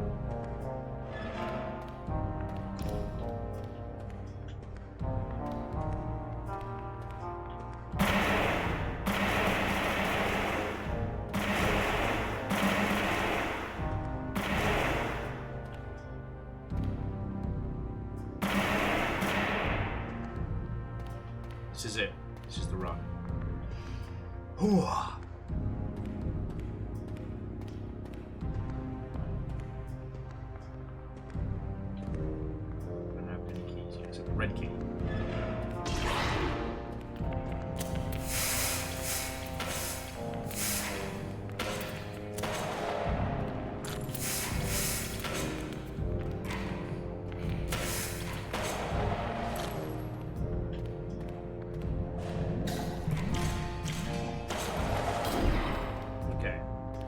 So we're taking slightly less damage, but it doesn't feel like...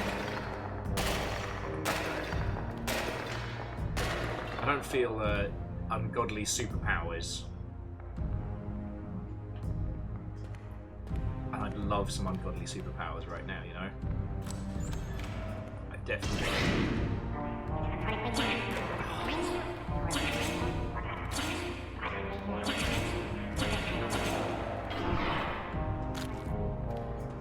Right. And... onions and lemon. There's no way that's gonna make me feel like shit. Enemies drop more gold. Lemon. Onion lemon. Although knowing our luck, it'll probably drop like exactly 2 spheres now.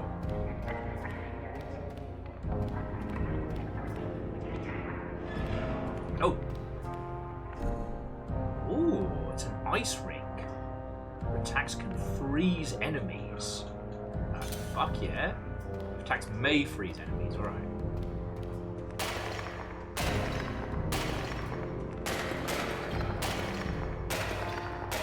On pot full of massive healing. Let's go.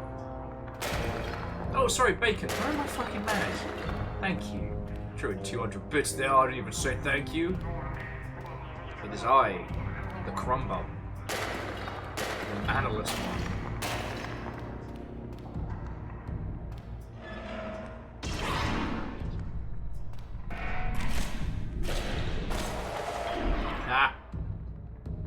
Wizard Scream.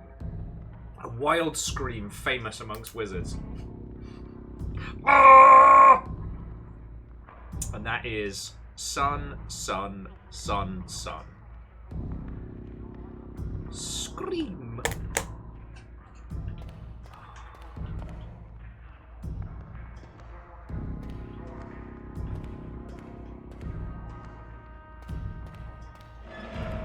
Found the store. There's nothing we can afford. But... oh, but we can talk to this guy with our new words. So, myself.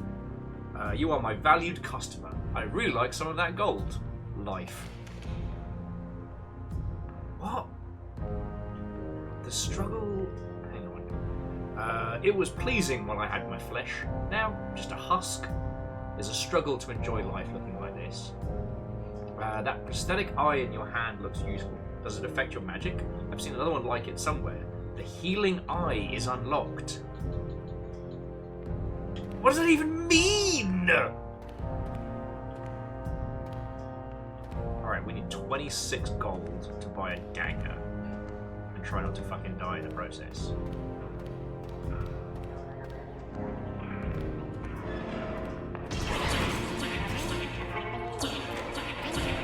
Fuck!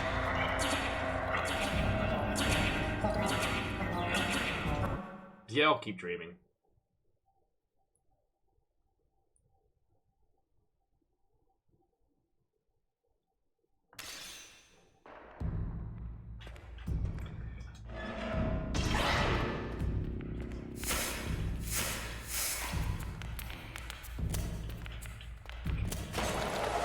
Go.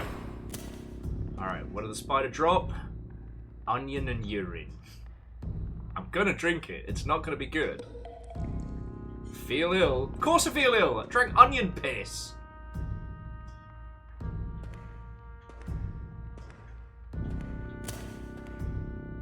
I do wonder, maybe these are giving us hints.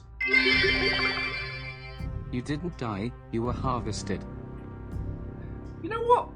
Adbeast, you're right. It's not saying that we died. It is saying that we're being harvested, which might be why we're trapped in this like fucking psychic mind palace. Have a look to Dion. His head raised high, a prideful smirk in the corner of his mouth. It is because I am Lugal, a king amongst heralds. He lowered himself and picked up a blood-covered sword that he pulled out of his belly. This is my sword. Oh, aren't you a numbit?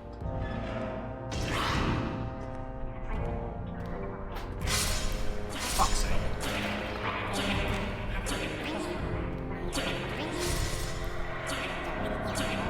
I look back at his Fred's giant face again.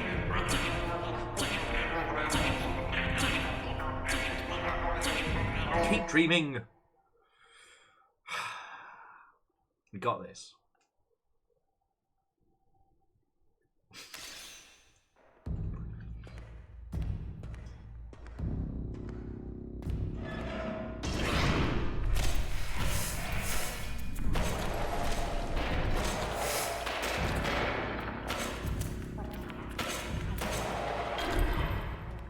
Okay.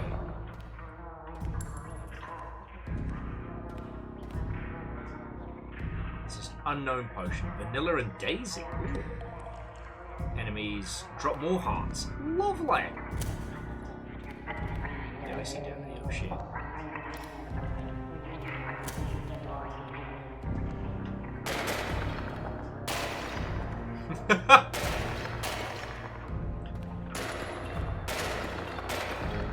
Now, Vanderbeest, is that so that I would be less appealing or more appealing to enemies?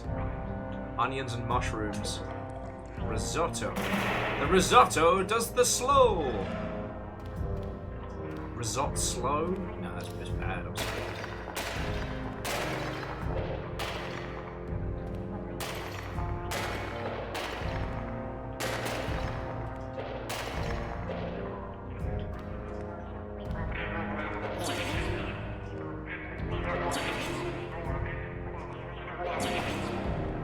Ha!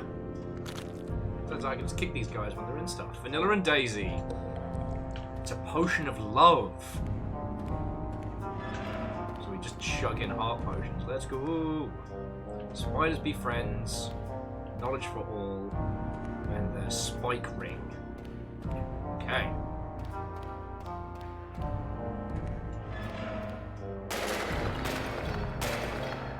And what do we get? Oh, what the fuck is this? A sword ring. So the hand you wear it on will affect the damage when guarding on that side. Alright. Right hand damage increases. Fuck yes. Let's fucking go. Ah, damn it, TikTok, you ruined my brain.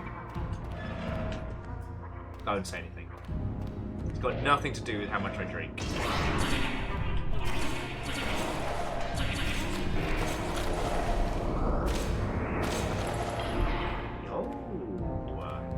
So 1, Dream Sphere. 2, urine and sulfur. You feel it all. Of course I do. It's demon piss. Spell of return, we know. Something, something, return of the Mac. Going for the obvious references.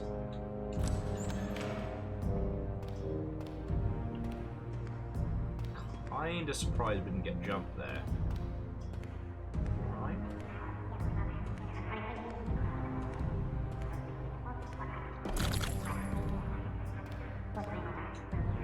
Peppermint and ginger.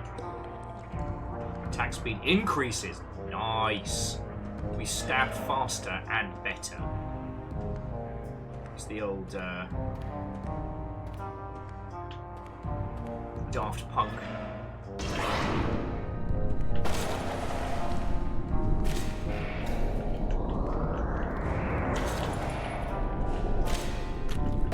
Oh!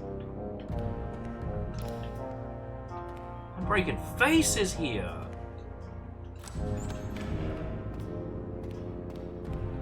Okay, that's the healing waters. You know what? I'm going to try summoning another golem. So that's sun,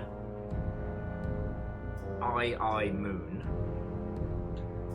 Sun, I, moon. Sup, friend? You work for me now. We're having soft tacos. Not later, we already had them. Just try not to explode on the fucking spikes. There we go.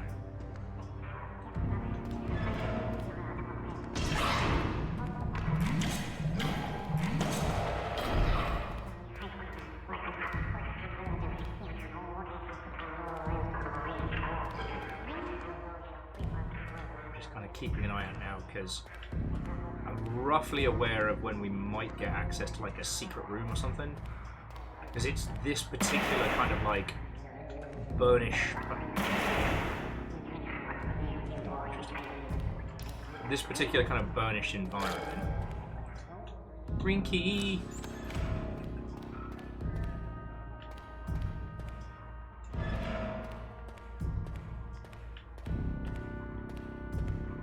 This is a possibility. Sorry, like, apologies that the conversation has dropped off a cliff. It's just now. I have a fucking chance. Sword ring plus damage increase. Like, we can do this. Got my little column friend. I forget where the store was.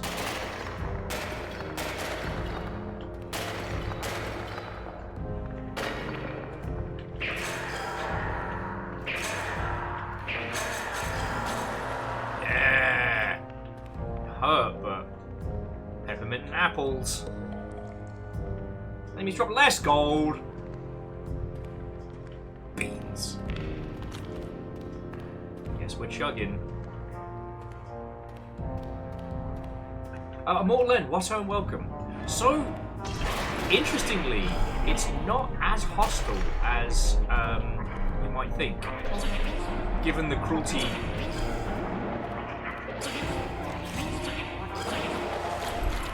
Given the whole Cruelty Squad vibe.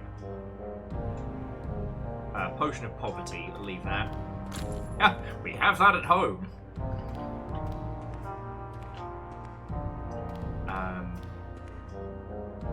So the premise of this is that we are trapped in a mind maze made by a wizard. We are a blood mage. We are despised for it. Is it just the spider? And so we've been trapped inside, yeah, this wizard's mind, for cursed to toil. And it's fucking fascinating.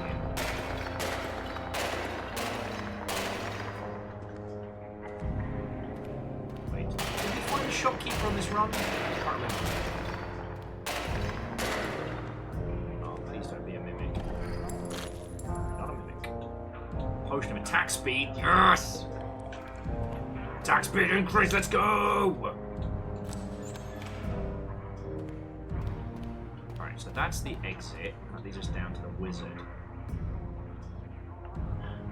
I think the yellow is the... Yeah, I think the yellow down there is...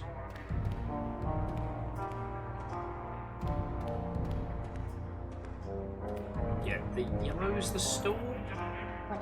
Because we got 30 gold, we might as well bloody spend it. Judica, I don't think we've lived long enough to find out if the potions are timed or not.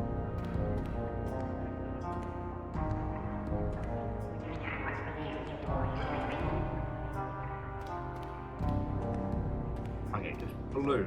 But here we go. Alright, so what have we got? Spikes. Spiders. Let's go for spikes. So that's... Let's try that. Spikes no longer hurt you. Okay, that's cool. Got 9 gold left, that's not enough. Right. Is it me or is the golem getting smaller? Am I going loopy? Is that golem getting smaller?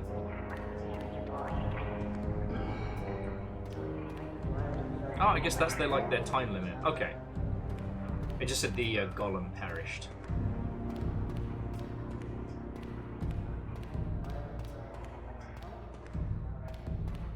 But yeah, so Judica, Immortal Len, all of you that have gotten in, Watto and welcome.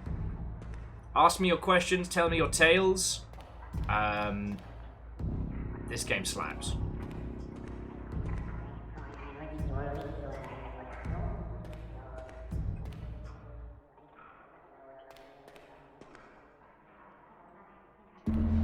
Now, Austin, I'd also guess for the rest of the run, but I'm done assuming that this game is going to be nice to me.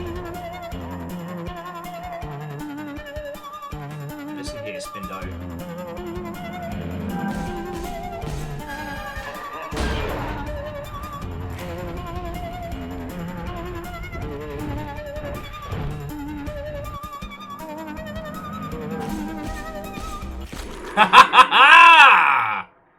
Fucking slain. Okay, let's take it. Alright, so we know that speeds up healing, so let's go for a thumb. Healing effects become better. Enemies drop more hearts. And we have a dream sphere. Okay. Love to see this. Actually, I wonder, because we have all those hearts, let's summon another little friend and see if it comes with us. So that golem is sun,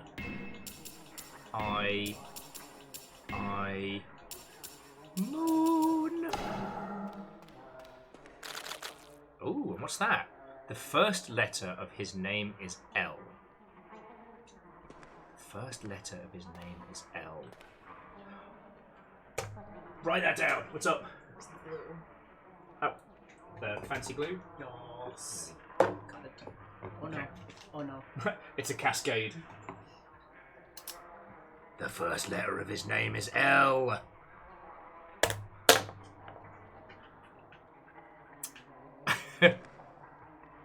Okay.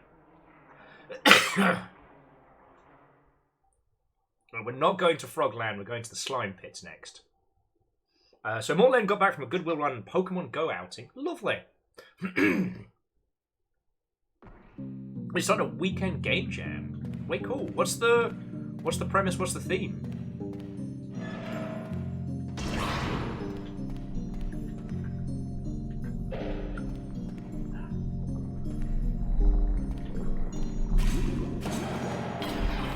Okay, that was easier than I was expecting. We haven't spent much time in the slime lands yet. I was here for 5 minutes, got killed. You peer into the swirling darkness, you see a bulbous green creature crowned in gold. It dances in the gloom. I wonder if there's anything I can do to that. Like, what if I screamed at the orb? Is it worth the risk? Shout at the devil? Yo, you all ever screamed at an orb?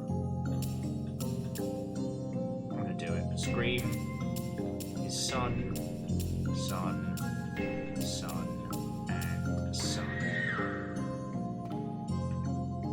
No. Cost me half my health, did nothing. Love that for us.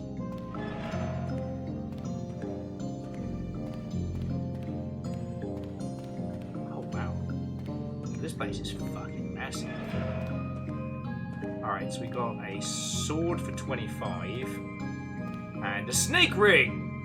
Sning, if you will. And he doesn't have anything new to say because we haven't eaten anybody's brains. Don't worry about whatever I just said out loud, just don't question it. Alright. That's kick. Oh. Well, I thought we were about to have that time.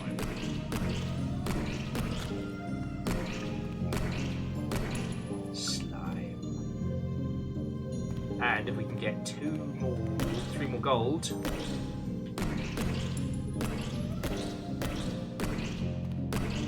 Like mushroom smashing, you know, a legitimate form of.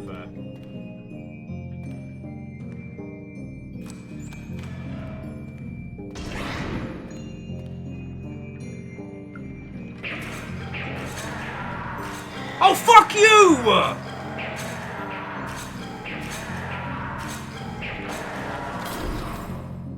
Dude was a mutant.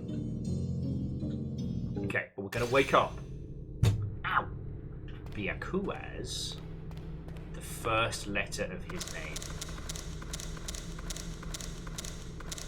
is L!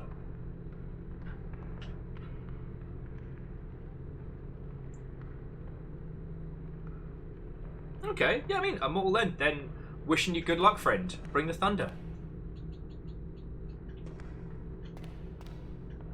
La. Got 2 orbs. Damn it! L-U-C-I-F-E.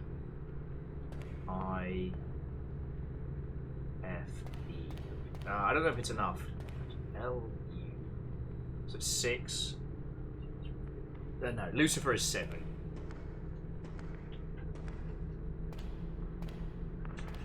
paint shall be invented here. Interestingly, we've unlocked nothing from the book. You have no power here. But hang on. That wasn't there before.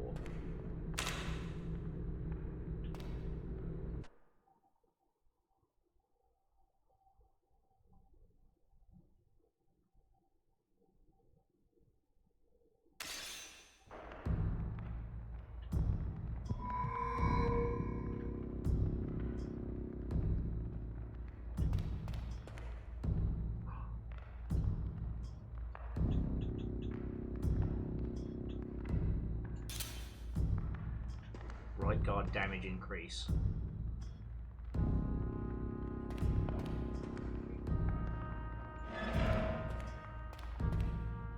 Yo, did we just unlock a heal? And in that same breath, did I just spaff a heal? Did we just get something super useful and then I wasted it?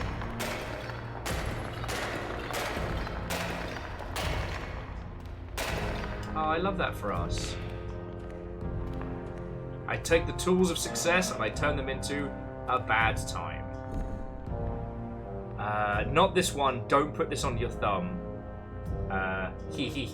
Don't. Face ring gives your kicks extra punches. Don't put it on your thumb. I'm gonna put it on my thumb. Strength courses through you. Something becomes aware of your presence. What the fuck? Oh, fuck me! Yeah!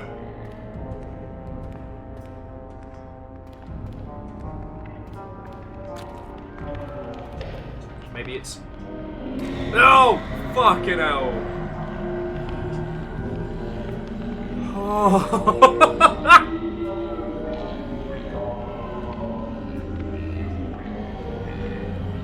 Let's keep dreaming. So much no. I wonder why we got the skeletal ring.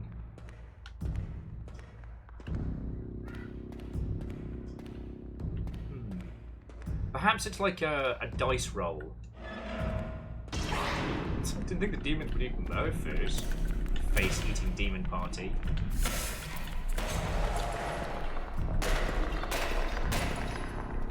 You know what?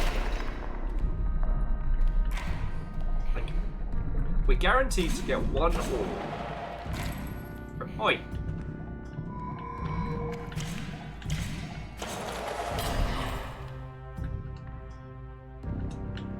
We're guaranteed to get one of the wizard orbs per boss, right? So if we can continue doing a Moiga ring, but also a key.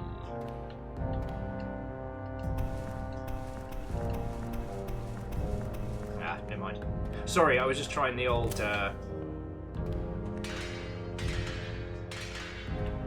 spamming the buy button in case it procs like a Zelda-like steal, because right now, if we could steal from the shopkeeper early on, it would definitely put us on a better nick. You know?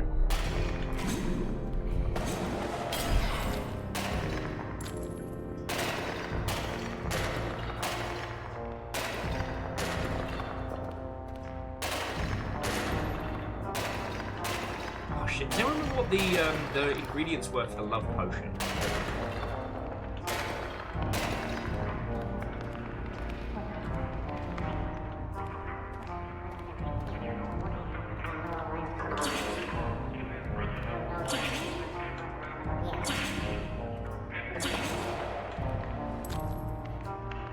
Honey and mushrooms. That sounds pretty good. Gain more vitality. Lovely. Because I wonder if it's the rogue thing of like, we get to keep the knowledge of our potions between runs, but otherwise we have to remember it. In which case I should start fucking writing them down. Which is definitely what someone recommended I do. And I didn't do that. But as I'm sure you will understand, like, not doing that comes from a medical condition I have called being too smart and clever all the time. take pills for it.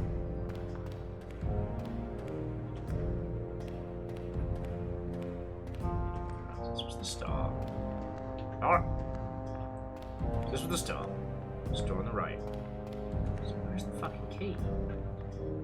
Oh. Jesus, but Jiminy, I already picked up the bloody key.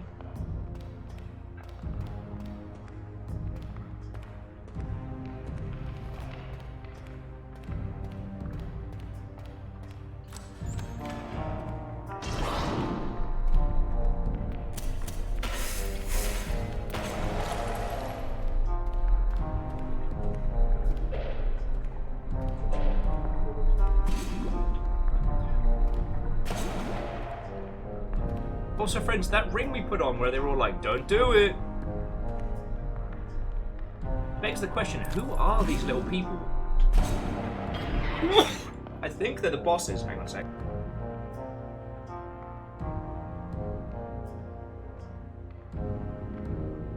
I think they're the bosses. But if they're the bosses, are they also prisoners like us? Or, like, some of them were chortling and messing with us. It does kind of feel like a whole bunch of game just unfurled itself. Excuse me. It's nice having good aircon in here, but it's actually chilly.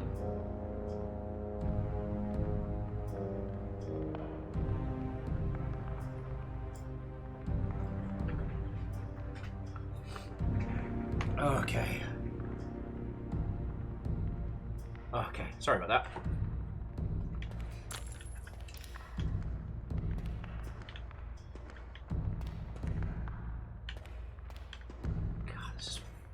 Gloriously weird.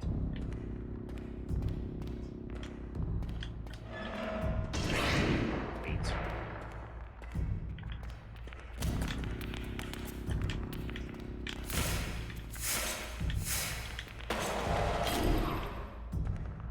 Okay, what's this little one? Mold and decay. I'm sure it's fine. Enemies drop less gold. Not what I thought a moss and decay potion was going to do. Alright, could have been worse.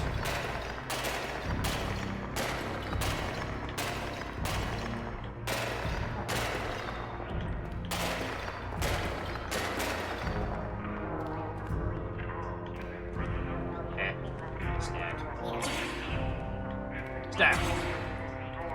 Stab. Stab. Stab. Hehe.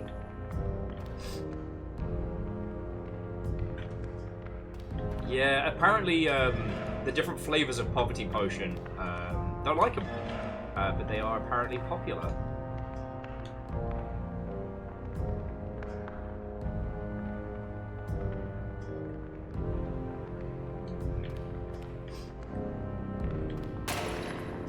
So, yeah, friends, you can see how if we were fucking around with a game like this, we could start hiding like ARG-style clues in the little texts here. You know, there's already kind of like a puzzle room established. And haha! I mean, good at finding these.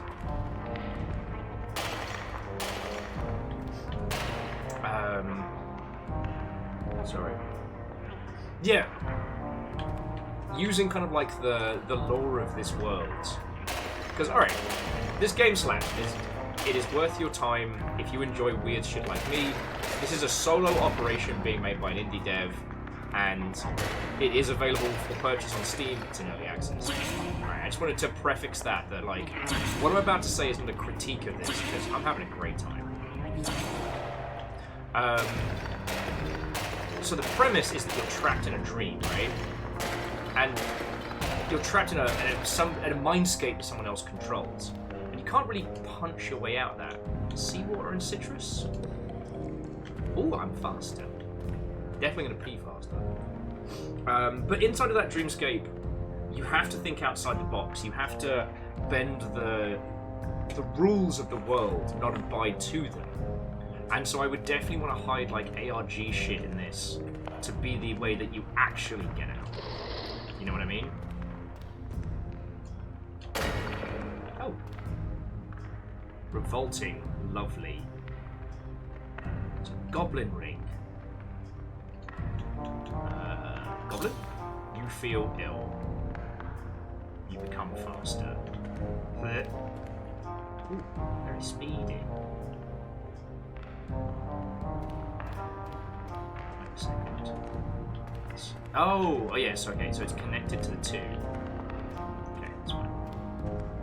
Don't worry about it. Confused the shit out of me for a second there.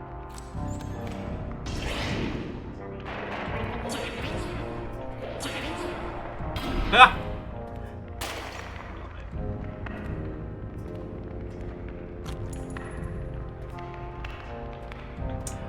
But no, I'd love to do with this is, yeah, the runs do improve your damage and your spells and things like that, but ultimately that's not what gets you out of this. You know, you gotta pull some, like, Professor X mind games.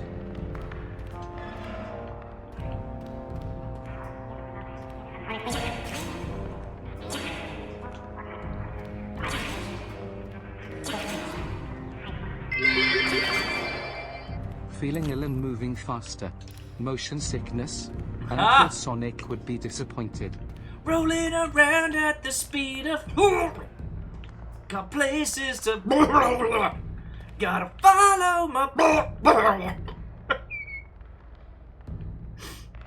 Could have gotten through that whole segment without that, Bacon. You did that. That was you. We both know I wasn't going to be able to leave it alone. And thank you for the 200. Even if it did unleash some fucking chaos. Oh, okay. So we can heal ourselves, so we do this.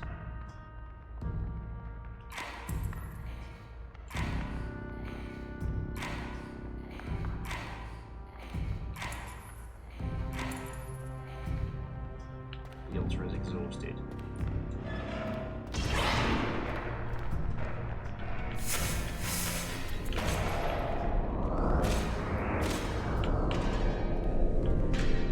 Back in. Okay. And then let's eat your blood for boots. How much blood do you eat? It's an eye ring. So that's secret vision. You see danger from behind you. Your map shows you more. Oh shit, there's more secrets! The altar is exhausted.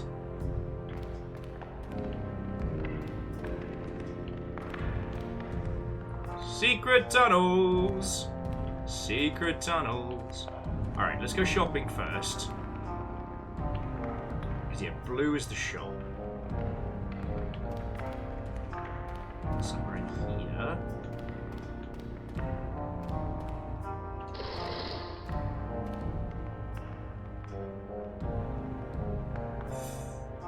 Okay, go shopping first, then we're coming back there. Because I think we get 1 heal per floor with our new magic hand power. So what I guess happened earlier is that thing we unlocked is just it's an eyeball that we can swap out for our weird hand eye. At this point, it feels like we're actually making some fucking progress. We've got some momentum going here, and I don't want to fuck that up. So what have we got? Slime ring, key ring. Let's take slime ring. You become faster. The world looks green. Slime puddles no longer you. Pots break when you approach. Fuck yes. Don't even worry about it.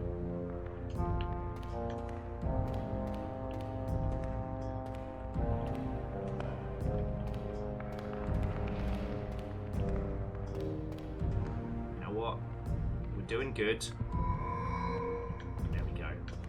I'm not gonna risk it for a biscuit with this next room because there's like gobos immediately as we get in.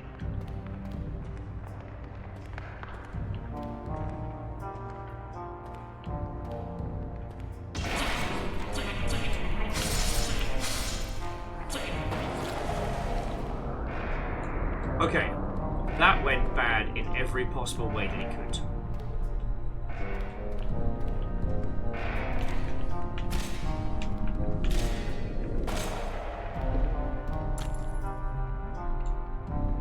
Vinegar and metal. Incredibly metal! It's fucking mercury. You succumb to weakness. Ah. Lemon and decay. Fuck it. Enemies drop more gold. Haha! Okay, that was not enough to warrant a heal there.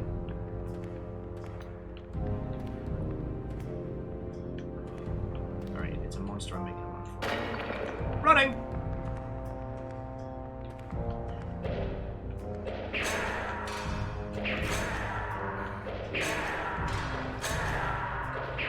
Oh, fuck you! Stabbing my damn corpse.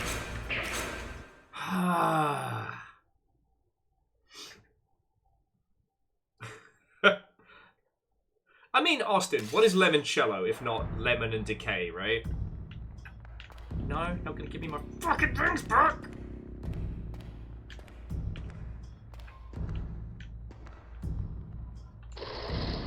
Okay.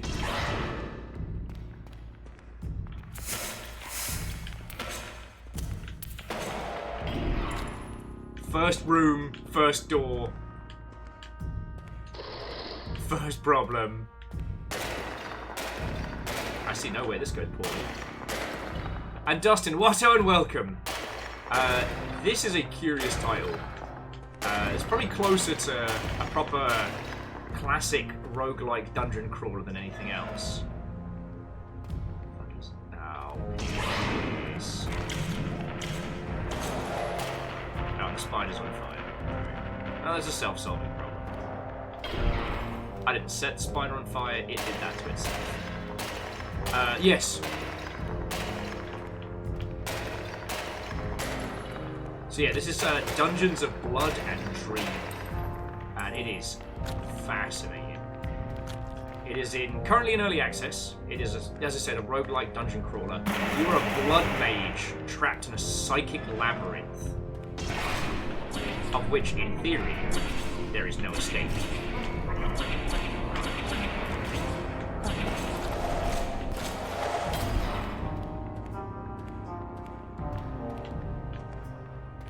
We are cursed into this infinitely repeating hellscape.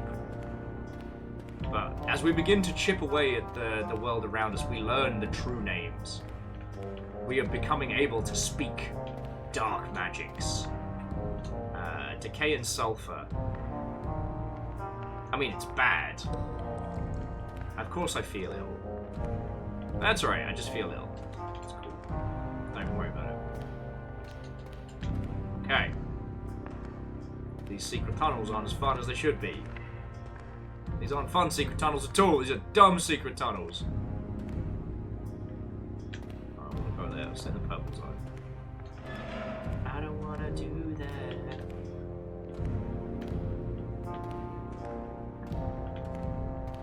Yeah, so Austin, I think it's because the imp goblin-y creatures, they can do these like sticks.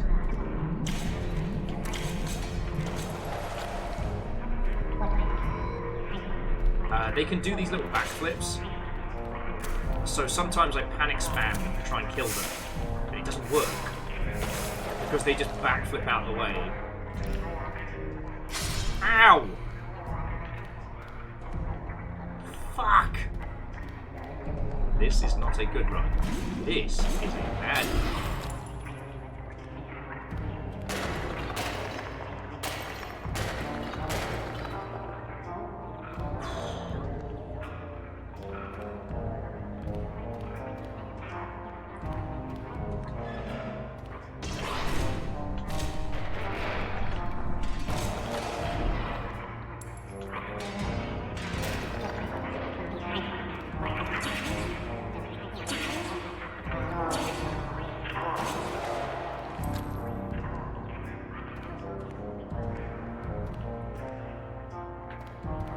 But yes, we've been jamming on this for like, what, 3-4 hours now? It's really good. At first, it's very basic, very classic. A lot of people have come in comparing it to Cruelty Squad. because of the acid soak nonsense. But unlike Cruelty Squad, a lot of this weird UI serves a lot of interesting different functions, right?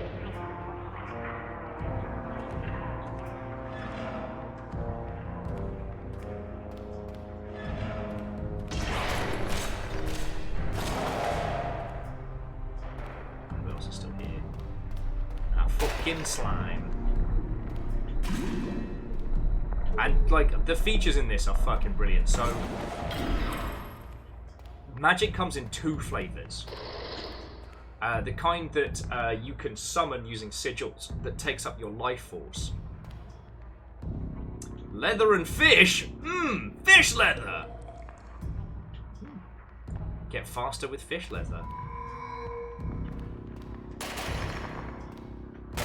But the other kind of magic is from acquiring magic rings, which, depending on which finger and which hand you put them on, the magic rings can end up doing a myriad of different things,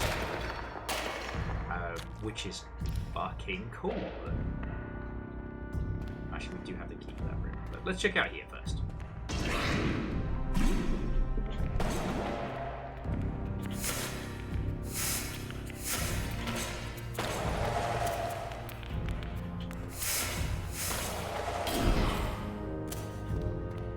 Got for us.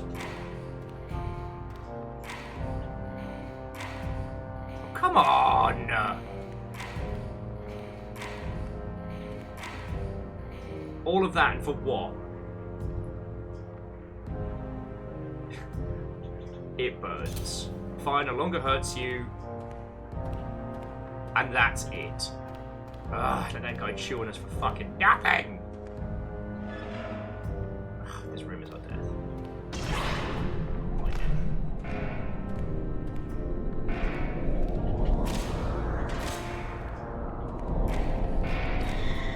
Sticks. What was the square peg? We were talking for an hour before we got started on this, so yeah, I've probably been on this for about a good 4 hours. Okay, going back up to the hub world here. The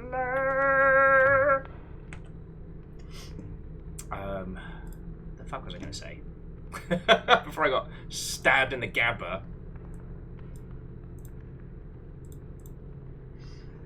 Yeah, so far we found some fucking fascinating little secrets.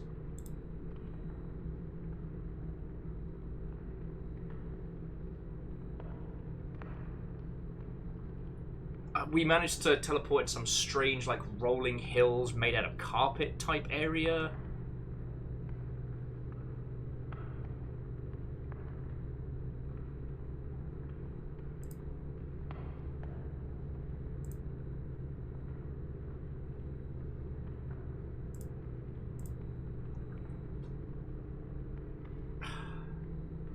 We've slowly been learning terms that certain enemies drop brains.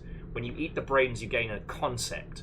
And once you have that concept, then you can talk to other, like, characters about it. You know?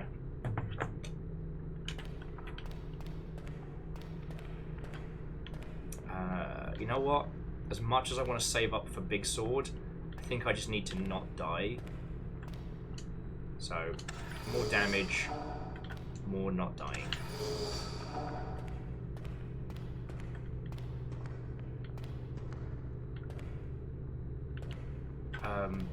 Okay, so yeah, okay. Before I get back into it, because you might have noticed this game has its hooks in me. So what do you need to know about this game? 1, it was made in Godot, or however you want to say it. It is a solo operation and it's extremely indie. The premise, as I said, is that you are trapped in a dream. That's where the infinite replay, the infinite dungeon comes from. The fact that it is unfair and cruel and kind of fucked up. We've encountered a few secrets so far, but not too many. And yeah, we've gotten one of the different eyes. So when you start out, you have this grey little eye buried in the back of your hand that gives you a brief second shield, kind of like a block if you can time it well. We just got a heal, which is fine, but the heal allows us to counteract the effect of the super magic that we've been running around with. And for lack of a better term, super magic is summoned with sigils in your hand. but each sigil hurts you. So you can't just experiment with sigils like willy-nilly. You've got to know what you're doing. And we've built up a pretty good spell book. We've got Rat, Freeze, Golem, Return, Food, whatever that does, and Scream.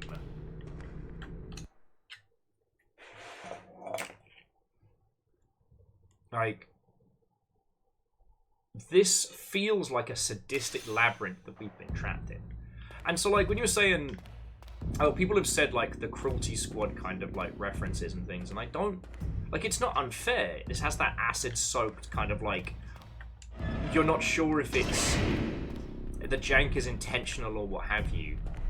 But this has a very good narrative reason for the weird jank. And it works. Like, it works. As for the rest of it, it is very reminiscent of classic Rogue and also NetHack. Like, the potions are random. You only know what they do if you drink them. We haven't confirmed yet whether or not the potions are on a cooldown. Sorry, whether the potions are effects are random as they are in Rogue, or if it's just you have to experience them to understand. And yeah, the ring system whereby they do drastically different things depending on where they are is really fun.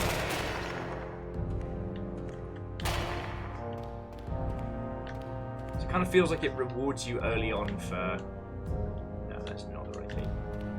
For just experimenting and fucking around.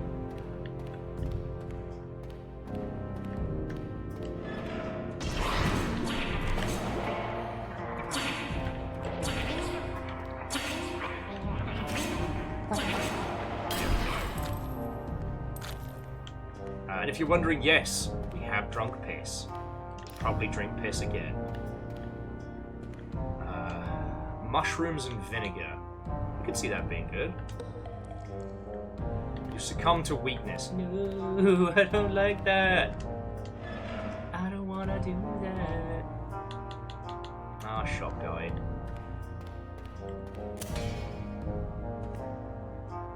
It's a ring of blood. Also, we don't know who all the masks along the side are. The impaled one down below is our advisor. The others, we don't know. I think one of them was the wizard that we fought. And so, yeah, one likes the goblin ring, one hates it. And they don't get much... Sorry, I want to say screen time. They don't get much exploration, but they are certainly not all Howlies.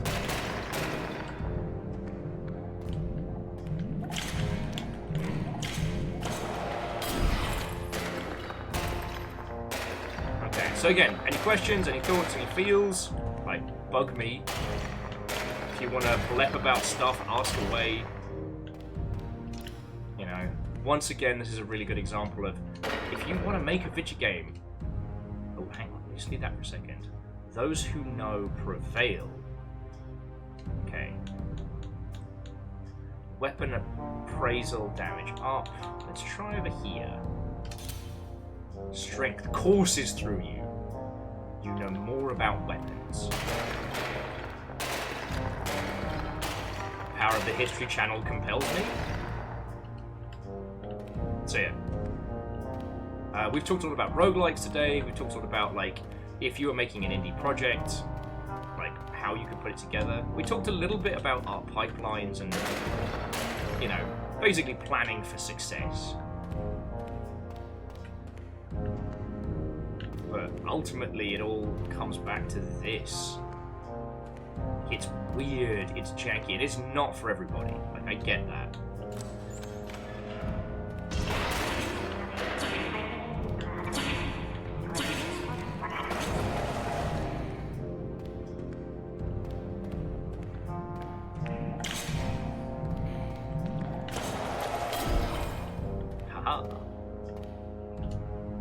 But, like, even so far, there is so much about this that we just don't know.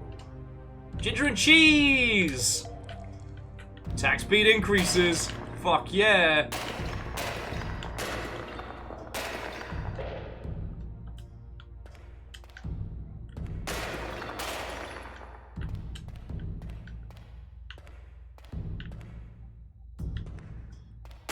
Even if ginger and cheese does sound like a really fucking awful Blackpool double act. Alright, what have we got here? Alright, so we know 2 of 5. So that's healing up. Speed up and healing up. Let's see what the thumb's about. Healing becomes better. Enemies drop more hearts. So I get the feeling like as we progress on, once we know the right place to put everything, once we know best locations, you know, best rings. So far we've encountered one incredibly OP ring, which turns all your jumps into explosions. And it had absolutely no downsides, and I only used it like a fucking pro. I decided to put it away because it was obviously too easy. I didn't mess up or anything. No. And thankfully there's no evidence that anything bad happened. Ow! What do you mean wrong key? Got a gold key? I gave you a gold key. You fucking stabbed me.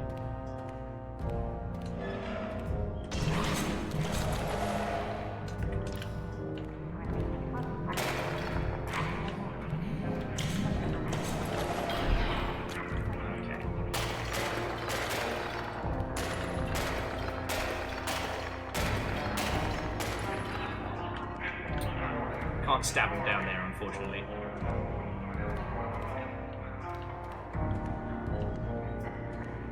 I haven't seen these secrets in this area, but anyway, we've got a slightly golder key. Oh, what was this? Vanilla and metal. Scandinavian metal! It's so pale and yet so incredibly metal! Sorry.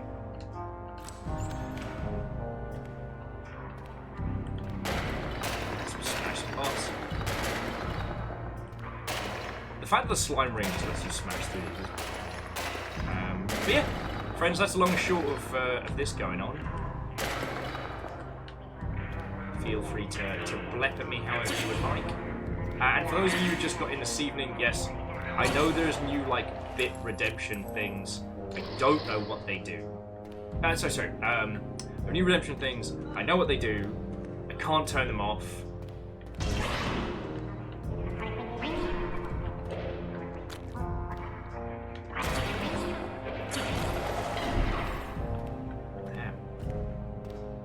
Kick that goblin in half.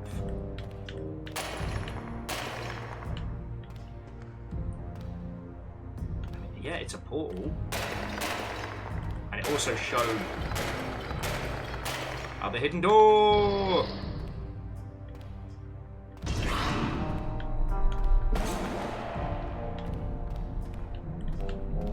Is it me or are we doing a lot more damage?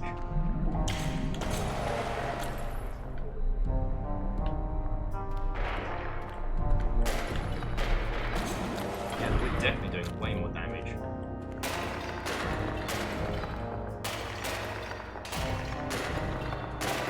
You know we've got to go through the portal though, right? Oh! Blood pool. Summon food. I don't know what summoned food does. Oh, sorry. I know what the spell does. The spell lets us basically summon a radish at our heart's content. But what does it actually do? No fucking clue. Let's see if we can find a store.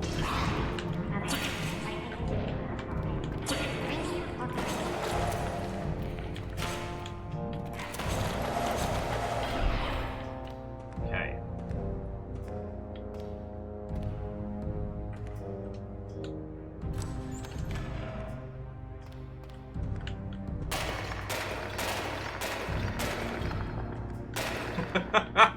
Exactly. Austin, yeah, when you wish you could give yourself severe anemia in exchange for a single root vegetable.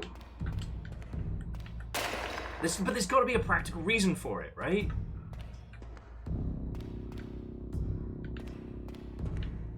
Right? Right? Question mark, question mark.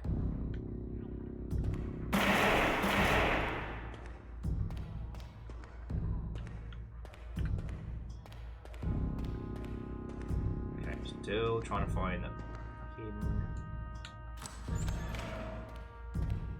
so there's the exit. Oh, the fucking shop's all the way back at the start. Okay.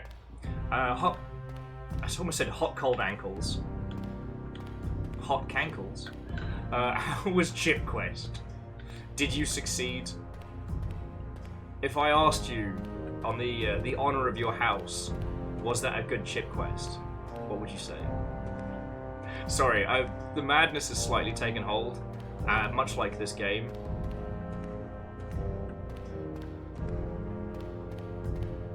And we've got to get the blood ring. Okay. Your vampire effect improves.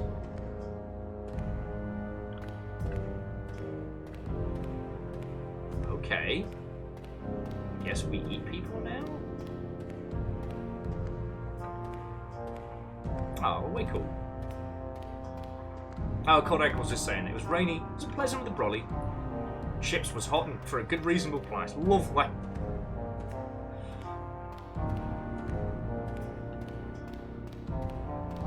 Now, if you'll excuse me, I've been summoned into another dimension.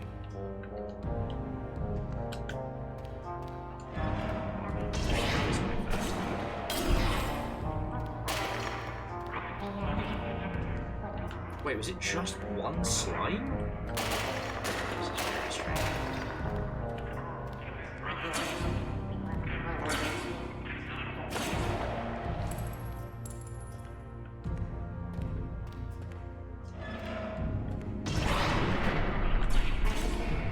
Oh, there's a fucking lot.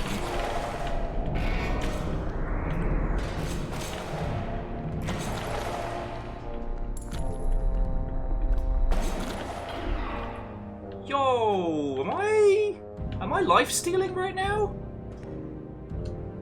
Urine and fish. You know what? I'm good. I don't need to drink fish piss. I've drunken a lot of piss today. And if there's one thing I don't need to do, is drink more piss. But I do need to step through this portal. We've got to know where it goes. Brace yourselves. We're going in. Frog World! I died here! Everything's bad in Frog World. Was that a gunshot? Why does the frog have a gun?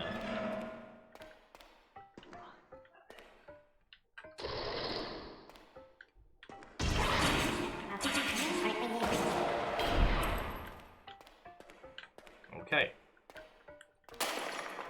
Let's not ask why Frog World has a gun. We just never have to talk about it.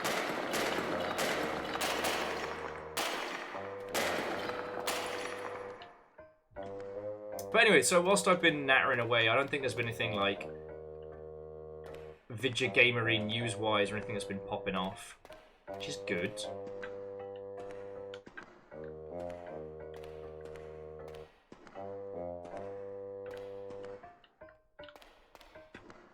I don't know why the frogs are armed. Okay, and the keys change per level. Okay.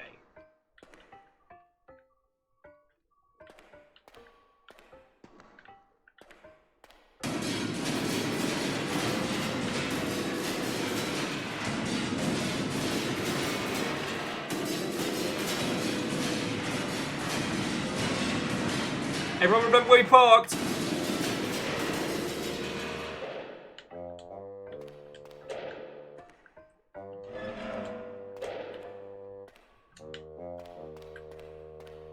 See a store ahead. Should definitely aim for that. Alright. So what have we got? Oh! Remember this one? Don't put it on your thumb. And we've got this one, the skull ring. Oh, magical jump explosion! Fuck yeah, but let's quickly see what the last one is. It's a simple ring. A sweet little ring. Simple... Oh, we know what the sweet little ring does. So, okay. It's time for explosions! Check this out. I explode.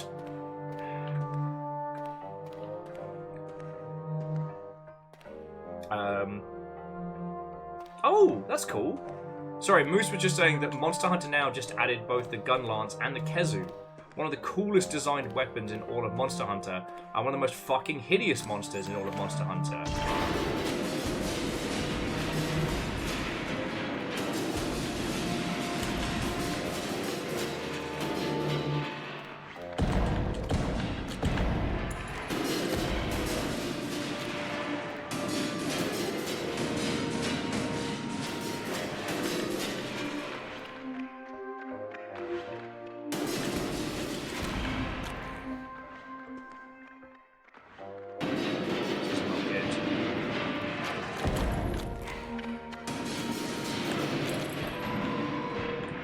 Gotta heal.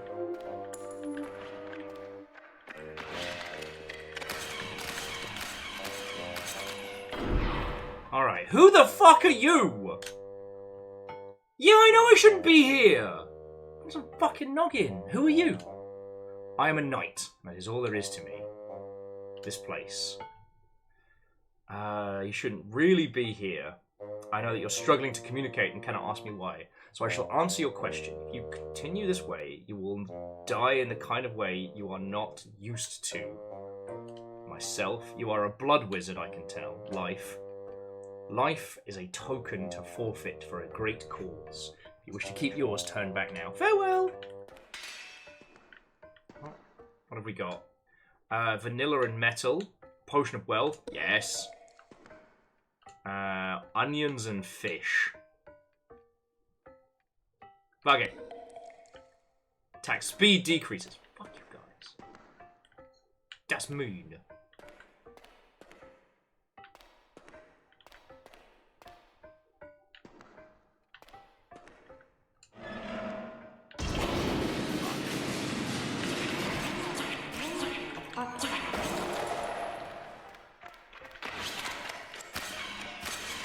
Fuck! Damn Funyuns! Stupid fish onion.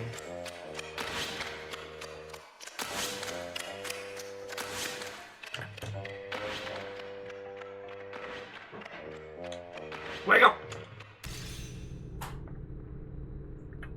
Okay, and we're back. Oh, we cool. Sorry, just Monster... Moose giving us more Monster Hunter Now updates. Lovely. Okay, let's take a breath on a beat. Alright. I might have a quick little bathroom break in just a second anyway. Thoughts, feels, questions? Questions, thoughts, feels? Oh, excuse me. Just, I realised I've been neglecting just about everything. Making sure the hot sheets haven't exploded. And they have not. Lovely. It was all a dream. Well, I also think that picking thematics that allow you to cover up your weaknesses is possibly one of the smartest things you can do in development, right? So we met somebody. Who are you? I am the knight. What do? I'm a knight. I believe in chivalry and being chivalrous. My life is a token to be given for a great cause. Now, if you met that guy in fucking Elden Ring, you want to beat him to death with your shoe. However, in this, the reason why it slaps is because he is the dream ideal of a knight. The gold armor, the elongated form, the ridiculous pompousness. That is a knight, capital K, knight. I absolutely knew that and did not have to think about it hard. Same with the storekeeper. He's, oh, doop-de-doo, apples and pears. Oh, I don't remember what I was doing before. I was selling rings in a dungeon. Because there isn't anything else to him. It's dream logic. He's just the storekeeper. And the premise of trapping us in this impossible dream. Such a good concept. Ah! The irony is, so far as I heard, the Yumi Nikki sequel was not good. Or is that the remake? Oh, it's...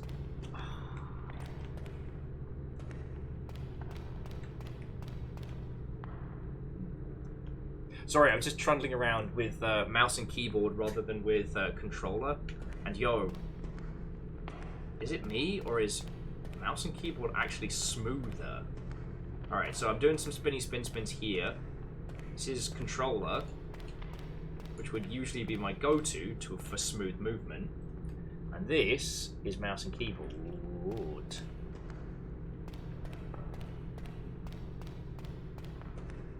Oh my word, I actually think mouse and keyboard is smoother. Fuck. Alright, well, time to relearn how to play.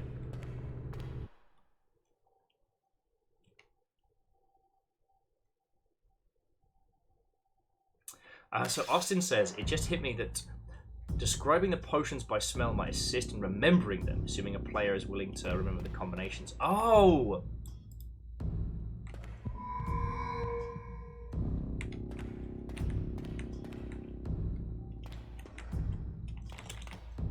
No, I get it. Similar smells from different combinations would equal... Wait. Let me stub you.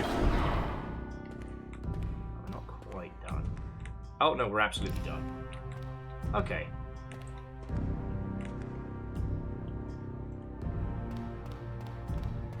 Okay. So, like, Immortal then, I considered streaming Yumi Nikki, but I realised that while it's an important game to discuss, we've kind of gone past its relevancy. You know? Kind of like Alone in the Darkness. So this smells like wine and onions. So enemies drop less gold.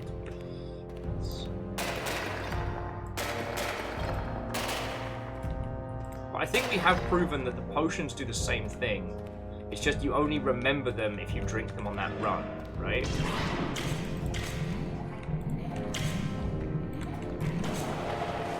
Okay, so maybe playing this with a controller was what put me at a disadvantage. It might be designed for...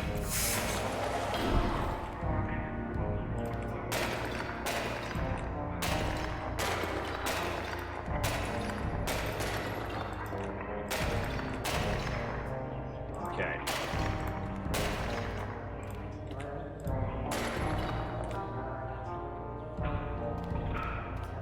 Well, no, so Immortal then, it's more that I think we've moved quite a ways away past Yumi Nikki, and definitely the attempted remake and the sequel do show that blood and fish, delish.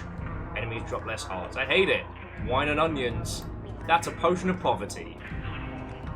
Alright, you. Give me a cool ring. So, vampire up is there. Healing efficiency becomes better. Okay. The ring placements we do remember, though.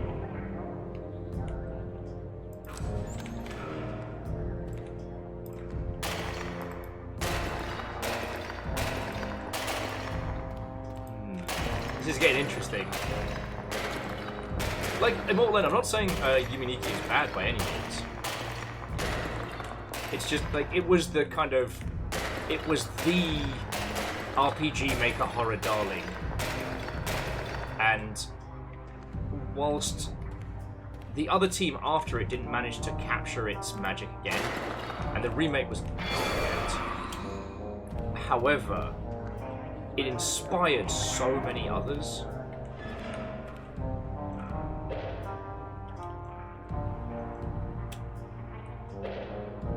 That's X.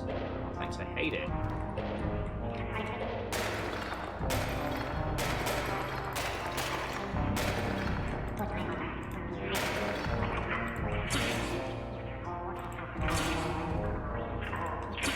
So Immortal then, the good thing is that when we acquire a ring, it tells blood and metal!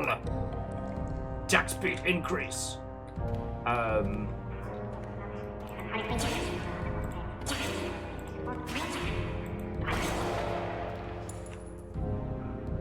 it tells us how many different variations the ring has when it comes to uses. So, like, we picked up the vampire ring. We know it has 3 uses, right?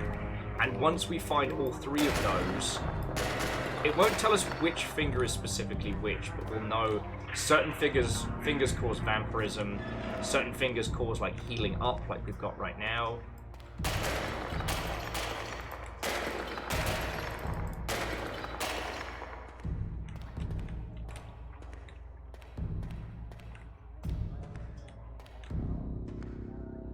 Oh yeah, no, and I wholeheartedly agree. The knowledge as progression is always... Oh, for fuck's sake. Different colour silver. Knowledge as progression is one of those things I always really enjoy. Because it feels far more organic. And if there's one thing that I don't think... If there's one thing I don't think enough people took away from Outer Wilds, it was how to visualize player knowledge to make it seem like character understanding. So...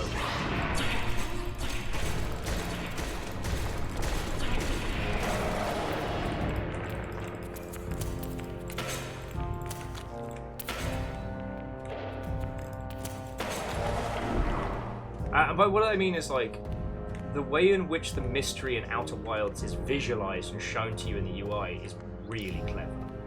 I really like that. And honestly, I think it's something that could be utilized. Oh, that's the exploding ring. That's a dagger. This one's good for magics. We haven't picked up a better knife yet. This would be the first one. I want to get it. It's got to be better than this bloody broken sword that we're swinging about. But yeah, so with this, the visualization of our character learning how all the different rings interact in the hand, I like that. Trying to remember the potions is very difficult, but I feel that's a different mechanic. Those are temporary buffs. Oh no. Might be a mimic. Wasn't a mimic. And that means we can get a fancy new fucking sword! Yeah, now we're down there. Not worth it. This will be our first new sword since we started playing this game. And yeah, Austin, it does promote us to practicing. Alright, thrust up, cut down, not back down, speed up, reach up. Okay, we stab. That's it, we just stab. If we can get 27 more gold, we get the explodey ring. Stab! Stab! Stab, stab, stab! But that's up to the gods.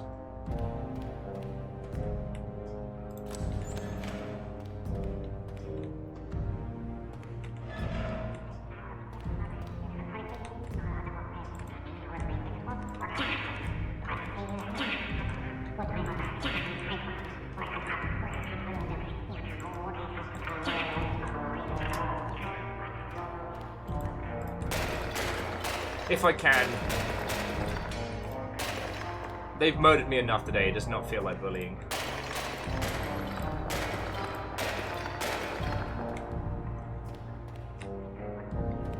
Ooh. Free ring. Ooh, and this is the sunshine one. Alright, so we've got 2 out of 5. So we know that does healing and heart up. That does speed up. So let's just go through the fighty hand, I guess. Vampiric effects improve. Oh, yes! So we could use the Mr. Sunshine and the vampiric rings together and build ourselves a vampire healing build. And once we're eating everybody's lunch, i.e. the blood that pumps through their veins, that will allow us to cast more spells, have more golems, do more cool shit. We still don't know what to do with the orbs though.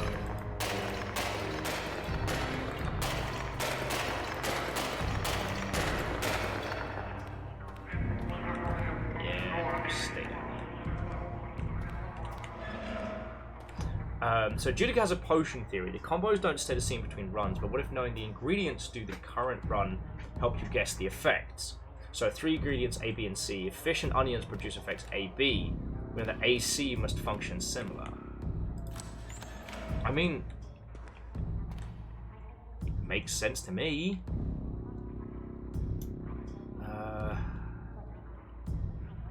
Fuck it. I'm gonna stab a wizard. This way, there's a chance that we can get one of the... Ow, ow, ow, ow. There's a chance that we can get one of the...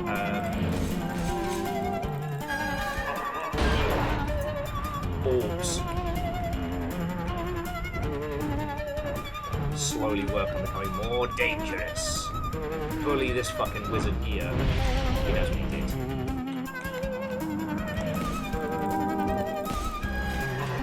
Reach is super weird. I can get too close to him. I'm gonna have to actually think about fighting this guy. I'm supposed to be using my brain right now.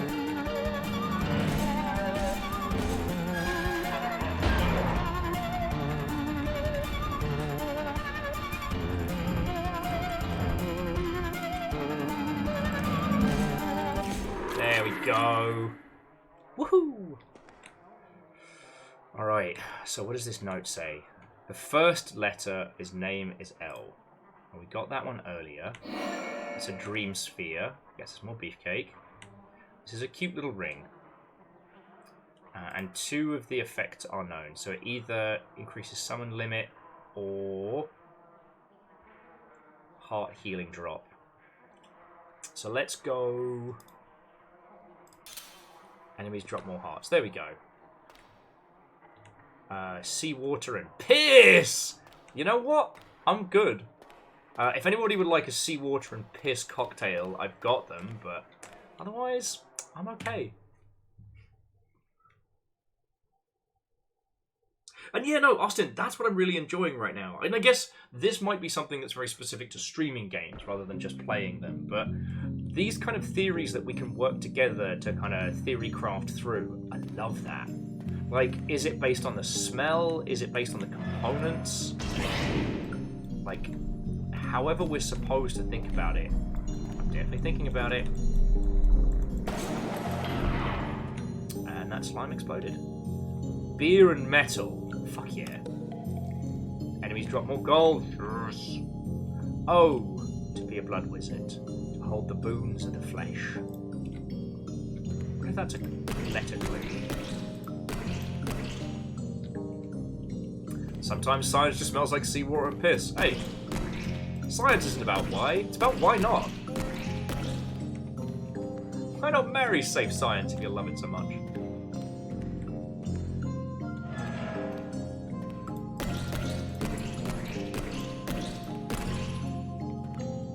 Purple key.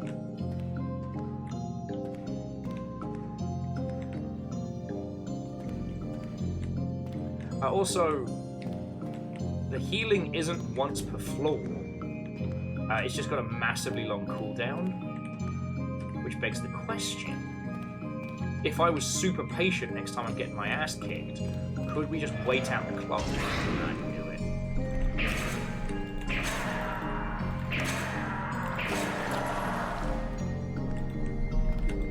Like, could we just wait out the clock?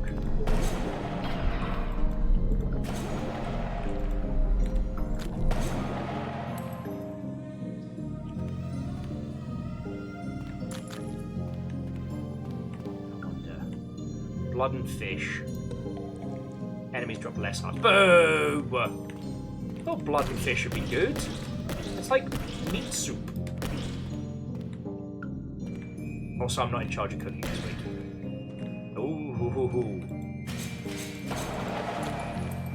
Ah, there's fly traps on traps there. Enemies. Okay, cool. Which we can eat for blood.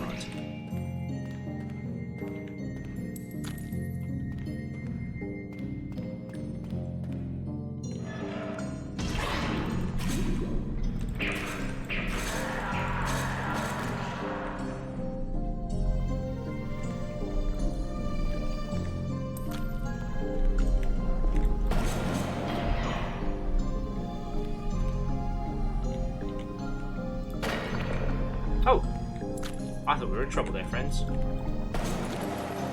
Alright, there's a lot of potions here, so this is going to get weird. Take that. So, wine and onions. Potion of poverty. Wait, did we do wine and onions this run, or is that from a previous one? Because I'm not drinking that. What about this one? Peppermint and mold. Right, drinking it. I'm faster! And stinky! Eucalyptus and decay. I'm not allowed to make the drinks anymore. Don't I want to drink it for science? Fuck it. Attack speed decreases. No, I like that attack speed. It was cool, groovy. Okay, so that's a chaos ring. That's the fire ring. 54 months. Shit. Jesus, yeah. Get to the boat. I'm doing it! Find the chaos ring.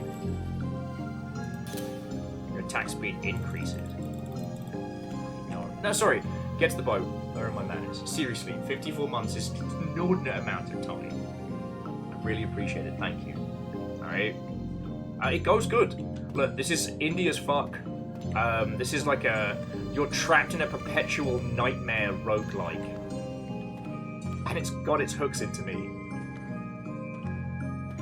It is... And when I say roguelike, I mean it. Like, random potions, weird curses. All your upgrades and progression are based on these rings that you get. And it's fucking cool. Oh, where the fuck is that going? This fucking gingerbread bastard.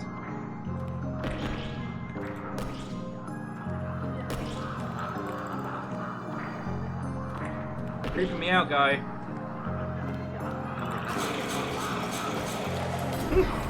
But I drink your blood!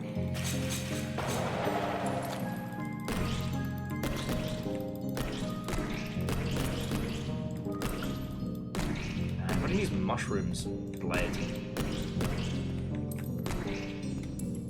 But yeah, I mean, I can give you the proper pitch to this game if you'd like.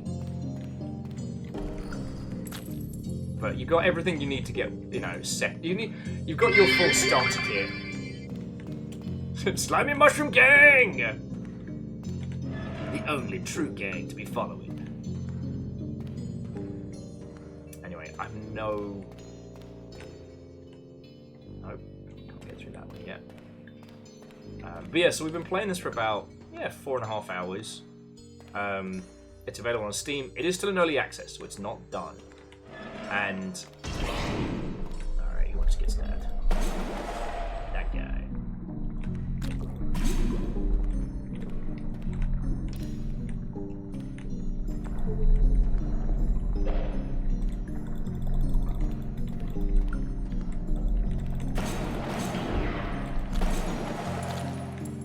Okay. But if it seems like I get a little bit, I wouldn't say lost in thought, if I get a bit focused, it's because this game is merciless. Like, you are trapped in blood and metal. Incredibly metal! It's a potion of attack speed. I think we are remembering the ones from previous runs. Because we've definitely not drunk that potion this time. So yeah, let's fucking chug these. Oh, fuck. Alright, good.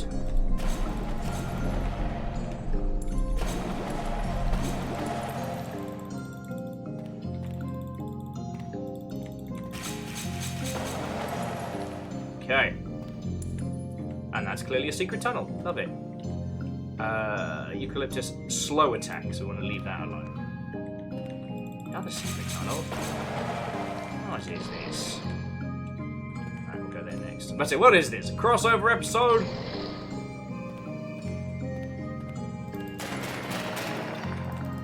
But yeah. Aside from dashing around this bizarre environment, you have my undivided attention. So if you've got any thoughts, feels, or questions, go for it. For those of you who just joined us, yes, they did just add new features on Twitch. which is like a make your icon larger, highlight my message, and like a emote spam.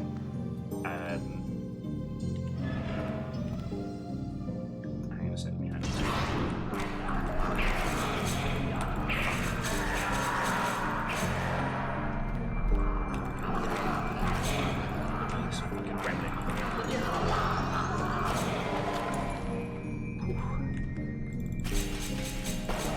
we're good.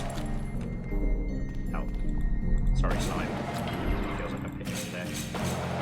But yes, so... It's a potion of hatred. I'll leave that. I think that was a bad potion. Urine and seawater. Oh, no, I'm not drinking sea piss.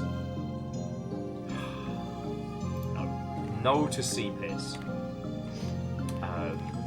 But yeah, so I do know about the new like feature stuff. I didn't add them personally, but also the skeleton bleeds. But I also don't have the opportunity to turn them off. I mean, ultimately, if you throw in anything via bits, it all comes to me. So that it's not like Twitch is like sneaking a cut or anything.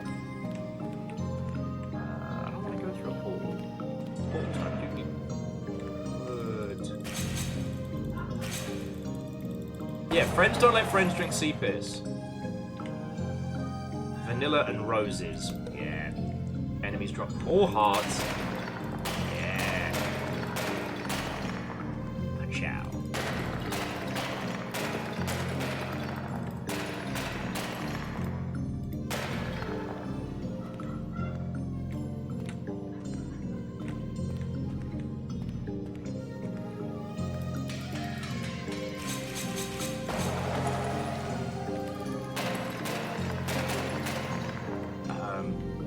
But yeah, like I said, you have my full attention.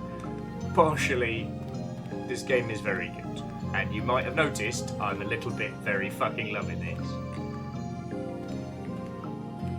I mean, this is basically like if Lunacid did Chalice Dungeons. I think that's a pretty fair comparison.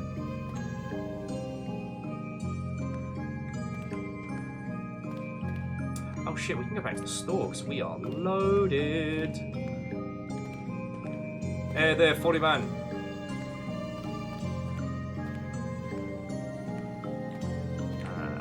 We haven't tried the spider ring.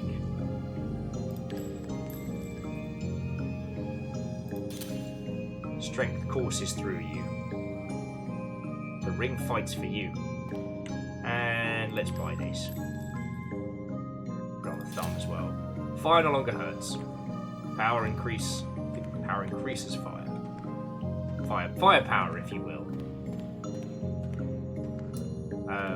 And yeah, so get to the bow. I'm going to be behind everybody. I probably won't actually get till the Shadow of the Urn Tree. I probably won't be at it for months. So you will be spoiler free here. And honestly, I'm gonna keep taking my time with. I'm gonna keep taking my time with our playthrough because I'm really enjoying it. I'm gonna be doing, well, everything in Elden Ring.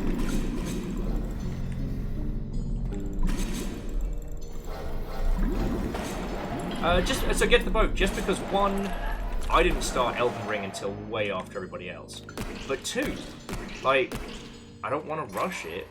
And I don't want anybody that's avoiding spoilers to be like, oh shit, I was going to come hang out with Will, but Will's playing new DLC and I have a day job. I can't be a fucking stay-at-home degenerate piss-head streamer and play video games all day. You know? Kind of like we didn't stream Elden Ring when it came out for a very similar reason. Yeah, no, they're not wanting to spoil it, not me being a pisshead.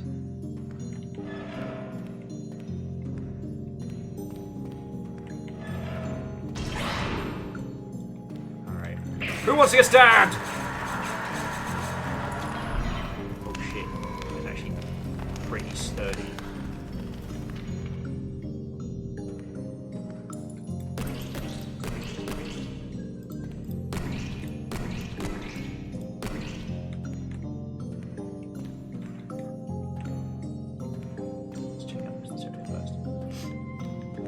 Okay. Oh, but yeah, so, oh, we might be in trouble. Fuck, we might be in big trouble.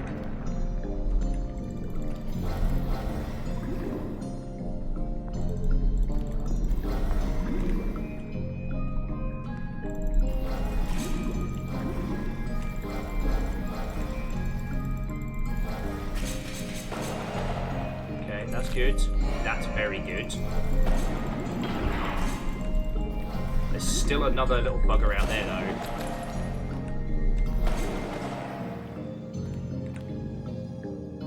Gotta make sure we don't walk on the acid at the same time.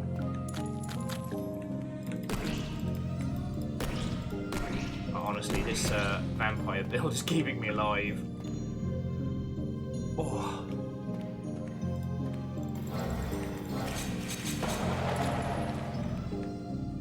Wait, is the spider ring shooting out fireballs on our behalf? I think it might be.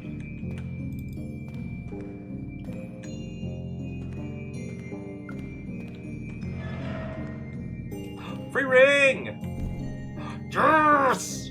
Who wants jumping explosions? Alright, I'll dispense with the bit. Earlier on I got this ring, I used it twice, jumped into a bunch of spikes and impaled myself. It took me seconds to die. It could be Judica, but then it said that the ring fights for me.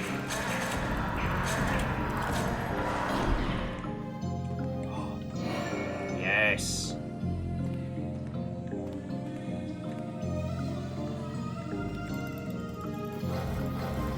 Yeah, see? When close, the spider ring's just taking a pot shot. Okay, come back to that. Alright, so this is a... Hang on, what colour is that? There we go. So this is a healing room? Yeah. Which we don't need right now, but we have for when we need it. And this is... the end of the dungeon. Okay. Is there anything we've missed?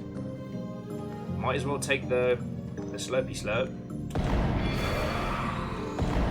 So we've got jumps and stabs. Jump and stab. Jump and stab. Jump and stab. Alright, wish me luck. We've not fought this boss before, so I have no idea what to expect. Please forgive me if I'm a little in the zone for a moment.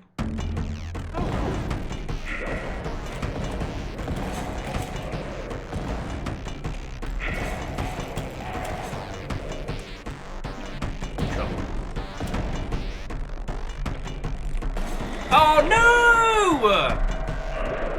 Beans! Tripped up on the acid, didn't I?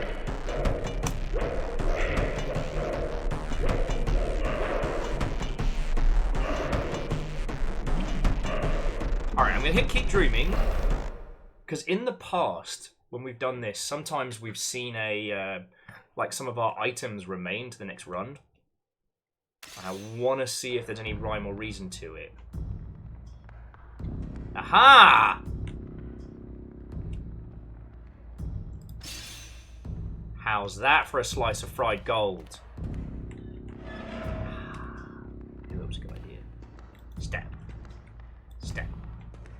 Okay, I don't have any of the other powers though, so I don't have like vampirism or crazy good times, but so firepower, question mark, fire resist. Your attacks may burn enemies. Ha ha! Ha ha!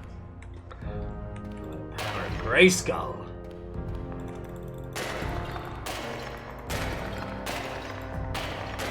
Oh yeah, as I get to the boat, like, you get it.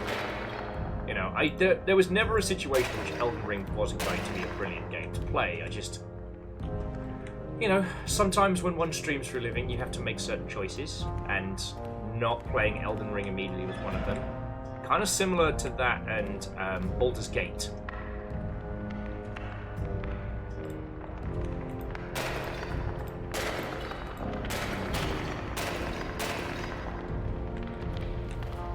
Don't have any keys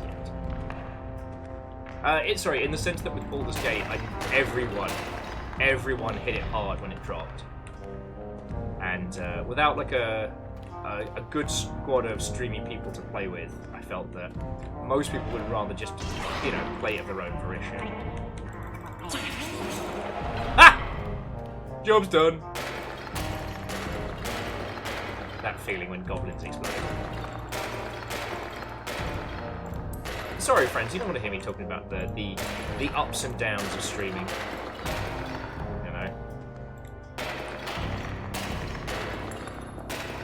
I don't mind talking about it, obviously. I don't know, is there an equivocant? Like, no one wants to hear a thespian whinging about having to recite Shakespeare while physically reciting Shakespeare, you know what I'm saying? Okay, real human? Thank you. You know, one of the downsides of doing it for a living is that really too many people you can talk to on the rate about it. You know, I've got the Sober Squad, and that's brilliant. I think without them, I probably would have lost me marbles quite a while ago. There's the silver key.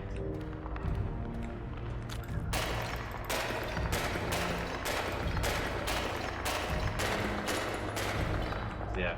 I mean, I'm lucky that I've had enough time to get a lot of, like, lessons learned. So, for example, not immediately leaping on a... Ooh, good for magic. And what do they say about this one? Okay.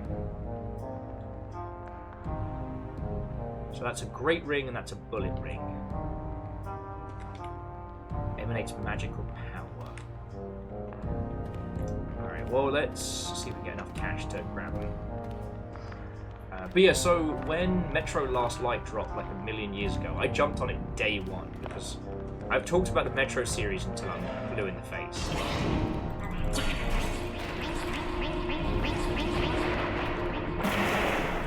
Ah, he's on fire.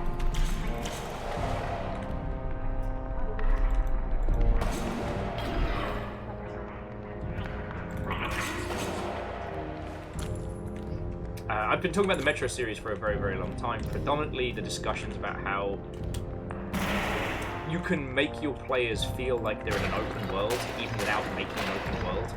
So Metro Exodus comes out and that actually has open world game design. I'm like, yes, this is us. We'll talk about this. But what happened was that everybody who'd been so... Oh, yeah, no, we know how to do Swarm Rats. Everyone who'd been super excited about it because we've been talking about it was like, yeah, this is a great game. I'm picking it up. I don't want to watch somebody else play it. I want to play this myself first.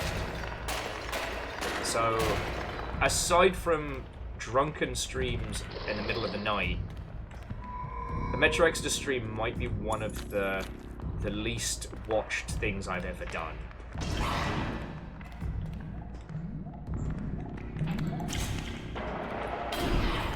The guy was on fire. Ugh, I don't want Decay and Lemon. I mean, I'm going to drink it, but I don't want it. To Raven Night Song. Good evening. Can I offer you a glass of Decay and Lemon? Perhaps some sea-watered piss? Blood metal? Actually, blood metal's good.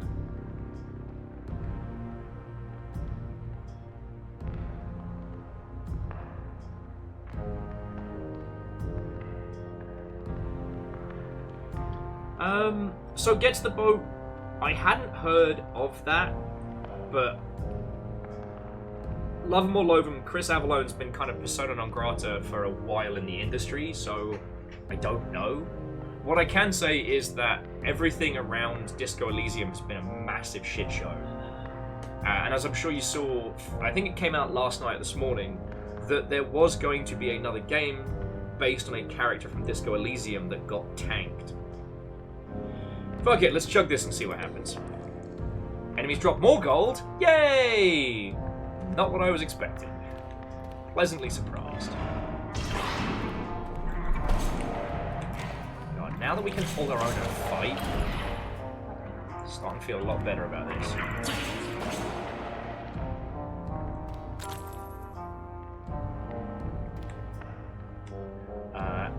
Ooh, apple wine. Let's get fucked up.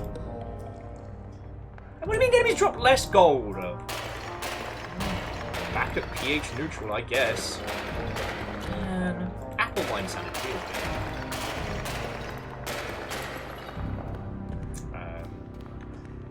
But yeah, so get to the boat. It's not that I think that Chris would make something up, but also,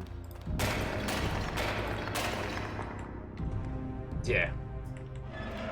Chris has been on the industry no-fly list for a while. Oh, you fucking no! Right, I've got my feety.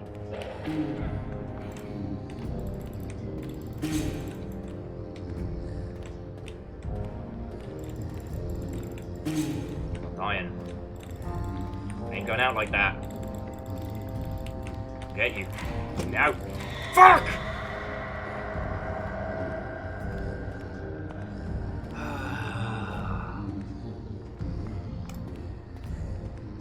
One more dream. Let's see if anything comes across with this. And get to the boat. I understand what you're saying. You know, Disco Elysium was something special. I think it's going to inspire a lot of people. Come on, Skelly. Come on, Skelly. Huh. Alright, so we know 2 of the effects. Middle finger! Fire no longer hurts us.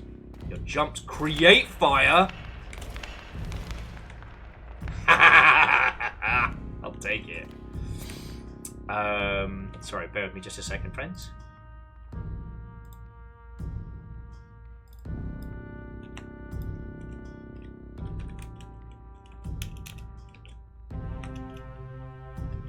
Boop.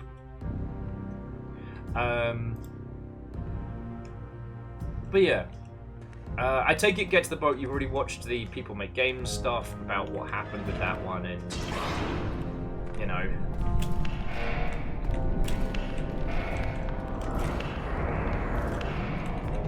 Okay.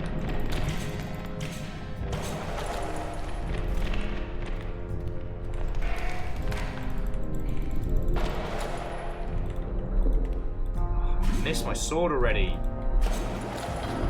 You know what, I'm going to save up so we can get a better sword.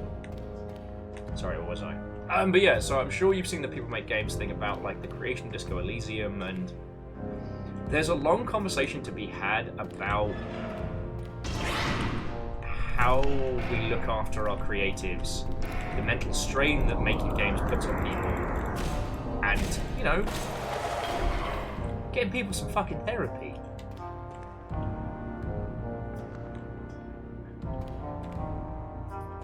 I mean, gets the boat.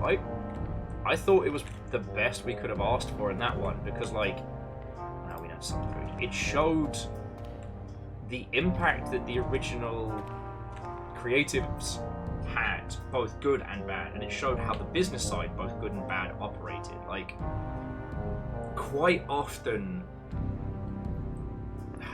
in games development, things can get quite complicated, and the bit where it becomes tricky is when you have somebody that is creatively very gifted, but incredibly hard to work with.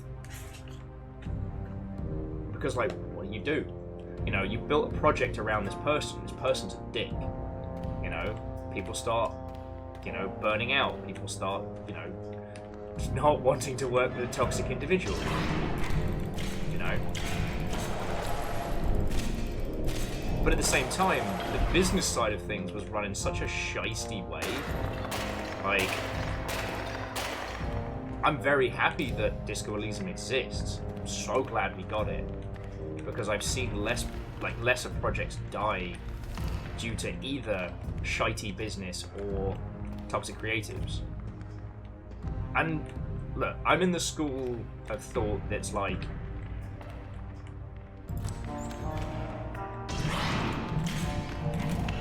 there's no excuse for being shitty to your cohorts. You know, video games, we're all in it together. And being mean to your friendos, it's not cool. Sweat and ginger. Drink! Attack speed increase! I'm incredibly ginger! But yeah. But it's also in the same breath as not diminishing Disco Elysium's incredible uniqueness.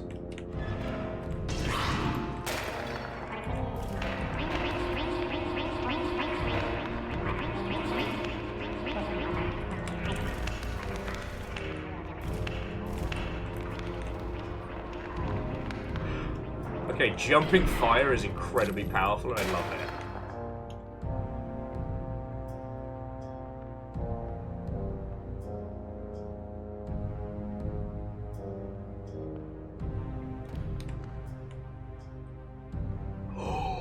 Cursed weapon? Fuck yes! Okay, moon, eye, moon, cup.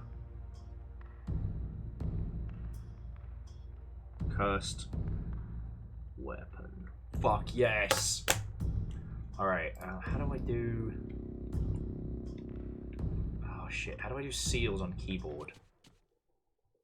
Settings, keyboard.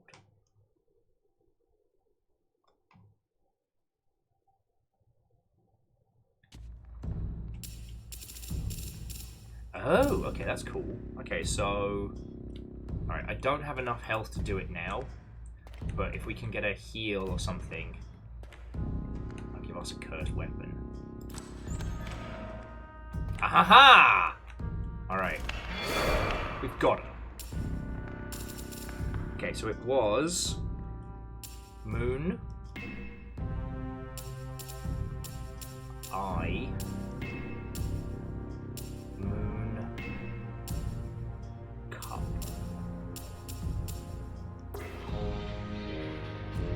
Yes!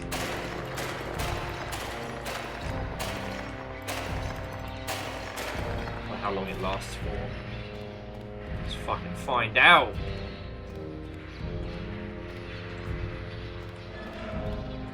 I'm gonna conquer this dream like no one's business. Let's fucking go!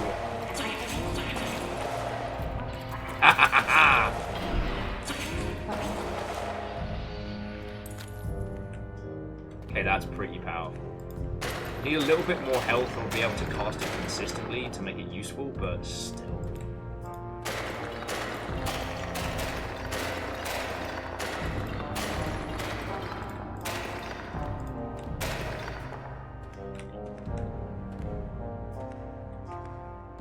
And secret tunnel! Smashy, smashy pots, let's go.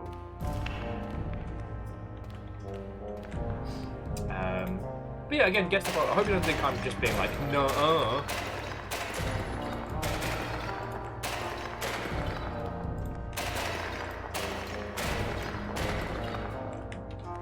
And Fred, welcome back.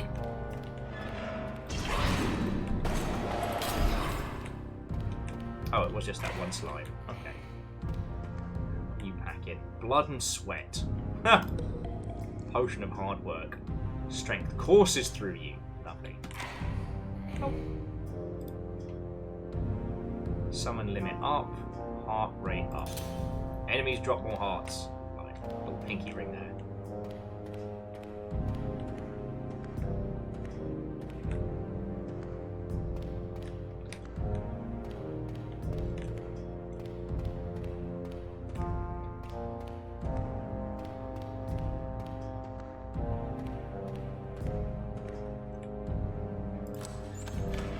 Surprise!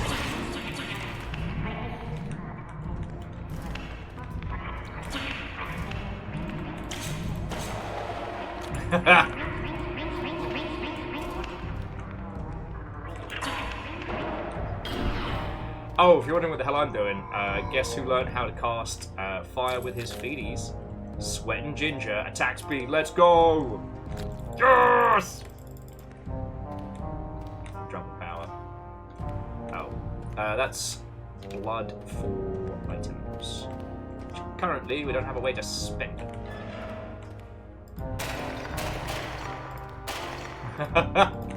Hey, Fred. Well, So what we're talking about is, guess the boat was just mentioning that apparently the news today was that there was going to be another Disco Elysium game. That is to say, not Disco Elysium 2 so much as another game set in the same world.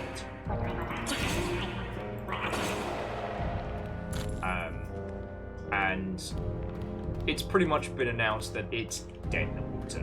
Whatever's going on over it, you know, Zane, however you're supposed to say it.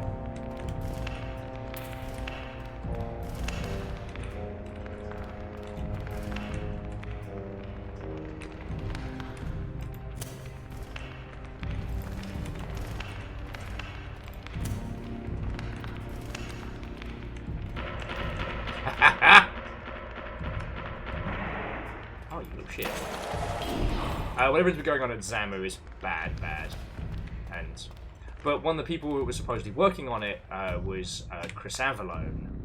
Molten cheese. Wait, that's just blue cheese. That's fine.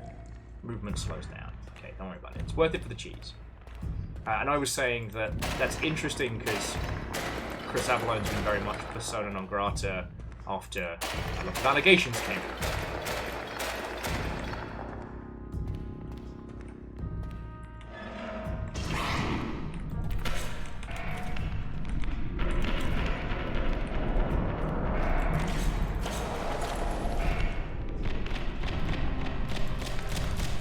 Also, setting these guys on fire does not stop being funny. Just wanna...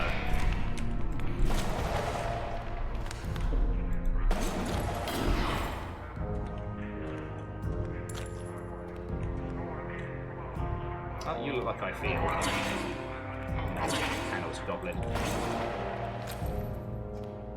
Alright, so what have we got? We've got cheese and earth. Drink the cheese! Less hearts.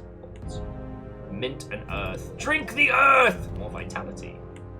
Onions and lemon. Just chug it down. More gold. Me running around just being like... Blah, blah, blah. Urine and decay. It's dead piss! So get to the boat. I've not looked into it in a little while. All I can tell you was that it happened well before... Not Dead Rising. Dying Light 2 came out. And a few other projects. Like, I met Chris once at a bar 1,000 years ago, and he was drunk as a skunk. So, like, I don't know him personally, I can't comment. But there were a lot of allegations. You know, I try and keep it friends that if I tell you so-and-so is a piece of shit, or so-and-so is a proper bad word, it's because I have enough information to be able to speak the level of trust me on this, you know? I don't want to diminish... I don't fucking know. It's 9 o'clock at night, I've been drinking piss all day, what do you want from me? Not drinking decayed piss. I must have my standards. But yeah, so Fred, we've been getting right into this game, and it's fucking good. It has a similar system to the old Shadowrun on the SNES, where you learn keywords that you can then use in conversation. So within this dream, you have a purpose, as do we all, for your soul to serve as fodder to our masters. So you, me, a sleeping soul without desire to wake up. This place, a dream. This place is dream. You should really know it, and now be gone. Don't waste any more of my time. But then we can say, who am I? You are not that different from me, but that doesn't make me interested in you. Life. Ah, so look, okay, here we go. Within this statue, we have the freedom of choice. Perhaps you wielded a good weapon. You would have had the power to take that freedom from somebody else. Saber unlocked. Does that mean it unlocks in the store? Do we find it? Who knows? But because we learned the term life, we can ask him, which unlocked stuff.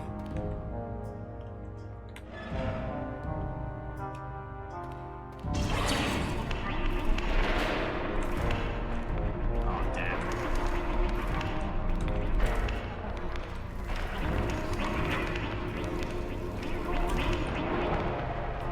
Guess who unlocked green fire? Me!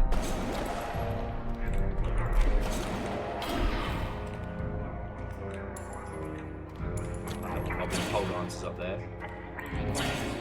cage bells or something. Okay, so this is another cute little fact. So this is a finger altar. We can exchange a digit for power.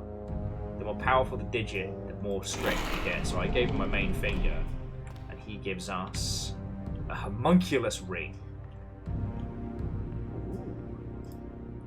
So we know the homunculus ring has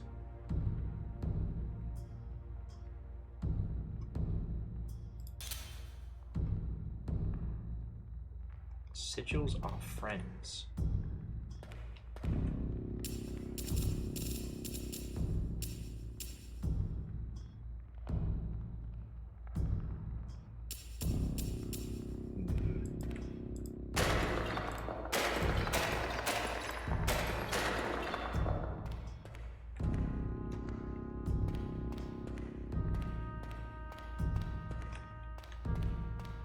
I need a way for us to heal better first. Hang on.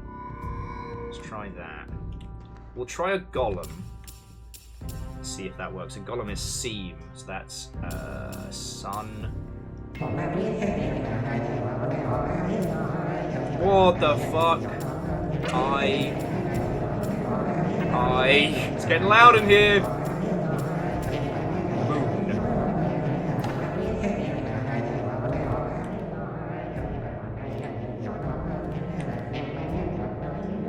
Hello, this little guy. Fuck yes. Come, tiny gremlin, we have much to do. Ah.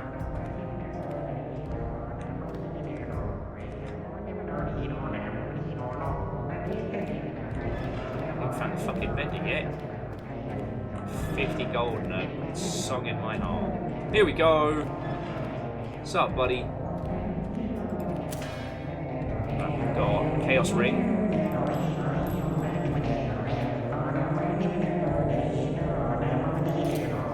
Come faster.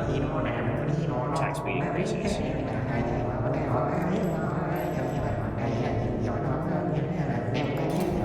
I feel ill. I become faster. I am a goblin.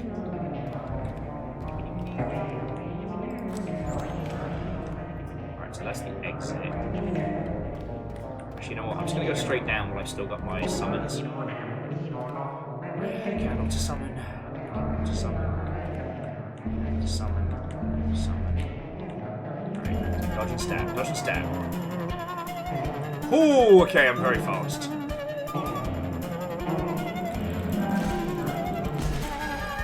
My summon died! No! I will remember you.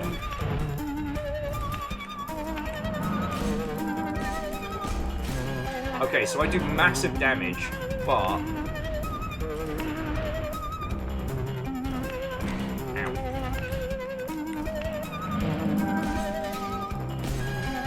I do massive damage and I'm super fast. However... my attack speed is insanely slow.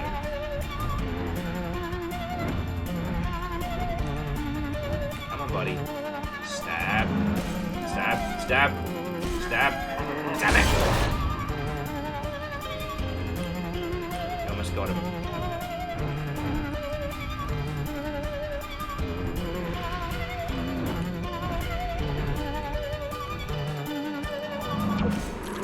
Woohoo! No, unsettling. Cursed ring. It bleeds. I see no way this is bad. You feel ill. Strength courses through you. Dream sphere acquired. His name is L. And what have we got here? Oh, a potion of strength. Blood and sweat. Alright, little buddy. Let's keep going.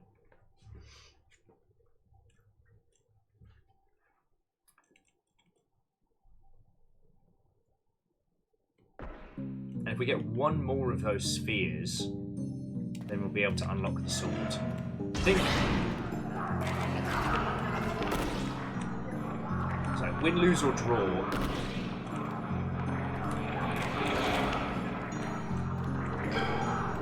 Oh, Jesus.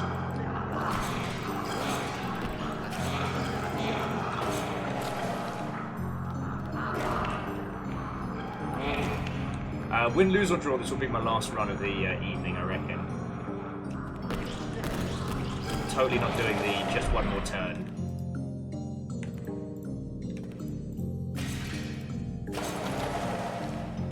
That's a potion of strength. Okay.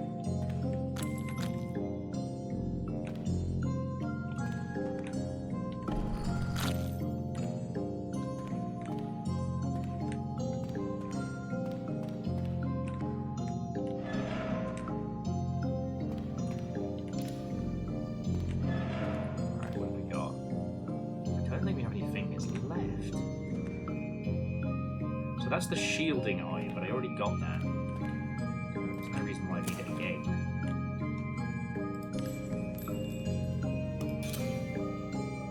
Price of magic decreases. Alright, that's good for us. A little high-speed gremlin life.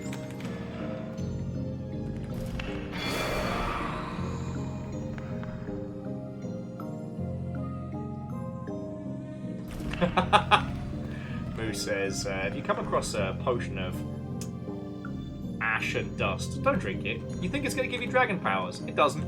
It's radiation sickness. What's the line from Portal? Uranium was discovered by the... Oh, no, it's gone.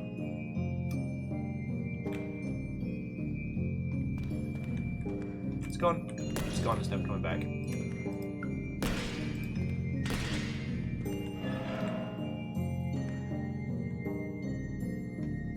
Summon demon. Summon an evil demon. Moon. Eye. Cup.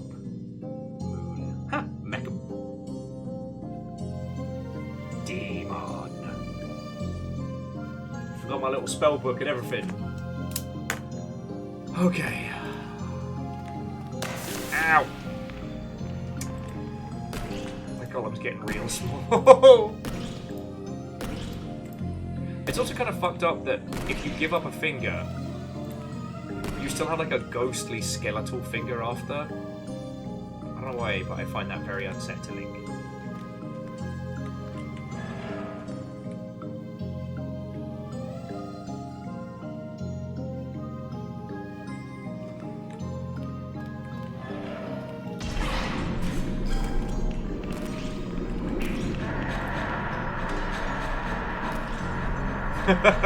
So skeletons don't like being on fire? Yeah, you better run!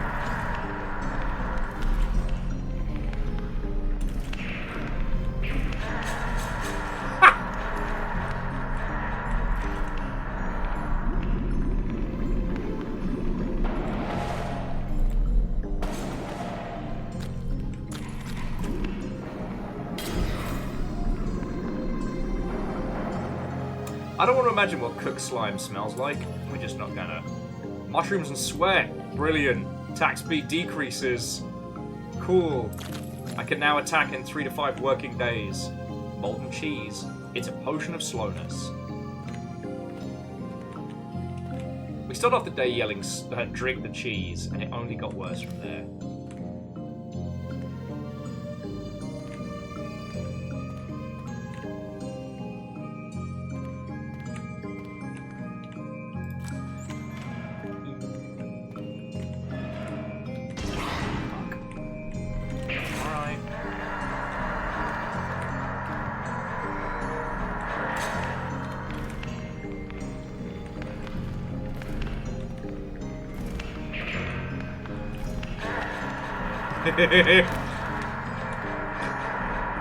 It's fucking comedy genius when the skeletons catch on fire. Now I can't stab well.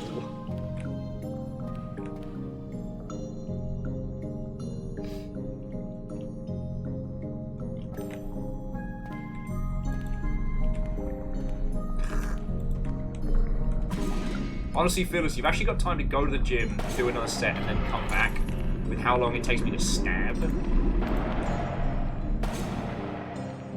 What's that? It's a potion of strength. So we we hit people like a fucking dump truck. It just takes us 7 to 12 working days for that punch to land.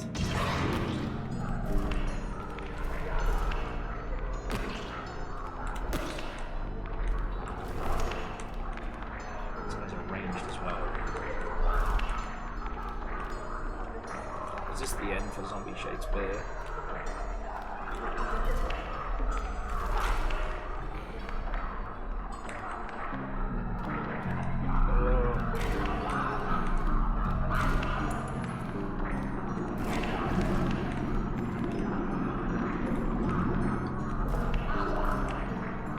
I've got goblin speed, so it's like I'm flying around this place. No, this is my end, friends. Yeah.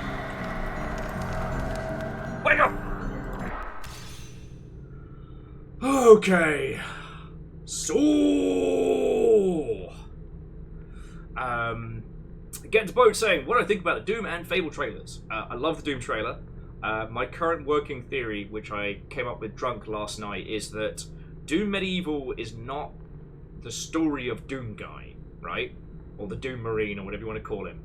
It is the game of the demon myth of the Doom Guy. That's why it's the same guy. That's why he's still got a shotgun and time traveling, and it's always been the same guy, because the demons can't tell the difference. And they've always been telling tales of this, like, green armor-cladded destroyer. It's probably been different people. Maybe. Who knows? But that's my current theory, and I'm sticking to it because I like it. The Fable trailer looks good. They're definitely reintroducing the concept of, like, the counterpoint. That whatever you choose to be, the hero, the villain, the bastard, the warrior, whatever you... The thing that you face down, your opponent, your rival, will always be your counterpart. But I'm still sad. Like, in a year when Microsoft has laid off studios that were doing good, we're reminded of the fact that they got rid of Lionhead Studios, who made Fable, after they were pushed into making, what was it, Fable the Journey, and then what would have been Fable Legends. We would have had Fable 4 at this point, but Microsoft decided to be all meddly meddlesome, and then, when their meddling didn't pan out, they got rid of the studio. So it's like, it looks really good. I think it's going to be good. It's showing me all the right beats and all the right care, but I can't help but feel a little bit icky about it, you know? Because, like, the end of the Fable franchise wasn't anybody at Lionhead Studios' fault. And that is something that I think is more relevant now than it's been in a long time.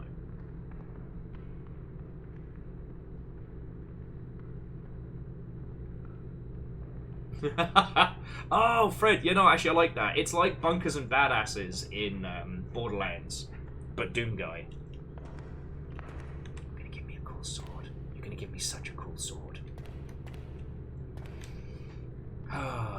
And yeah, no, so get to the boat. There were so many good announcements and trailers and whatnot coming out of Summer Games Fest. You know, the future belongs to the indies.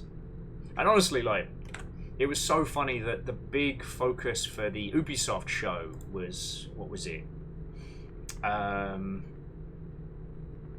Star Wars Outlaws. Which, the more Ubisoft shows of it, the more I go... Again, I am hoping with that one. I love thematically what it's doing.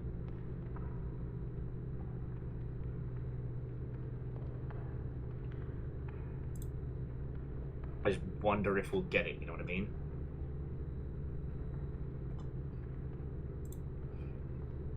And yeah, thinking about all of the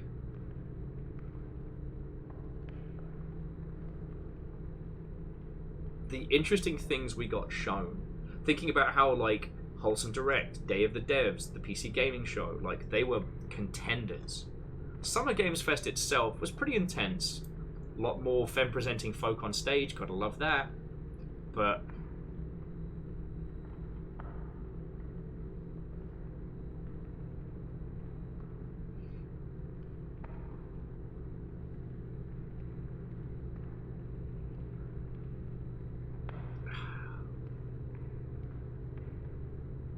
Summer Games Fest as a whole is finding its feet still. Someone commented on how the pacing of it has been nothing but whiplash, and I think that's worth noting. And yes, the whiplash is semi-intended, right? Because if you've got 2 racing games, 2 horror games, and 2 fighting games, if you put them next to each other, they'll blend, right? So you want to mix them up, which increases the chance that people will remember them. But in the same breath, that means that there's going to be so much tonal whiplash. I think that both Overwatch and... I think that Overwatch is in serious trouble. I think we'll see that one shuttering maybe in a year or so. Well, actually, that's a good point. I don't know how much money Overwatch brings in from its existing user base, but I think that team is in trouble. And it was interesting to see World of Warcraft getting kind of like second baby billing. The Diablo 4 expansion trailer was genuine body horror. One of the few times where they've done that. This scene may contain sights that viewers will find disturbing, and I was disturbed.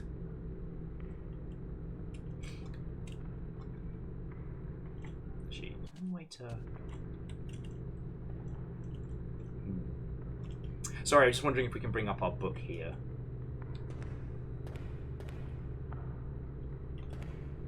Oh, you know what it is? These are probably the words to evoke the door to open it here. I mean, what are the possible combinations for if we know L is the first? So what? 5 buttons, 26 combinations? What's that like? 5, 6 possible different things? But yeah, so that's kind of my long and short of it. Get to the boat. My wish list is bulked, and there are so many good games to look forward to. And yeah, Fred, it's one of the things I always have to uncomfortably acknowledge whenever we're having these conversations, that there are things that are bad that do work for consumers. And so, like, Overwatch might still be making a lot of money. But if it is, it's doing it because it's entrenched itself in regions where the more predatory practices aren't considered that, you know? Fred, you and I have talked about this a million times, that there's certain regions in the world where, you know, gacha mechanics are not only accepted, but expected, right? You know, South Korea, China, Japan as well. Places where it's not guaranteed that people will have their own PC, their own console, or anything, so gaming cafes are prevalent. And those places work predominantly on free-to-play models. You have an account, you log in, if you're spending money, you're spending it there.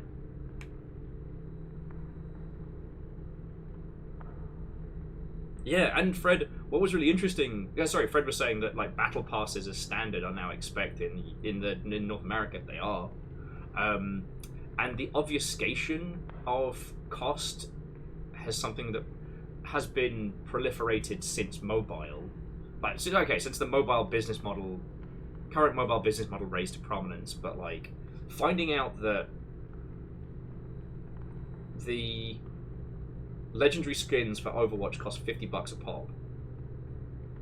Fucking League with a $500 fucking skin, Jesus.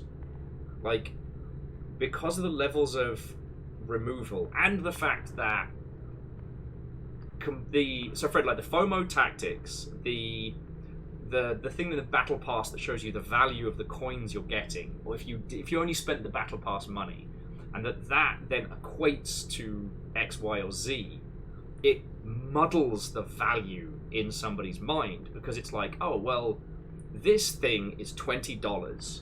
I have to buy $20 worth of fun coins to get this skin. But if I spend $15 and buy the battle pass gets me halfway there, and then I only need to spend like $15 on fun coins, not 20. But instead of spending $20, you've spent 30. 15 of that is for imaginary number go up. So yeah. And I say this as someone who has the Sea of Thieves Battle Pass. You know. So yeah, get to the boat. The new Davy Wren game is looking awesome. But FYI, like, Davy's not even the only badass on that project. That project is all, like, legends. Maybe not all necessarily known as well as Davy, because, you know, the beginner's guide was very prolific. But, like, that team is all badasses. Hell, what's-his-face who did the Minecraft soundtracks come out of retirement. And a few other friendos who've been in stealth mode working on this. I do think it's going to go hard, because it very much implied some, like, wild nonsense. There's also the Devolver game. Oh, it's not Love House. It's the twist on what's it called? To the wish list. It's a twist on kind of like The Sims meets Big Brother, but it's got something kind of like sleeping beneath the surface. So like the idea that you can like do over, swap people out to try and get a response from the audience. That one we're definitely streaming. And the reason we need to stream that was you have to tweak what happens in the show to appeal to different groups, different demographics. And the ladies loving ladies demographic, their icon is a little carabiner. That was the point where I realized this team knew exactly what they were doing. Let me see if I can find the name of that.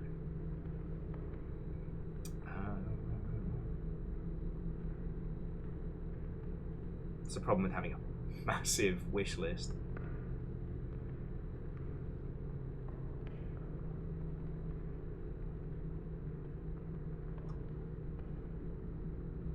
I did notice Skate Story was... Oh yes, Real Human, it is the Crush House. You got to there before me. Yeah, two games that were surprisingly absent from Summer Games Fest in terms of discussion was Skate Story. You were a skater made out of glass trying to skate your way out of hell. This kind of like Sisyphean poetry meets Tony Hawk's 2. And Baby Steps, which is the next game by Bennett Foddy. Like, I would have thought those would have been front and center, especially with like Devolver stuff. Oh, and we found out the Devolver Digital video was made by one of the peeps who worked on Don't Hug Me, I'm Scared, which is fucking wild.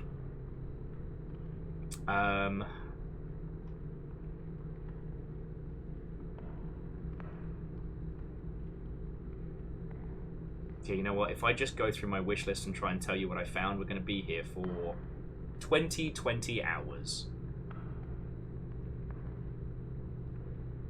But yeah, we are fucking spoiled, and I love it.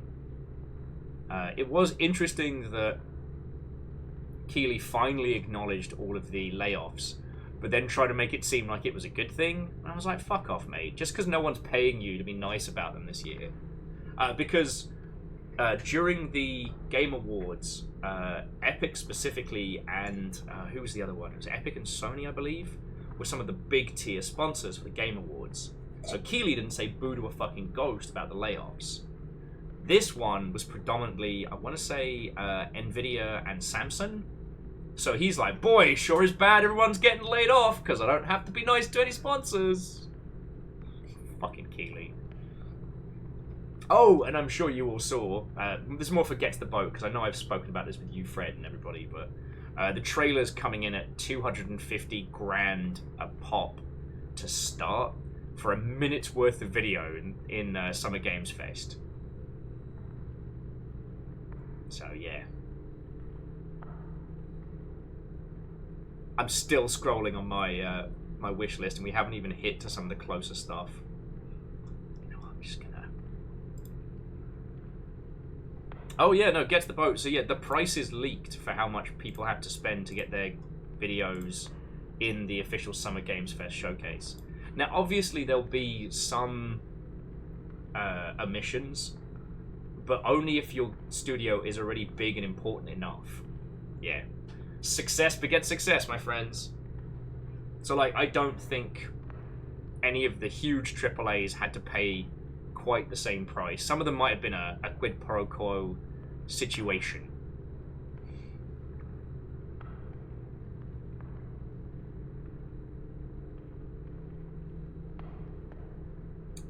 So, yeah.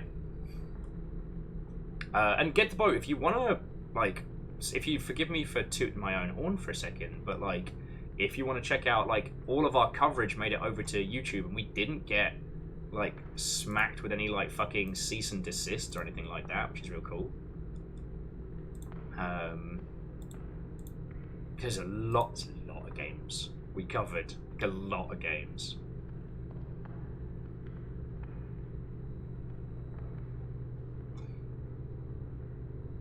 Yes, I know, Fred. How dare I toot my own horn? Beep, beep, Mother Hubbards.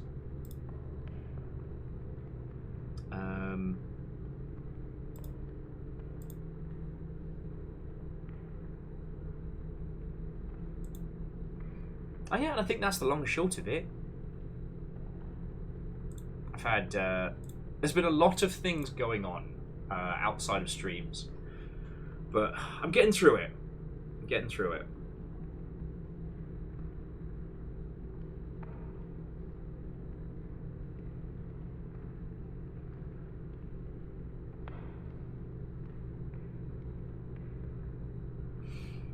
Oh.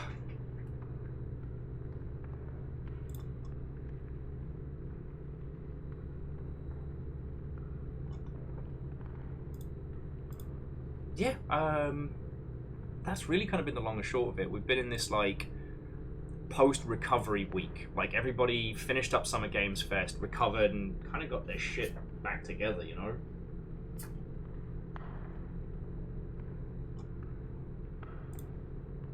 We shouldn't see much in the way of game news for at least the next couple of days. Oh...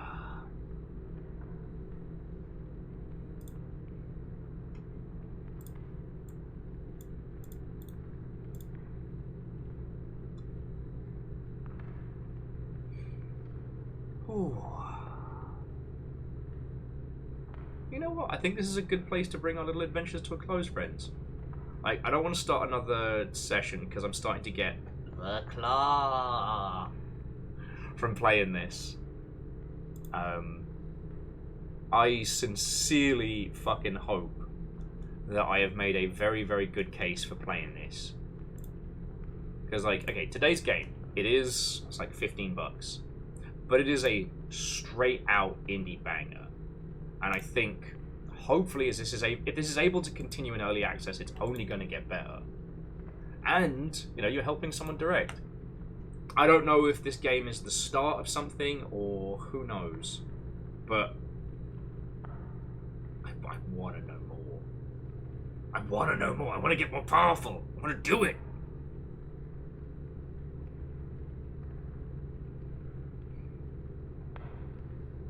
It's fucking cool, and I want more. It's just, you know what I'm like? The whole concept of, like, top of the mountain. You know, a very simple premise that teaches us... very simple premise that gives us one simple job. Get out. You're trapped in a dream. Get out. Oh, sorry, there was the... forgot to push enter. I'm right smart, me. I'm right smart. Oh, I know what I'm doing.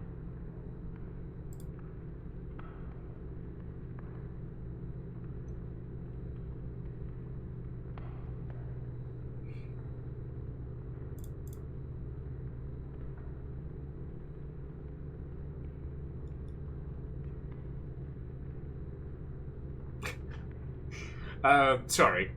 I am clearly starting to lose my marbles. So I remember, once I got the dogs out, I'm going to the bath. I'm going to get drunk in the tub and read weird books. Yeah, no, I don't think I've got anything to add. Tomorrow, friends, is Sea of Thieves. If you are a Sea of Thieves player, a little heads up, it is a community weekend. There may be booty afoot. I believe there's a whole thing where there's like a community treasure chest you can get that's supposed to be pretty fucking cool, so I'll be keeping an eye out for that. And it's like double XP goodness, so who knows? Maybe we'll see if anybody else wants to work towards getting, what is it, good old pirate legend. We can be cool kids.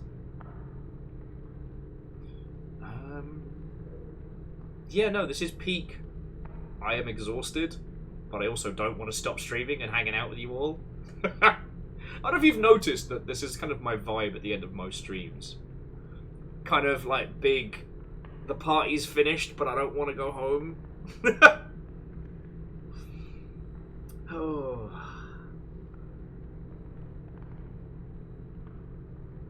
Yeah. Alright, yeah, Judica. Alright, let me roll credits first. Let me roll credits because despite it being a weird day with Twitch rolling out stuff we never asked for and loads of weird stuff going on, you lot were all incredibly, incredibly generous. And, you know, as we were talking about at the beginning of the show, I'm here because you lot throw bits and donations. You lot tip me like a bartender, and that means I get to pay my rent. So, seriously, 1 million thank you. To Raven Nightsong, thank you for following, and I hope we get to natter about video games again. To Chef Jokum, Lord Ganask, Duck Ussy, fucking remember you. Dimu Puknyo, Ass Blaster, Cosplay Canada, Down Under Dwarf and Gets the Boat, whether you were gifted a sub or celebrating a spree, thank you. Moose, you made a donation. That's really fucking cool, and I'm happy you're doing good. And to Shitaru, Akira Zero, Jamami, Fearless Sun, Bacon Avenger, Vanderbeast, Favor 6, Andorf, Quasimoto, Punspector. Get to the Boat, Rilu, and Jackie Foxbutt. Fucking thank you. As, I mean, you know by now, bits and donations is what keeps me alive. To the moderation team, not just Caffeine and Lizzie T. Powell, but also Rhymes and Moose, thank you, friends, thank you. And to Jetman J and Restless Roots, you brought in raids. Whether they be big, whether they be small, it's still a massive compliment to meet you all. I came up with a fun little rhyme there. Totally clever, big, smart. Okay, so here is what I can offer you right now.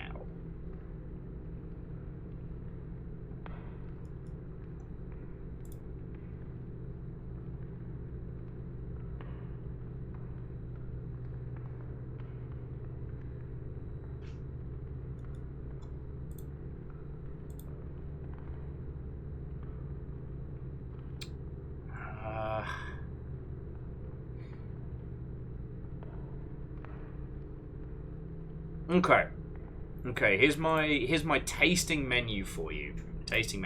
So, I got hand-drawn indie, I got spoopy indie, and I got mainstream gay. So I got hand-drawn indie, spoopy indie, mainstream, but make it gay. Which of those strikes your fancy, dear friends? You know, once again, we're at that accursed time when it's not a question of can we raid someone, it's who the feck are we gonna raid? There are too many good people. Alright. In true Pride fashion, and hey, I wouldn't have judged you. I wouldn't have judged you for going to the others. I'm gonna introduce you to somebody I met at Sober. This is Krista. They are currently playing Tell Me Why, which I think is still available for free on Steam. And yeah, I think they're still very early on in it, which is why I'm jumping on in.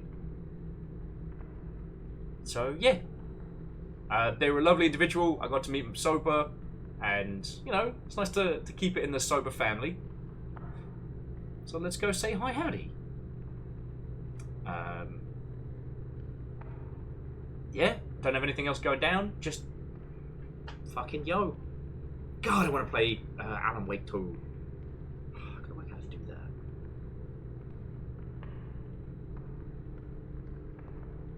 that. Anyway, sorry, that was apropos of nothing. No, Lizzie, in case they take it the wrong way, we can't run in screaming gay crimes. Just, we've got the friendos, just spam some emotes. I don't know them well enough that they know Be Gay Do Crime. Or that they adhere to the adage of Be Gay Do Crime.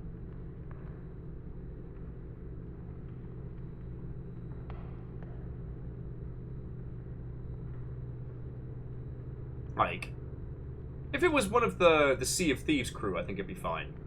But hey, that's why we've got this little guy. Boosh. That's where we got our little friendo. And we're